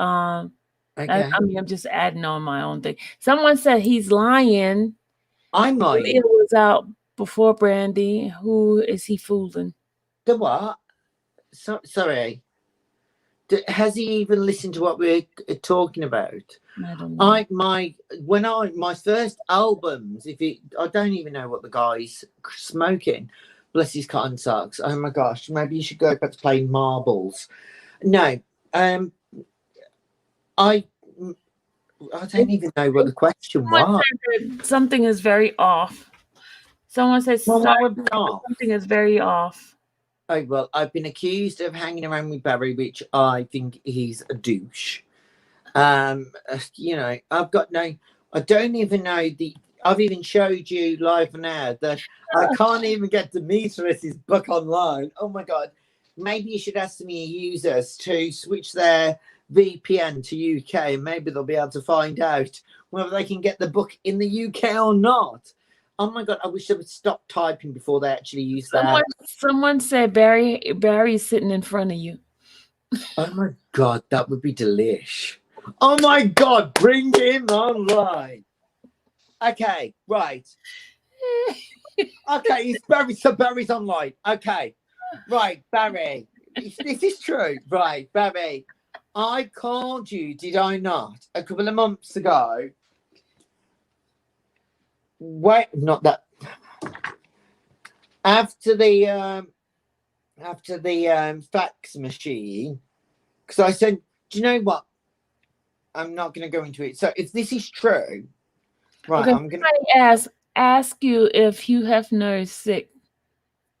Was sick. He's dead. Dead. No, sick. Well, no, what he had No, a because you said R. Kelly was sick, so they're asking you, was Hugh Hefner sick? Well, all the girls that were around when I was there were like my mum's age. No, but I'm saying, isn't that, don't he have a sickness that he have to have that many women in the halls? And don't you think it's a sickness too? Do you know what? If I could have all the guys that I want around me, So that means they're all of like older than me. But if I could have them doing exactly what I wanted, no, that doesn't make us sick. That just makes us avaricious. But if they're younger than you, yeah, certainly put you down. I think that people that have an urge for people that are a lot like underage, I think that I can't understand that. I can't look at, because it's like looking at my baby brother or sister. I'm thinking, you know, I just, they're children, so no. And if I was my mum, I would have been very angry to allow my child. So there go your biasness. When we talk about other people, we made a comment. You say, "Oh, but it's legal." No, I've gone on in terms of, because I've gone like how I would if I was a parent. Because you can only judge people based on yourself. I can look outside the box like you can, but however, we still base anybody and everybody based on our own prejudgment and what we like and what we don't like. So that is just human nature. What is right, what is wrong, what we like and what we don't like. And that is I think the whole situation with the R. Kelly. He's an absolutely talented, amazing human being in terms of everything he does. What an artist. What he's done for I've been told I'm not. Anyway, but I think he's done a lot of great stuff, but he's also done a lot of bad stuff. But then you have to also look at the people around him that have allowed him to facilitate. Someone's not going to say, do you know, if you've got a son or daughter and they steal from the shop, you're going to say no. But if you're in that shop and you allow them to steal and you go and you just don't say anything when they walk out, even though they've got told off, and you say it's all right, then that's giving them that facilitation to say, well, my mum said it's right. Everybody around me said it's right, so I'm going to do it again. And again, nobody said no to R. Kelly. And this is only what I can see from what I have a good one. Someone said, what about Prince Andrew in the Epstein case? Oh my God, he should go to jail, shouldn't he? He should be actually go. The Queen is probably actually biting her own fist. You're not in the UK at the minute. Nobody sees him. She's moved the grandchildren into the cottage. Where is he? God knows. We don't know where he is. He's probably abscond. He's in his whack. I really do think that, yeah, he's got to face it. Doesn't matter who he is. He's done wrong. But there's a lot of celebrities, George Clooney and all that, were involved in that. They, as I've said, R. Kelly is not an example. Everyone that's done any of these things need to be brought forward. Do you not reckon, if what I'm saying is half true, do you think anyone should be brought to justice? Because the fact is, if they did that to somebody, then that person is really a victim within themselves, because nobody said no. if you can do whatever you want and you can do anything, I mean, literally anything all around you, do whatever you want, you keep doing it and no one said no, then all of a sudden you should run out of money. They all vanish. And none of those people around you when you've got to pick up the pieces. That's what's happened to R. Kelly. Do I think it's right? No, I think it should have come a long time sooner. Do I think... I don't agree with what he's done, and I don't like what he's done. Does it make him a bad artist? No. Do I think everybody around him deserves to go down? 100%. They all need to be standing in that court and facing the same consequences. And I hope... So you don't believe he's being set up? No. Do you know what? If I could show you proof, would you change? Would you change your mind? I saw video. You saw what video? Well, she was overage. She was locked in a cage. Here's the deal. The courts.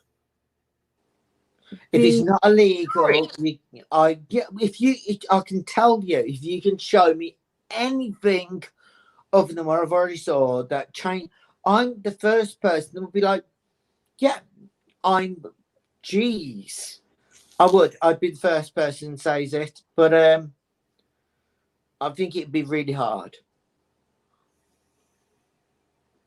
It's not because I don't believe R. Kelly. I think it's a brilliant, as I keep repeating, I don't know anything about it. Did you see his interview with Gail? On is it New York Today? It was on CBS, I think. Yeah. Where he cut the interview where he got aggressive. See, there we go with the aggressive stuff. He didn't get aggressive. No. He got emotional. I saw the full interview. I saw the interview too. Was you in the studio? You was in the studio? No, was you in the studio? That's what I'm just saying. No, I'm asking you, was you in the studio? You asked me the question, I'm asking you the question. Were you in the studio? He was in the studio on that day. And she's a famous lady, and she was like, she's a huge question. Is she black or white? Because you know, just because No. Because hold on, no, because I am white as a ghost. Now I'm gonna get because this is what I get. I used to get bullied that my mum used to go to the school gate.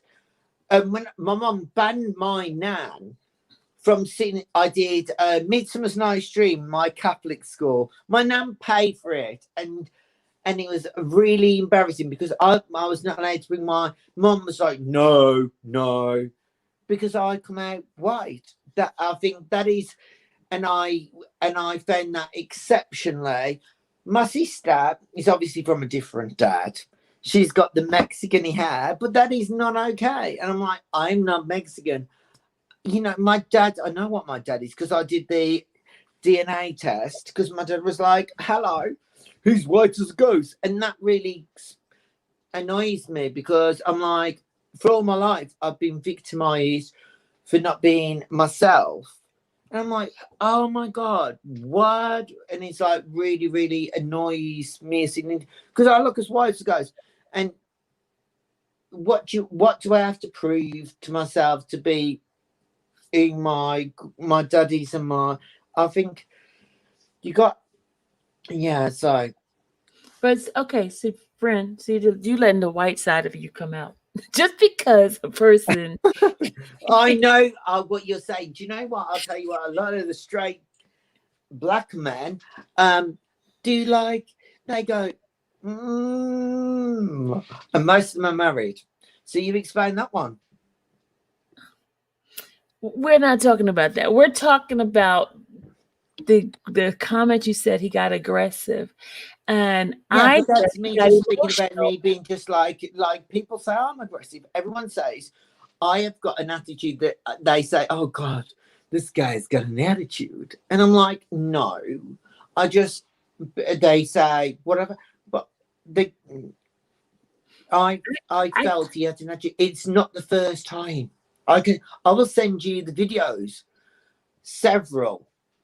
When Aaliyah came into conversation, he's like, what? And it's like, calm yourself down, matey. If nothing went on, that's true. And the one time he threw a stool through CBS, I mean, it's like, what are you doing? And that's all being used in the court records. It's like, so is that R. Kelly, yes or no? And it's like, well, it's either the government are lying in the, you can buy the, whatever you want to buy, you can go and, if you want to go and apply for journalistic review of the entirety of R. Kelly court records from Aaliyah's time, just get, obviously, because I'm saying this live and air, but you find the date and look when you want for journalistic credentials for your next show, up until whenever you want, they will give you every court record.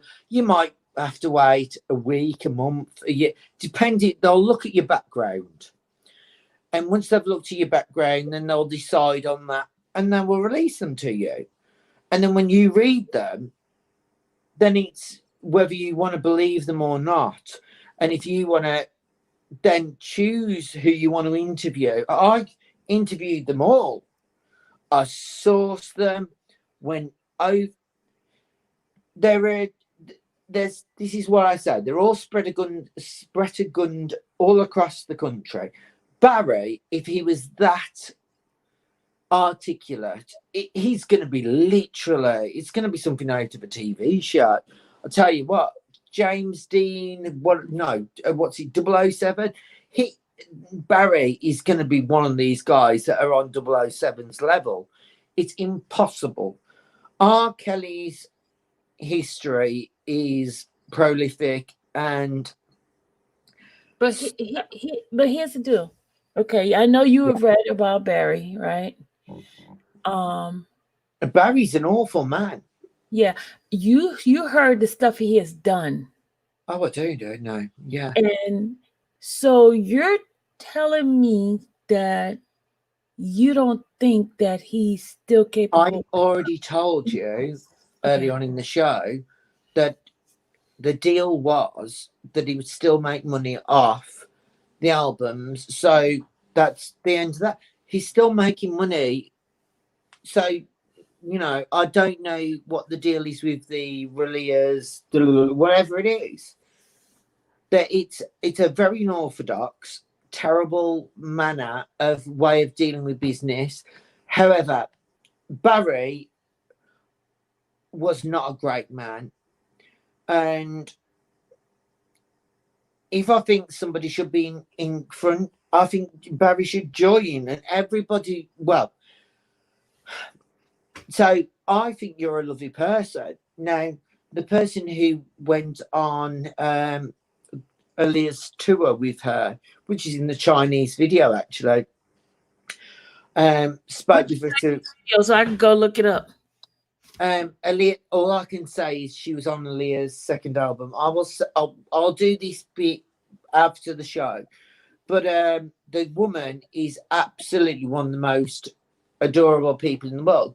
Now she thinks R. Kelly is an amazing person, and now I've said, well, but she sees it different because she was told different from Barry.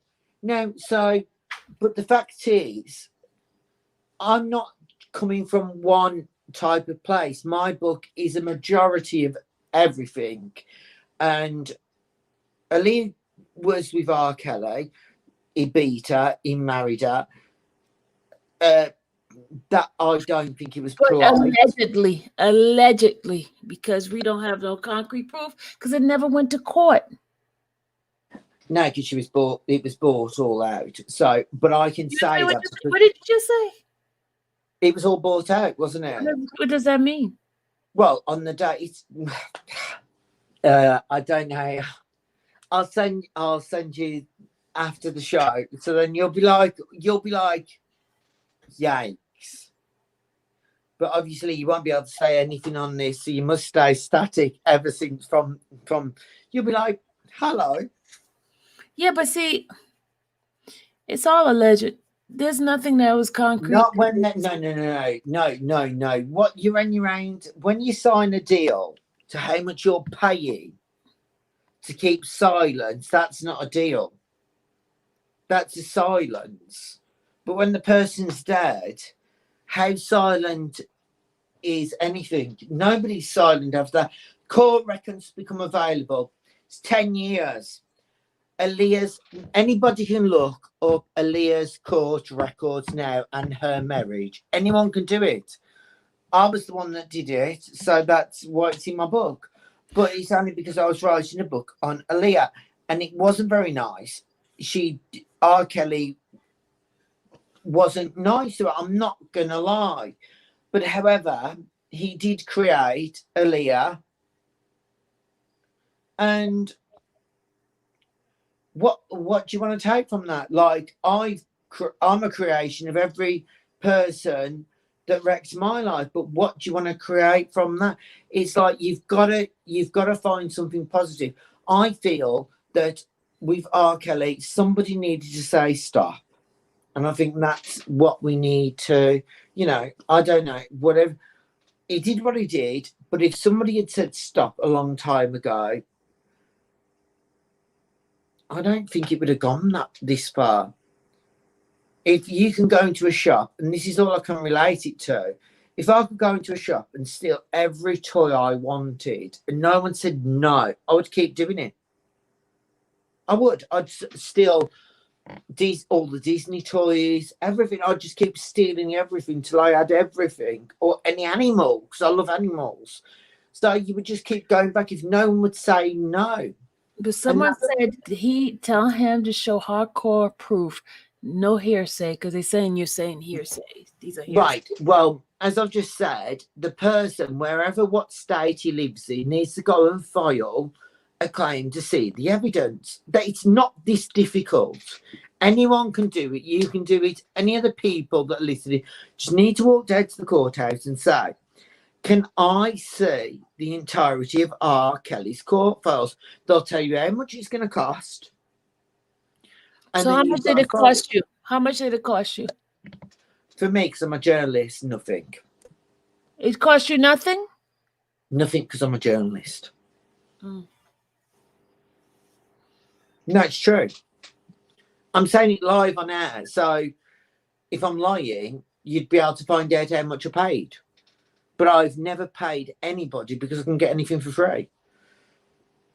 But it would cost an awful lot of money if you went, I don't know where, in the UK to get. But you've said, see, I don't know any of these people that, well, you said Demetrius. I've heard of Demetrius because I went after him. But the other one that they've mentioned online, JJ or whatever it is, never heard of this person. Jim or Jay or Jim, whatever it is. So, Jim. Yeah. So, sorry, I can do that because I wrote them down. Never, but Demetrius, I've tried. So, and when you said, that makes me go, holy moly. But you were saying there's 3 certificates, you said, right? The marriage certificate. You said there's 3? No. 3 people have signed their name on the marriage certificate. Okay, 3 people signed their name. Yeah, one was from the department, where they went to get where they claim their marriage certificate from, but she lived in R. Kelly's building. So I'm not going to go into it because I'm not legally allowed to, because it was obviously used in the courts, but that's how they got the marriage certificate. You can even look online. I'm not telling lies. I was like, we saw the one online, but it didn't match. It was like some of it didn't look right because what didn't the individual. Hold still. I'm gonna actually get right now. This is gonna be official. So bear in mind, I'm dyslexic.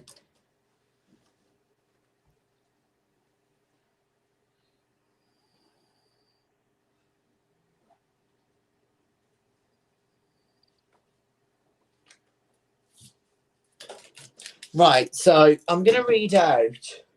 Can you see me? Right, I'm going to read out Now, you're sorry, I'm gonna wig on my computer in front because right now I write all my work on loads of these computers. So right now I'm gonna read. No, wrong one. Oh, where's my red one?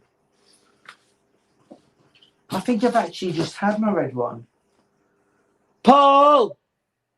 You gonna wake him up? Yeah, hell yeah, because he's got my box. So I'm going to read the chapter, which... Oh, your butt's in our face. It's huge. Sorry. Oh. Oh. Oh. Oh, damn. Hello, at least it's only Mario Brothers. She could have had something else. I could have been wearing a thong or anything. Can you imagine? Right, hold still. Now, here you go. Someone asked who's stopping him from talking since he's not allowed to. Who's stopping me from talking? Yeah. What do they mean? Actually, it is this box. What do you mean I'm not allowed from talking? Who's stopping me from talking? Legalities stop me from talking in terms of what I need to say. Right. Now I'm going to, hold on. Hello. Chapter 10. Here you go. Right. Aaliyah's reunion was invoking brittle affair with the atmosphere bombshell detained. So here you go. Can't see that. You know I can't see that. Well, hold on. Light speed from the street through the cracks in the wooden blinds, bouncing off the reflective silverware and the neatly hung mirror, which reflected back into Aaliyah supporting her solo spotlight ahead. She focused her stare on the promotional material shot from Zombia Record Corp by Tar, that lay alongside several demo tapes.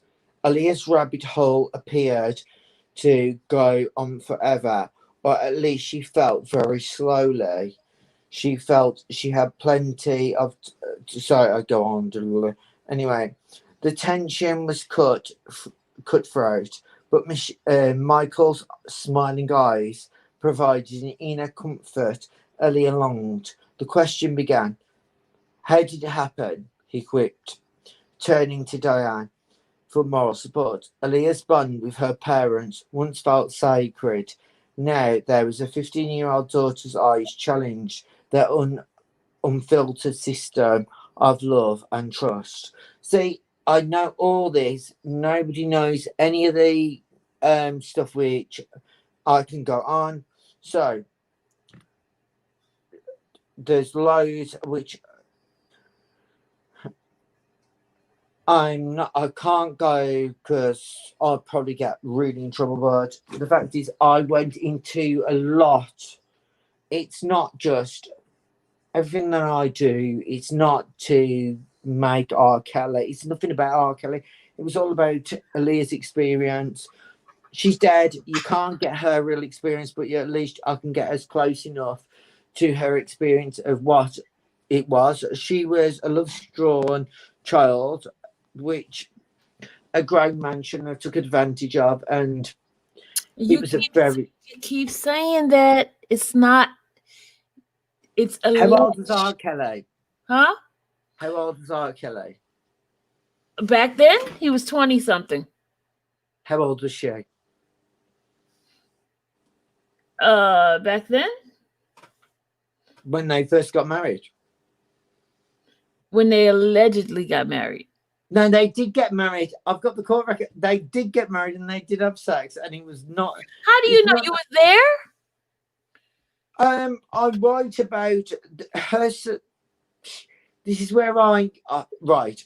All I can say is R. Kelly's legal team at the time have spoken to me. The geezer who thinks he's a black geezer is a stupid numpty. He should be in jail as well, because he was the one that sorted out a raising. And it's like, no, you don't do that. You call the police. Don't be dumb. But they gave, so if you want, so Demetrius, as another person, he knew on that day, if we're talking about Demetrius, he knew Aaliyah turned up at the New York hotel. She went into the bedroom and what are you doing? Why are you giving a child to why are you not going, I'm not buying your aeroplane ticket. So wait. You saying Demetrius was in the room on that night? So how do you know? So if you didn't talk to Demetrius, how do you know he was in the room? As I've said to you, I talked to the legal team, and I talked about in my book the legal team which I spoke with, the ones which are called Tom and whatever I've called them now. And I've spoken to a lot of people. I would have liked to have but they said Demetrius was one of the people involved in the cargo of not just Aaliyah, a lot of the girls. So, but why is he, like you've said, he's wrote a book. So this guy is talking, but he wouldn't talk to me. That makes a bizarre, I know a lot. So this is why Shannon, he said that he didn't talk to Demetrius, the legal team. So the legal team talked to him. The legal team didn't get involved until the morning of Aaliyah came from Chicago. When she was, after they had been married, R. Kelly went on tour. He was like partying. He was like doing his tour, and then all of a sudden Aaliyah called them.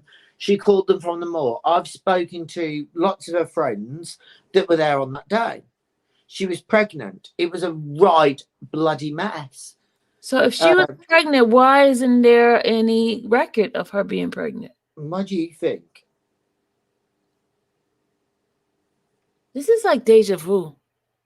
No, but it's kind of like, do you know, if my mom was pregnant, my mom was, I've got a twin, allegedly.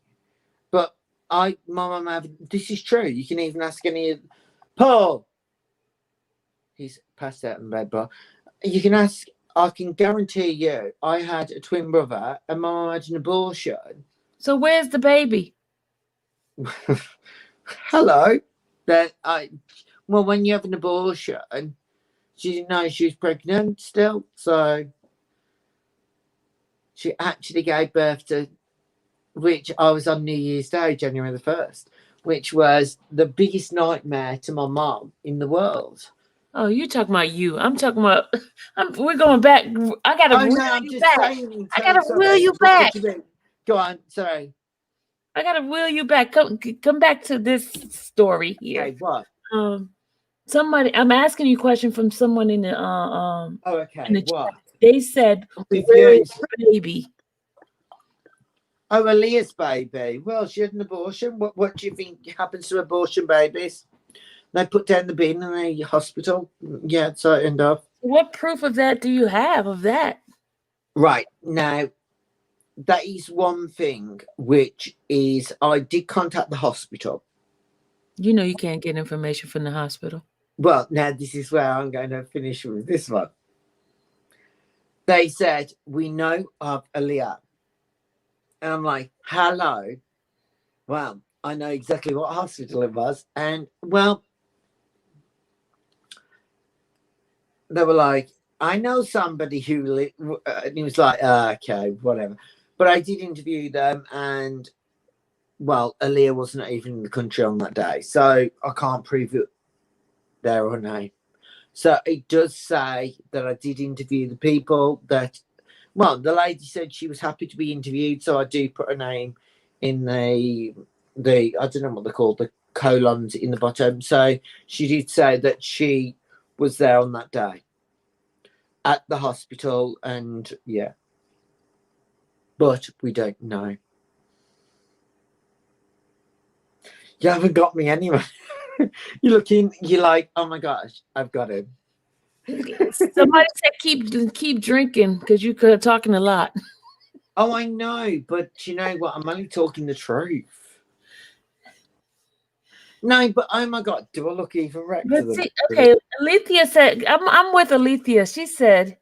Alethea said, what did Aaliyah say? she needs hardcore proof. And I agree Well, with so do I, but about what? all this stuff that you're saying. Somebody said, what hospital? Did he call us every single Oh my hospital in God, I've Illinois? already just said that, and I've got the people in the book, and the woman, well, she did tell a porcupine, and I did not just say that online. Did not say that live to you. I'm like, hello, why would I tell lies? There is no reason. What am I going to benefit about releasing a book that all the fans literally are already hating me for? But here's the thing. You could be jumping on that bandwagon, the hate R. Kelly bandwagon. But I don't hate R. Kelly, though. Do I? So that would be very stupid. I don't know him. I've never met him. I did try to interview him. But you could be doing it just to push your book sales. Why would I do that? It has no benefit. He's lying. I'm just asking. I'm asking. No, but he's right. Okay, I'm writing about Aaliyah. After she died, she had already achieved what she had achieved. So to add him to this, that's another reason. I think. Well, but Demetrius said. Her name. This is what Demetrius said. This is what Demetrius said when I talked to him. You spoke to me. Oh my God, send him my way. Oh my, I really want to speak to him because oh my gosh, yeah, go for it. I guess you didn't listen to my last tape. I played his recording. I recorded our conversation, and he talked about it. He talked about the whole because I asked him. I said, "So was she pregnant?" He says she was never pregnant. Have you got his right? Send me his number. I will call him right now if you've got his number, and I will ask him directly because I know dates. And I know the day that Uncle Barry took her in. So the fact is, so you said you call him Uncle Barry. So why do you call him Uncle Barry? Because that's what she used to call him. No, come on, hello. You said Uncle Barry. Oh, now you're grasping at straws. Literally, if you've got Barry's number, I would call Barry now. Oh, I don't have Barry's number. You do. I'd be like, right, you're holding Aaliyah's music from all her fans. Now, why are you doing that? Because what? Because her brother and mom need money. No, the mom would speak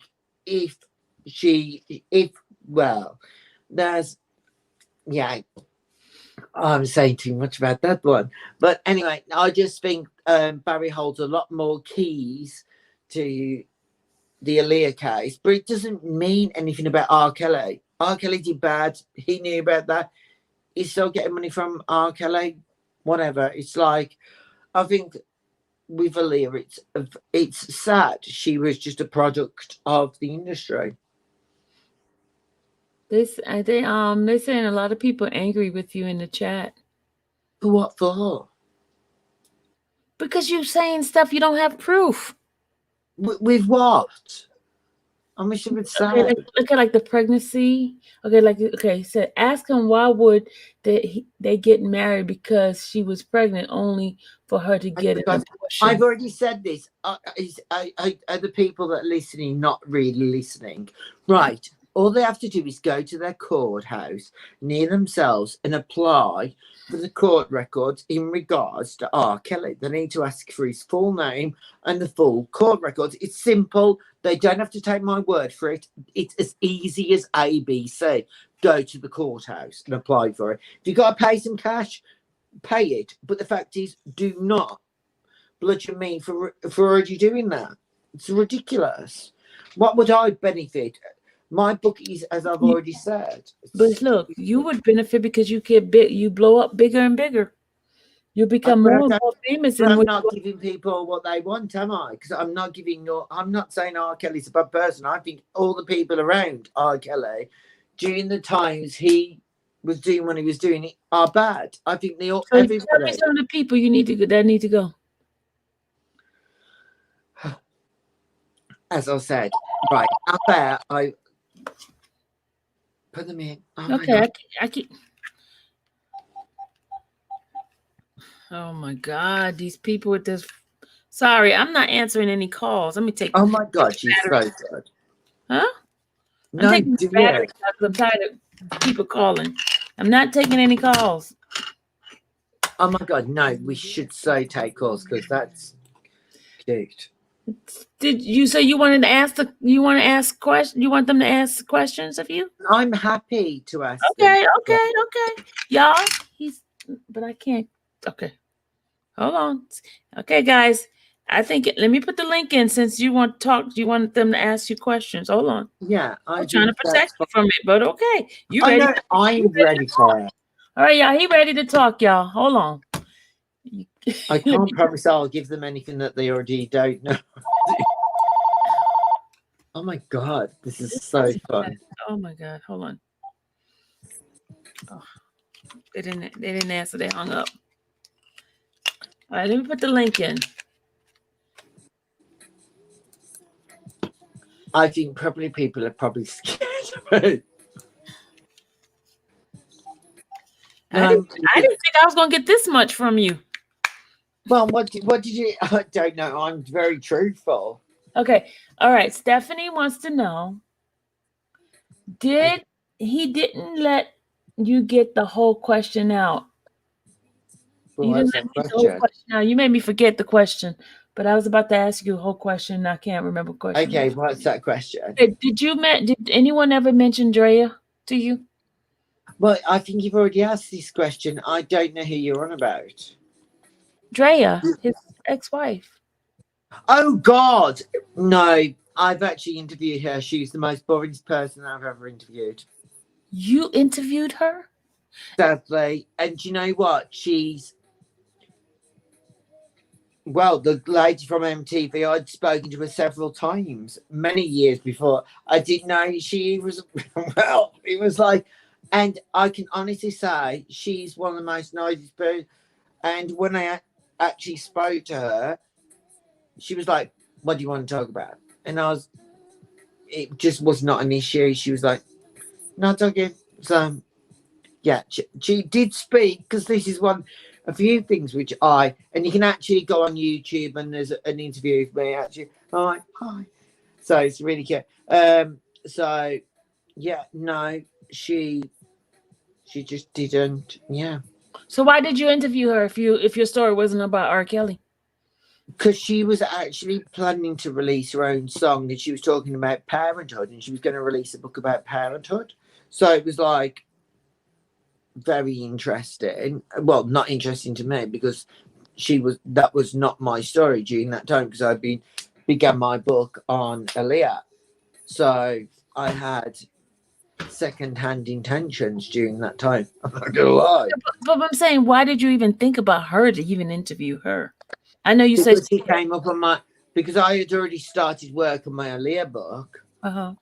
And she came up in my press release, say, like, you get them through your email junket, say, do you want to put, if you Google me, I've said I love these movies, and I've never even loved these movies, I've never even watched half the movies. So it's kind of, you get these interviews, but I did want to interview, so yeah, she actually didn't say anything bad at all. So she didn't say nothing bad about him? I wish she could, because when I watched there's a few people on the R. Kelly interview, which was on the ID channel, which I work for, and I was like, oh my God, you did. So, yeah, no. So if now to you, based on what you have talked to her about, do you believe her now? Do I believe her? I've got no reason not to believe her. I just feel that she had sold to the next person. No, but here's the thing. The thing is, when you originally talked to her, she never told you anything bad about their relationship. No, but she could have already done the deal. So I'm not going to, honestly, I'm not going to slander her because I don't know. But it was a few months after she was already on the TV show. So I don't know. So, but when I interviewed her, it was everyone was really cool. So when I'm at you, and I write about it, she was one of the most. I sat in the room with her, very cool. She was very composed. No issue. Honestly, just you would not even know. So when I saw her on the television show, I was like, "Ah, what a lying bitch!" But Okay. that's my Somebody opinion. said so. It's okay to slander R. Kelly, but not Drea. No, I didn't say that though, did I? I think, That's the as question. I've always said, everybody that was compliant to what they saw or witnessed, I think they're negative. I really think they all should face the same consequence, and that is my. Sorry. Okay, Randa said this interview is supposed to be about his book and the insight into Aaliyah's life. Okay. Okay. Well, what do they want to know? The ID is a crime channel like people who are murdered. Yeah, that's the channel. Yes. I know. High five to those. So he wish ex-wife had something negative, huh? Oh. Not really, no, because all I wanted was, well, I got what I wanted. She told me what she said about R. Kelly, but then she gave me more when she was on television. So I write about it in the book saying, this is my interview, but I'm non-biased. So No, you're not. I give her, no, seriously, I interviewed her. She said R. Kelly was, throughout our relationship, she never knew any of these things about it. So I'm telling people now to go and investigate and watch the documentary where she's sitting on there and she's saying he's a bad person. That makes you as an individual. That if you looked at any of my reviews of any of my books, I'm not going to take one person's opinion as the Holy Ghost. I interview everyone, whether they like my approach or not, and I will write it down, whether it's good or bad, whether it's ugly or pretty. You know, Stephanie, I asked that question already. She asked why did Aaliyah get married and then turn around and have abortion? You know, because she. Why did you like? Oh my God! I've already said she's a. I know you answered it already. You answered it already. Never mind. You answered it. Honestly. Okay. Terry, you remember the one with the hat? The bull's hat says. Oh, I love it. So you get your information from the other media outlet. That's not facts. No, I wish I did. He should come and sleep in my bed, and then he'll realize if I get the dog. Okay. Guys, a lot of things he has already answered these questions. You guys are repeating the same question. I know. I think they come in too late. Yeah, they came in late. But can we ask one question? Does anybody think that Aaliyah was an outstanding artist? I actually think, watching, because I've got her on the screen at the moment, I think her last album's iconic. And I think she had that Zimmer Quoi, which will last forever. I think she was a gorgeous Capricorn. I think iconic. I think she couldn't write her own music, but she was Aaliyah. And I don't think anybody can take that away from her. I think that when she met people realised what a beautiful, interesting soul she ever was. So, and I think that's what we all should remember. She was a beautiful individual, and whether she met R. Kelly, wherever, we've got to remember she's an artist above and beyond, and she's in the upstairs world now.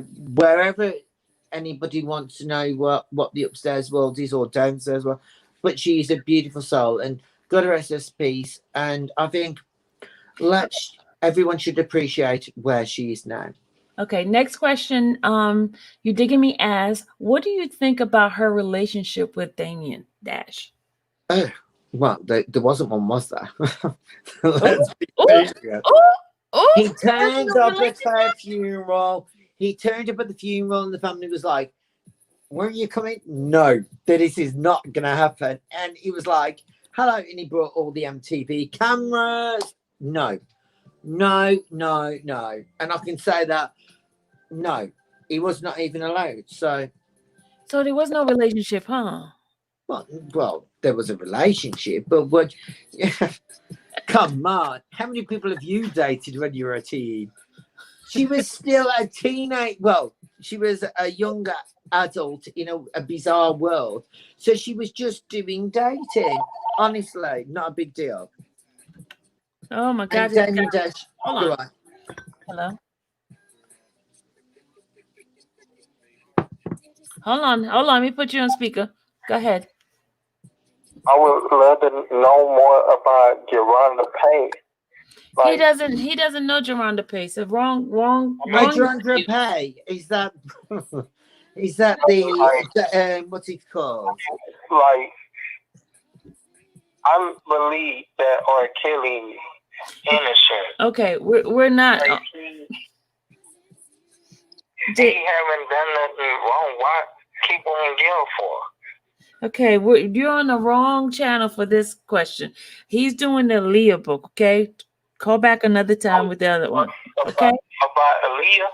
Yeah, he's. But I mean, like, there's no revolution at the minute. UK is she didn't have no boyfriend at the time, so yeah. Okay, thank you. Okay, all right. The next we got that one, and let's go to the next one. Randa said, when you interviewed people in Bahamas, what did some of them say about the plane? In the Bahamas, well, I wish I went that far, but no. One of the airport guys said that, which it's actually, believe it or not, on one of these boxes. So, and I can read it to you. I interviewed the guy, and then he said that they had already warned them, but they had a telephone call to allow Aaliyah to carry it onto the plane. Now, this is one thing. It was Virgin that allowed them to carry it onto the plane. So, you've got, and I called Virgin, and none of the staff that worked during that time are still working. So, you've got to ask the wrong box. Sorry, because I get really paranoid. I've got about 20 of these boxes because you never know who's going to rob you.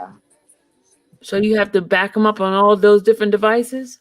Do you know I've got about 20 different devices because it's not the first time.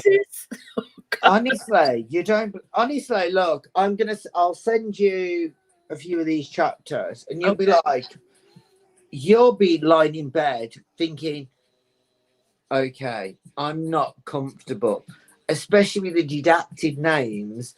If I leave the names and you're going to be lying, then you're going to be like, yikes. You're going to, so the first one, chapter 5, where I talk about Black Ground Records, who did, right, so Hankison's, because bear in mind, this is a book which I've gone, I'm not scared of these people, because shall I tell you what?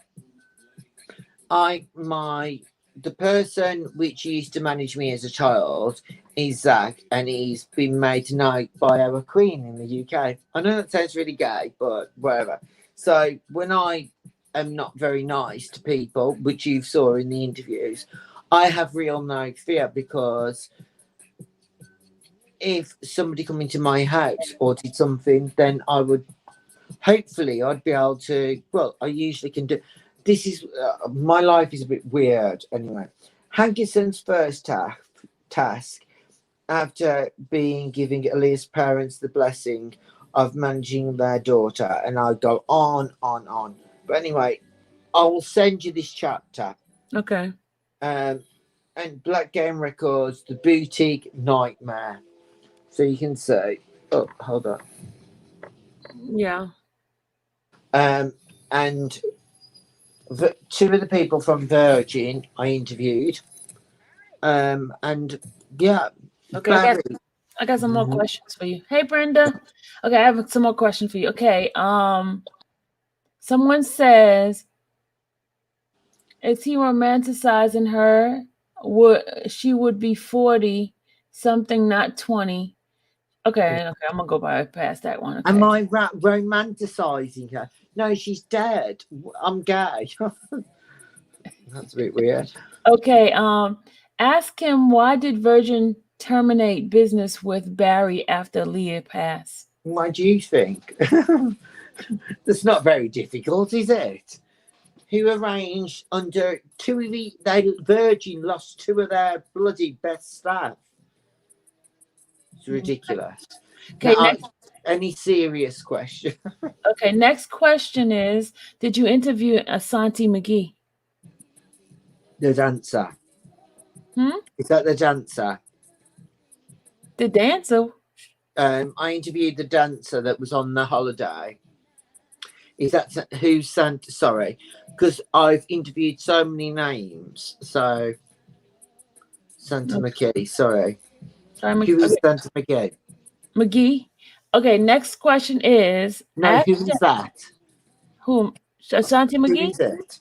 Yeah. It's from this case. It's from the recent case. She was the one of them who was with the parent, one of the parents of his alleged girlfriend. 2 girlfriends. I was thinking to myself, who is no? So carry on. Okay, let's go to the next question. Next question says, did Aaliyah date Jay-Z? Well, I wouldn't call it date, but she was with both of them. She was what? She was with both of them. So Jay-Z and? I don't think I need to spell it out to you. So yeah, she was Damien Dash and Jay-Z. She wasn't sexually with them. She was not with anybody. She was a single lady going about the town, just dating people. And bear in mind, Damien Dash and Jay-Z were not huge in those days. So, well, they were not to her. She was at the top of her game. So she was at the Hamptons and she was iconic, and they all wanted to be around her because she was the best thing since. So yeah, no. Okay. Whether she had sex with him, I don't know. Okay. Can you ask him why Miss Diane denying any relationship towards her daughter and R. Kelly? Well, she denied the ones about herself as well, didn't she? So who knows? You said she denied the one about herself? She didn't she? She had a relationship with who? Well, she said she had not ever slept with R. Kelly, didn't she? Yes. Did she sleep with him? I don't know. You'd have to ask her. Oh, so then why you bring it up? Well, I'm just saying they just said they denied it about her daughter. Well, she denied it about herself as well. So I don't know. Maybe she did. But the fact is that why did your husband leave her? Who knows about that? Oh, her husband left her? Well,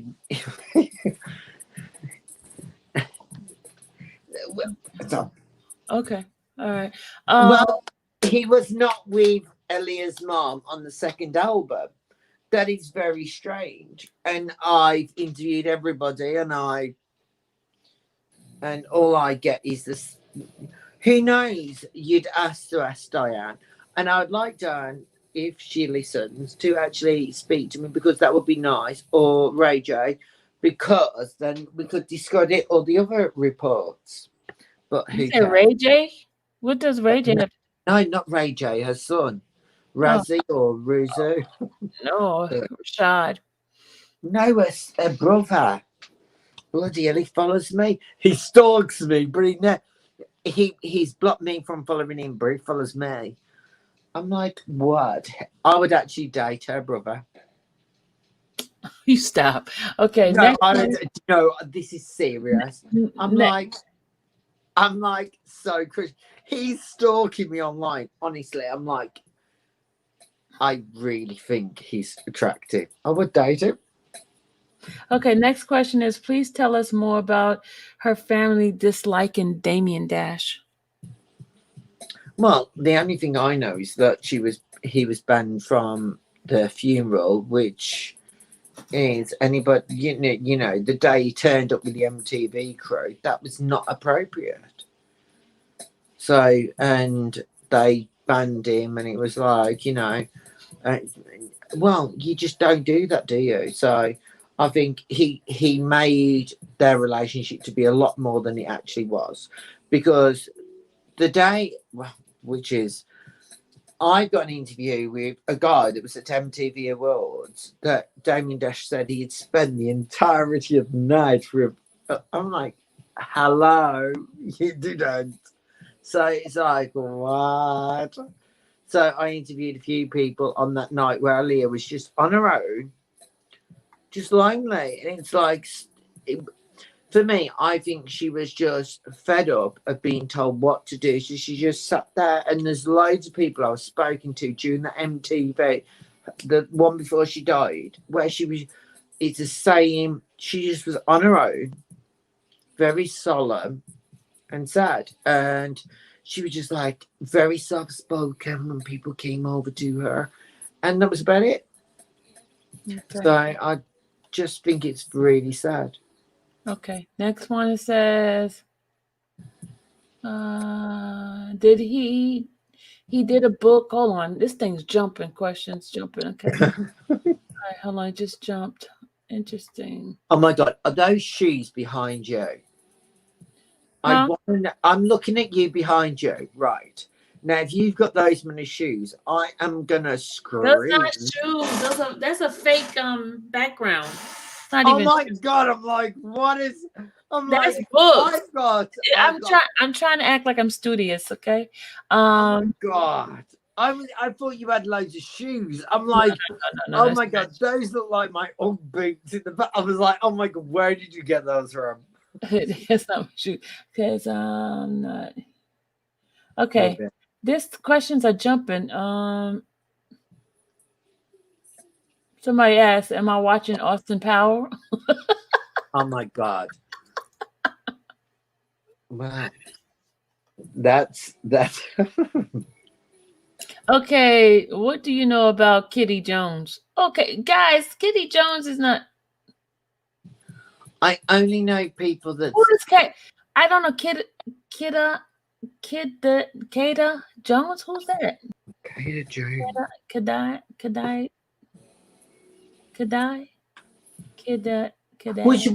Do you know where you're on today? How did you get those details about that geezer? Do you know that preacher? What preacher? Who you were reading off? Do you know it? Do I know the preacher? Do you know when you were reading off my the letter? Yeah, the email. Mm-hmm. Where did you? Right. Do you know who that? I got it from your page. Say again. I got it from your page. Oh my God. Yeah, you got it up there on your Twitter. Yes, you do. Yeah, you do. You have it on your Twitter. Well, that was probably when I was getting furious with. I'll send you the unsensed then, because you're a good person. Yeah, I need to get the look. I need to get all the. I'll sign a little. No, but you seriously, no. But when you've got to be appropriate. You've got to remember that if you read anything, you've got to remember, right, snap yourself out of being prejudgmental, because the fact is, what you read, okay, court papers, people, if you speak to people, you obviously, Jane Doe, whoever, you've got to remember that R. Kelly's in jail at the minute. So that's one. Okay, but all these people that are talking, all these people that are in the court documents that have announced officially speaking, where should they be? They're getting on with their lives. They're doing, but who's going to be next? They could be managing JoJo or Britney Spears or somebody else that is taking advantage of some. You don't know. These people all need to be answered. You've got to remember that these people, this is what, with Aaliyah, she really did love R. Kelly. That's all I can get. Oh, okay. The question is, did you interview Quincy Jones' daughter?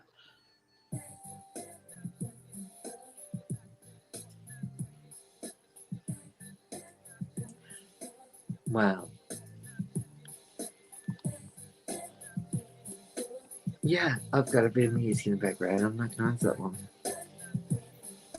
What she's going to ask if Aaliyah was. So yeah, I'm not going to go into that one. Is Aaliyah what? What did you just say? I'm not talking about that question. So let's move on from that Wait, question. wait. You can't go and say something and then don't say Oh what. my God, it wasn't me that I What did you just? You keep drinking some more wine so we can hear it. Oh no, my God. What did you just say? Hello. Well, is she bisexual? Is Aaliyah Quincy Jones's daughter? So I'm not. Yeah, but I'm not going to go into that. Yeah. Oh. So yeah, let's move on from that one. I've heard that already. I've heard about that. Well, I don't think first time. anybody. But you know what? I don't think anybody is straight or gay or lesbian or we're all human. And you know what? God made us like a tree. So let's lay our roots. Did I say good when I said that? Don't. You're looking at me you're like, hello. You're Catholic. You're going to really go to hell. No, don't. Come on. Hello. I didn't say that. Solved that. I think I was good with that one. So yeah, no, who knows? Whatever. Yeah, you never know, do you? Huh? That's I've heard about that. Yeah, but it's like saying it's R. Kelly R. gay. So, but she's dead. Let's not focus on the dead. In my research, I've heard of that, but I didn't. I don't put things out like that. Well, so I think she's. Nor do I. So in the book, it's not. But you just said it. I didn't say Johnny. I didn't hear it from me, y'all. All right, hold on. From him. This lady just asked the question. I'm like, I heard it from him. Y'all didn't hear it from me. But you know what? Honestly, we're all free spirit. So do you think Damien Dash is jealous of R. Kelly? Do I think Damien? I don't even. Oh God, Damien Dash probably doesn't know what day of the week it is, does he? Do you really think he does? He's a nobody, is he? So he's a dried up has been. Come on, it's like have another glass of wine and keep talking. No, come on. I don't have to talk about Damien Dash. His sister has just been arrested. She's been a white man. She was like, hey. She got arrested and the police went, what Caucasian are you? White. And they were like, wasn't you the girl from Clueless? And she was like, yes, but I'm totally white. I'm like, hey. Woo. So yeah, no. The family tree. Who knows? It's like asking if Ellen is ever going to recover from being a racist monkey. Who knows? Ellen has wrecked her. Ellen. Oh. So she said all that? No, I meant as in it's like with Damien Dash. It's like asking if Ellen, who's a racist, because she said terrible things, hasn't she, during the lockdown? And in the National Enquirer, they called her a racist monkey, and because her ratings have crashed. So we had one of your, he was a brilliant guy from New York. He played for Aaliyah. Absolutely amazing. I think it was Aaliyah or somebody. Absolutely, what a wonderful man he was. Honestly, I'll tell you. Barrett. Brenda said, what in the world? No, seriously, honestly, let me give him a ring. Right, Shannon said, turn the bottle up. No, he's one of the most. He's brilliant. Hold on. He will. You're calling Oh. people this time of night? No, because it's your time. It's from New York. Or somewhere. It's 11 o'clock in New York. Oh, maybe I've woken up. Oh well. As the evenings come on, my hair is gone. Well, he's brilliant, and so yeah, so he met Aaliyah, and that. So Shannon said, call your Uncle Barry. tell her to give you my number. I know. Can you imagine? Has she got his number? Has she got his number? Oh, Barry? Yeah, ask her.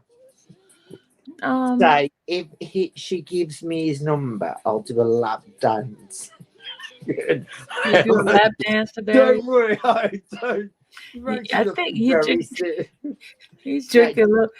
Y'all, you know what? Go on. They said after you're drunk. He's about my hair is going to squiff. I know. So you going to call?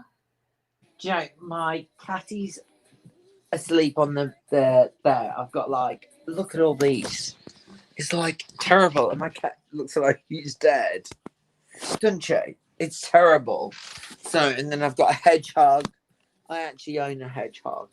She's gorgeous. So yeah. Any of your other fans, which before I go to bed, because I'm really desperate. Yeah. How many more questions will you take before you go? I will answer 3 more questions. Any question? 3 more questions. 3 more questions, guys. Any question he'll answer. Oh my God, we need to do a show together, me and you. No, we really okay, do. He wants to know, where is Barry? Give him my number and I'll find out. Okay, honestly, I could do the Mariah Carey because I've got enough. Okay. Yeah, no, don't know. Okay, what about Aaliyah and Static Major? Static Major did a lot of her records. Yay. I don't think there was anything sexual. I don't think Static Major would have anything sexual. Okay. Yeah. Okay, what is the purpose of your writing of this book? That's what he had. Dumbass. Well, what is the purpose? It was certain dumbass. That's what he said. Well, he also wants to know, part 2 is, are you a Aaliyah groupie? God, no. Well, I guess I am then, yes. No, I didn't know anything about Aaliyah until Try Again, and it had to come to me with my love, as you can see. Spiritual crystals, very spiritual, Tutankhamun, everything. So I'm like, I have to do, if people don't speak to me, it's like, it doesn't work for me. So it's very spiritual, and yeah. Okay. Well, that was our last 3 questions. Thank you so much, friend. Oh my God, honestly. And don't forget to send me that stuff. No. Do you know what we're going to have to do? A show together. Okay. No, me and you are going to have to do, like, your... Oh, okay, one more question. Somebody said, did Aaliyah and Missy Elliott ever date? Oh, I like to think so, wasn't you? Oh my God, I've interviewed Missy Elliott, and she is like... I was so drunk. So, yeah, but probably. Okay. I don't know. I don't know. But I interviewed Missy Elliott and got a lot of respect. And I would say that definitely they probably was in a relationship? No, not a relationship, right? I would say that Aaliyah probably. Probably what? Oh, use your imagination. Okay. Never mind. All right. But anyway, I don't know. So that is just only word of if you get my idea. But she gave you some good things about their some I stuff. can honestly say Missy Elliott probably was one of the most nicest people that I had ever met. Okay. And she was so, well, she was just nice. So I was expecting her to be Because not, I see she does a lot of like but tribute you know to, when you expect people to be not very nice because she was. I remembered her from the 911 chick chick or when I was a child. So I'd met people around where they just expected things to. So when I met her, I was just like very pleasantly surprised. And when I spoke about Aaliyah, she seemed like she would be a nice person. she was so nice, and it was just she smiled and her teeth were freaking white. Yeah, she has I was beautiful like, oh, teeth. She seemed like a nice person. she was like she had toothpaste in her mouth. There's a lot of celebrities which I met which are awful, but she was gorgeous, and she never gave me yes or no's. But you kind of, whenever you said Aaliyah's name, you could say that. Do you know when your chest goes in and you prime yourself for a real conversation? It was like you got that from her. I might be wrong, but I've interviewed loads of celebrities. Eli Roth, he was a drug addict. Loads of celebrities. So when didn't you say Aaliyah's uncle had girlfriends around Aaliyah's age?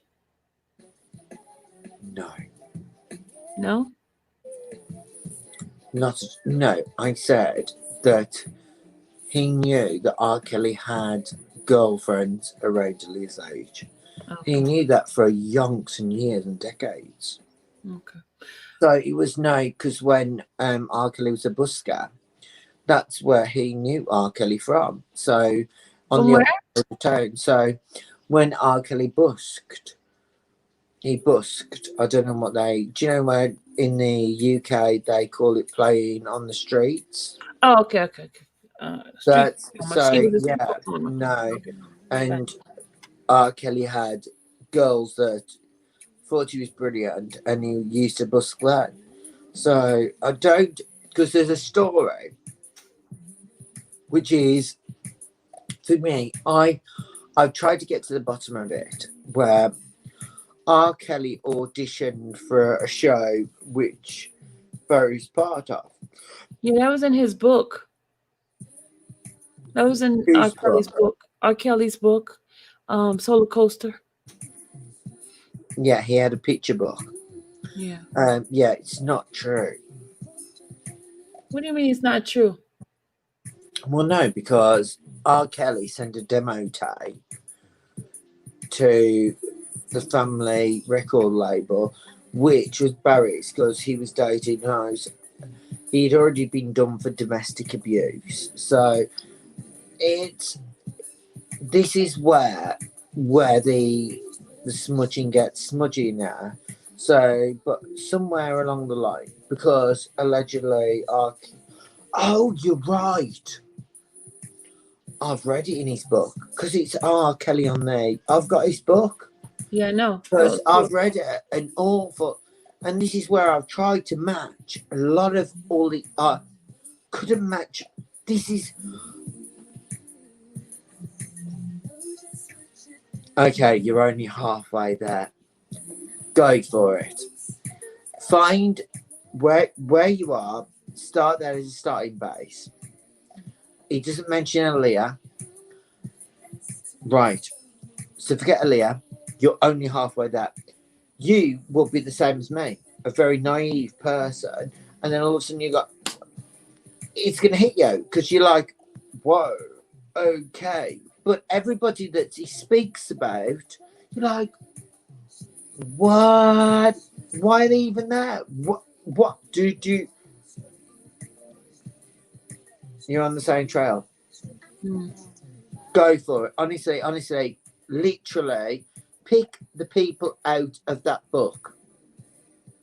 Get yourself a spotty jotter and write names down, especially the one that dies in the lake. I think Okay. you know what. Courtney asked, was Barry aware of Aaliyah and Robert's relationship? I've already answered this. I think any parent that works in the industry, same as my parents, they're aware of their child's activity and they just ignore it because the fact is their parents. My mum has got a big house, and so you ignore it. You don't care about your child, what the issues are, what your child's going to have. But I've managed to get through mine, which is great. But yeah, so definitely 100%. But you know what I'm talking about, don't you? No. So now go down to the area, because I took an aeroplane and I asked in the block everywhere around that.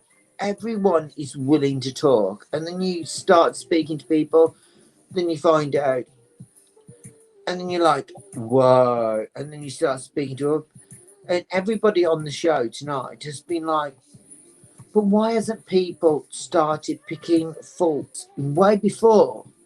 I know he's, honestly, he's a great artist. I'm not gonna. God, my favourite is with him with Puff Daddy, Satisfy Me. Saying it's brilliant. But the fact is, everyone around him, I feel it's just not okay. And I'm with you. I think that everybody should face justice. And I think Aaliyah's family should face justice. So I think a mum should actually turn around and tell the truth about what relationship she had with R. Kelly, and she knew what relationship she had with her daughter. He had with her daughter, but I don't think we're ever going to get the truth, are we? So, Well, I am about to let you go. but That was all. hold hugs. Don't My forget. God, Don't forget me. Send me that stuff. No, you're gonna have to hit me up because I'm so drunk. I'm gonna finish my You're drink. so drunk. Oh my god. I don't want to talk anymore. I'm like, because I'm scared. I'm like, do you know, tomorrow? Well, everything that I've said to you tomorrow, my phone is going to be hot as hell because my agent's going to be like, blah, blah, blah. So your agent is watching you talk like that? Well, no, he's dead in the bedroom. Oh, okay. Well, not dead. He's had a few of these. So, and I did some of these. So you're in a relationship with your agent? Oh, God, no. But I getting stoned. What's CBD? Oh. So, yeah. So he had, God, no. He's old. He's old. He's asleep. No, yes, he's asleep. I'm going to actually lie next to my cat. Have a look. Oh, that's Beanie. That's my cat. Beanie. Those are my boxes and there's everything. Oh my gosh. So, but anyway, listen. We should, when I come to New York, we need to do a show together. Okay. No, serious. I think we should do a show together. It's kind of like Nancy Drew. What's not Nancy Drew? What's the other lady who's blonde hair and she goes, no.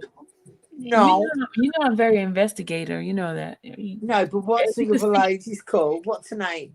As you can see, I sought you out. I found you, didn't I? I know, but you got some of the stuff right. So, but I love you to bits anyway. Honestly, but I'm gonna be your what's her name? The old lady with blonde hair. Rita, he doesn't have a girlfriend. He's gay. He doesn't have a girlfriend. He might have a boyfriend. No, I literally no. I'll show you my potential boyfriend. I met him tonight. Unbelievable. Look, who you here you met? go. Should we? Oh my gosh! I don't know if he's watched. He's a model. So let me show you a picture of him. How gorgeous is he? Can't see his face. How's it? Can't see his face. He looks like he's a terrorist. He's got a lot of tattoos. He does, but listen to him. He sent me a message and he said, The way you're calling them CKs, that is true iconism. No, I'm kidding, but he's from Canada. No, he's from Canada. Okay. I'm a bit of an author myself. No, I'm kidding. I'm like, I'm not like an author. You just met him and he's already talking about you. He's an author. well, this is the problem with men that I already know because they already know who I am. So it's like everybody's an author. So if I date anybody, it's like everyone's an author, or they know. So yeah, when you date, So they date you because they could get something out of you. You say how it is. You know, I like to think that that's probably not the case, but yeah.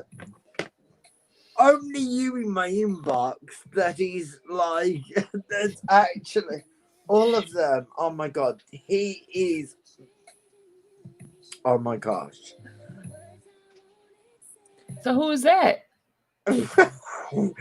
He said he wants to date me. And I'm like, I would date you, but look at all these photos. Oh, he's like melting himself. I'm like, what is going on? So, oh.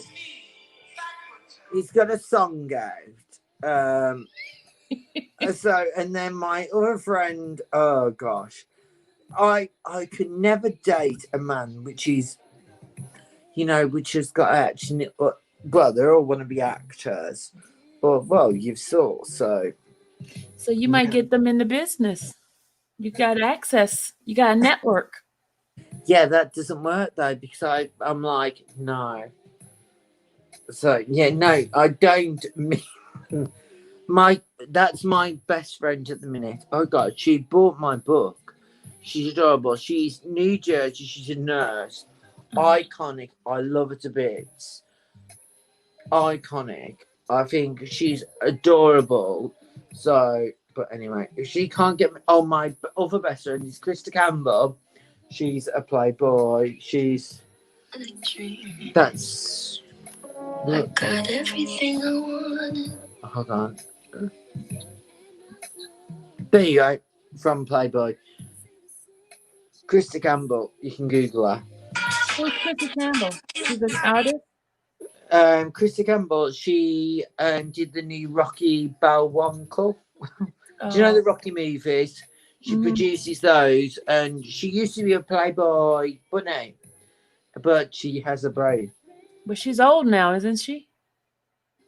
Depends on how much Botox you have. So you had a couple of Botox too? No, God, no. God, no. I that's why I'm looking this bad. Look, but you do have a baby face. You have a baby face. I look like I've had a stroke. I look really bad tonight, and I'm like, I really genuinely feel awful. But you drinking a lot. Are you gonna be able to get up in the morning? What have I got to go for? So I've already got all my Christmas presents. So have you got all your Christmas presents? I didn't get one yet. Have you not bought any? I haven't been out. Are you not allowed? Well, I worked today. I went out, but then right. Okay. I'm gonna be a last minute shopper. So when's your Christmas day? The 25th. The 25th. You get the Boxing Day too, right? No, you actually give your presents on Christmas Day. I have to do mine on Christmas Eve because I've got a family, and my mum, because I don't spend time with mum because she's a whore, because she sold me for little children. No, well, we talked about Aaliyah. My mum, I'm a model, product of placement, so I don't spend any time with my mum. But I do spend time because she's got my brother and sister. But it doesn't make doesn't make me feel great with my mum. One last question. Somebody said, why didn't you write a book on Hugh Hefner? Because he was really nice to me. Oh, okay. Honestly, I never had no problems with him. The first time I met him, he said he loved me. And we laughed at it. It was the most amazing. I was like, I love you. You're old, and I love old people. He was one of the most amazing people in the world. And the only time that he needed help was to get his colostomy bag changed. And Holly from the So television he had a show, colostomy bag. So that means yeah, do you know you the helped girls him that change played it? on- No, I did not help to change him. God, no. I wouldn't even help my nan. No, but there was people there that coming out. So it was like, do you know, it was Holly. I met Holly, which she was awful. Kendra was brilliant. Kendra and Bridget were my favourites. So yeah, and You I'll know tell how long you, we've been on here? You know we've been on here 5 hours and 34 minutes. and I love you forever. Do you know what? Do you know how long that takes? A cinema date. What? A cinema date. What's Do you that? know me and you have been on? If you send this to MTV, they would say me and you have been on a cinema date. Really? Yeah. Oh wow. That's as long as people actually speak to each other in a movie. Not 5 hours, because most of it's movie. We got to know each other Yes. more than that. Yeah. I know, ka-ching to that, and I've been drinking most of the time. I I have, know, and I have that's tea. oh my God. Right, well, that's probably most of women's lives. they, so me and you, we've got a TV show. We got a TV show. I think we should get a You're TV still show. trying to get me with this TV show thing here. I think me and you should get a TV show together. Hey, Chad, do y'all think I should go be in a TV show? I could be the good cop or bad cop or just a No, logical you cop. be the bad cop. I'd rather be the good cop. No, because you're like, everything's cool, let's be cool. And I'm just logical. I'm like, we gotta go through the. Oh my God, that would be hard work. Especially for our audience, because none of them have stayed. They're like, they ask me questions. I'm like, don't be stupid. Listen to her. And you're like, no. I think we're like probably a hot couple. Can you imagine? Yeah. Sylvia. Y'all, he's trying to get me a television show, y'all. You hear him, right? I think me and Sylvia would be hot. We could be like, I don't know, Guns N' Roses. Who knows? Guns N' Roses. I don't know. Who knows? That's probably a bad analogy. Oh, I know. Shakira and what's her name? Rihanna. Shakira, you Rihanna? I would definitely be Rihanna. You've already said I've got a big ass. You were like, I can see your ass. And I'm like, that was not intentional. That is called lockdown weight. So I think me and you could get on with that. What would this show be about? Politics. Politics? I'm not good at No, my God. Who cares? So, well, I don't know what would our show be about originally. Right. Is Beyonce a good singer, or is she a product of the industry? I think that would be a real good. And we could get one of her. No, that'd be no, because I know one of her friends. So I was excited. You know one of Beyonce's friends? Sadly, yeah. She had a breakdown. Bless her. No, yeah, so probably no. No. We'd have to find something sensitive to get a celebrity on. But oh my God, we could do that. We could call it Chat of the Town. Chat in the Chad? Chat of the Town. Chat of the Town. Okay, Yeah, so you could go like this, like Chat of the Town. Chat of the Town. We could be divas. We could say, you've got classy, because you could be classy and I could be just drunk. So then we could get the guys on. Do you know who I really liked on the show tonight? The guy with the Chicago Bulls. The Chicago? You talking about Terry? I know. I so would. Wouldn't you? It was just like, you can tell that if you spend a long time, I'm joking, a lot of champagne and I tell you, when people drink, you find out everything. do you know what? Honestly, I'd just be like, I could do, a dance routine. I'm just like, hi, are you Gary Straight? He'd be like, how many things do you want to be? And I'd be like, hello. No, I'm joking. I am joking. But I'm joking. So, but yeah, he was really good looking. The other one, he was the other guy that came on. Oh, so you have a crush on him? No, that's why you ran him out. You ran him out the chat. No, the second guy that came on, he struggled to answer. Like, I was like, well, I've already answered that question. I hate that. So I struggle with those. I hate boys. You like, I've answered those questions. No, you know what I mean. But I like text him and tell him you have a crush on him. The guy with the Chicago Bulls hat. Tell him. Oh my God, I would. You just would, wouldn't you? I did say at the beginning about if he wanted anything, then but he was very good looking. But anyway, I'm gonna have to go to bed because my little girls. Listen, thank you so much for being here. Honestly, I'm going to hit you up tomorrow. We need to do a show, me and you. Are you serious? No, I'm really serious. Me do a show, y'all. Oh, you are iconic. I love you. You're hard really? You don't think you don't think you are hard hitting?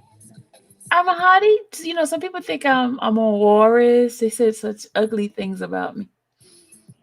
Huh.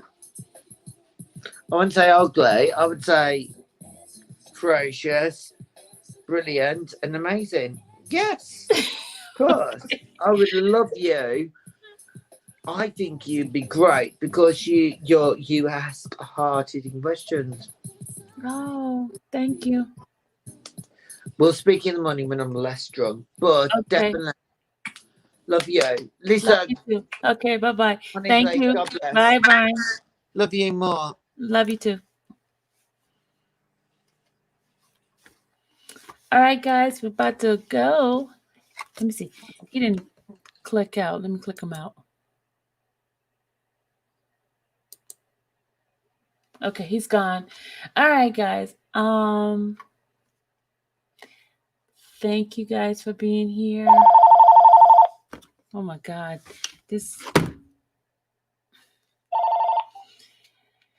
We're closed now. We're finished. The show is over with.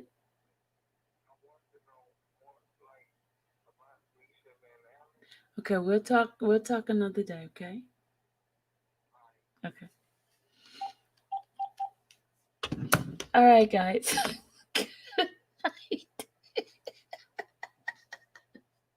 Good night. Good night. Brenda, stop.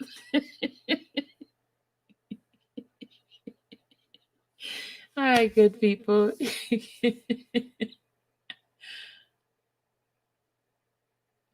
Oh my God. Sylvia, ask someone or a profession to read.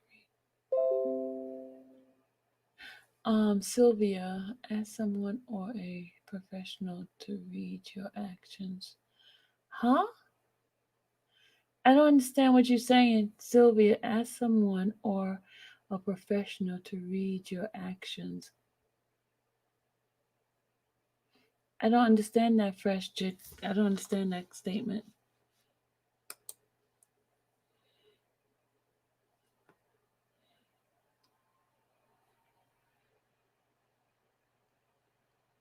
Yeah.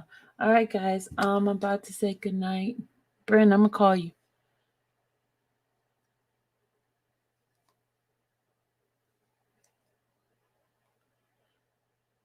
All right. Good night, everybody. Everybody's trying to stay in here. I'm trying to go. It was a good chat. Good night, guys.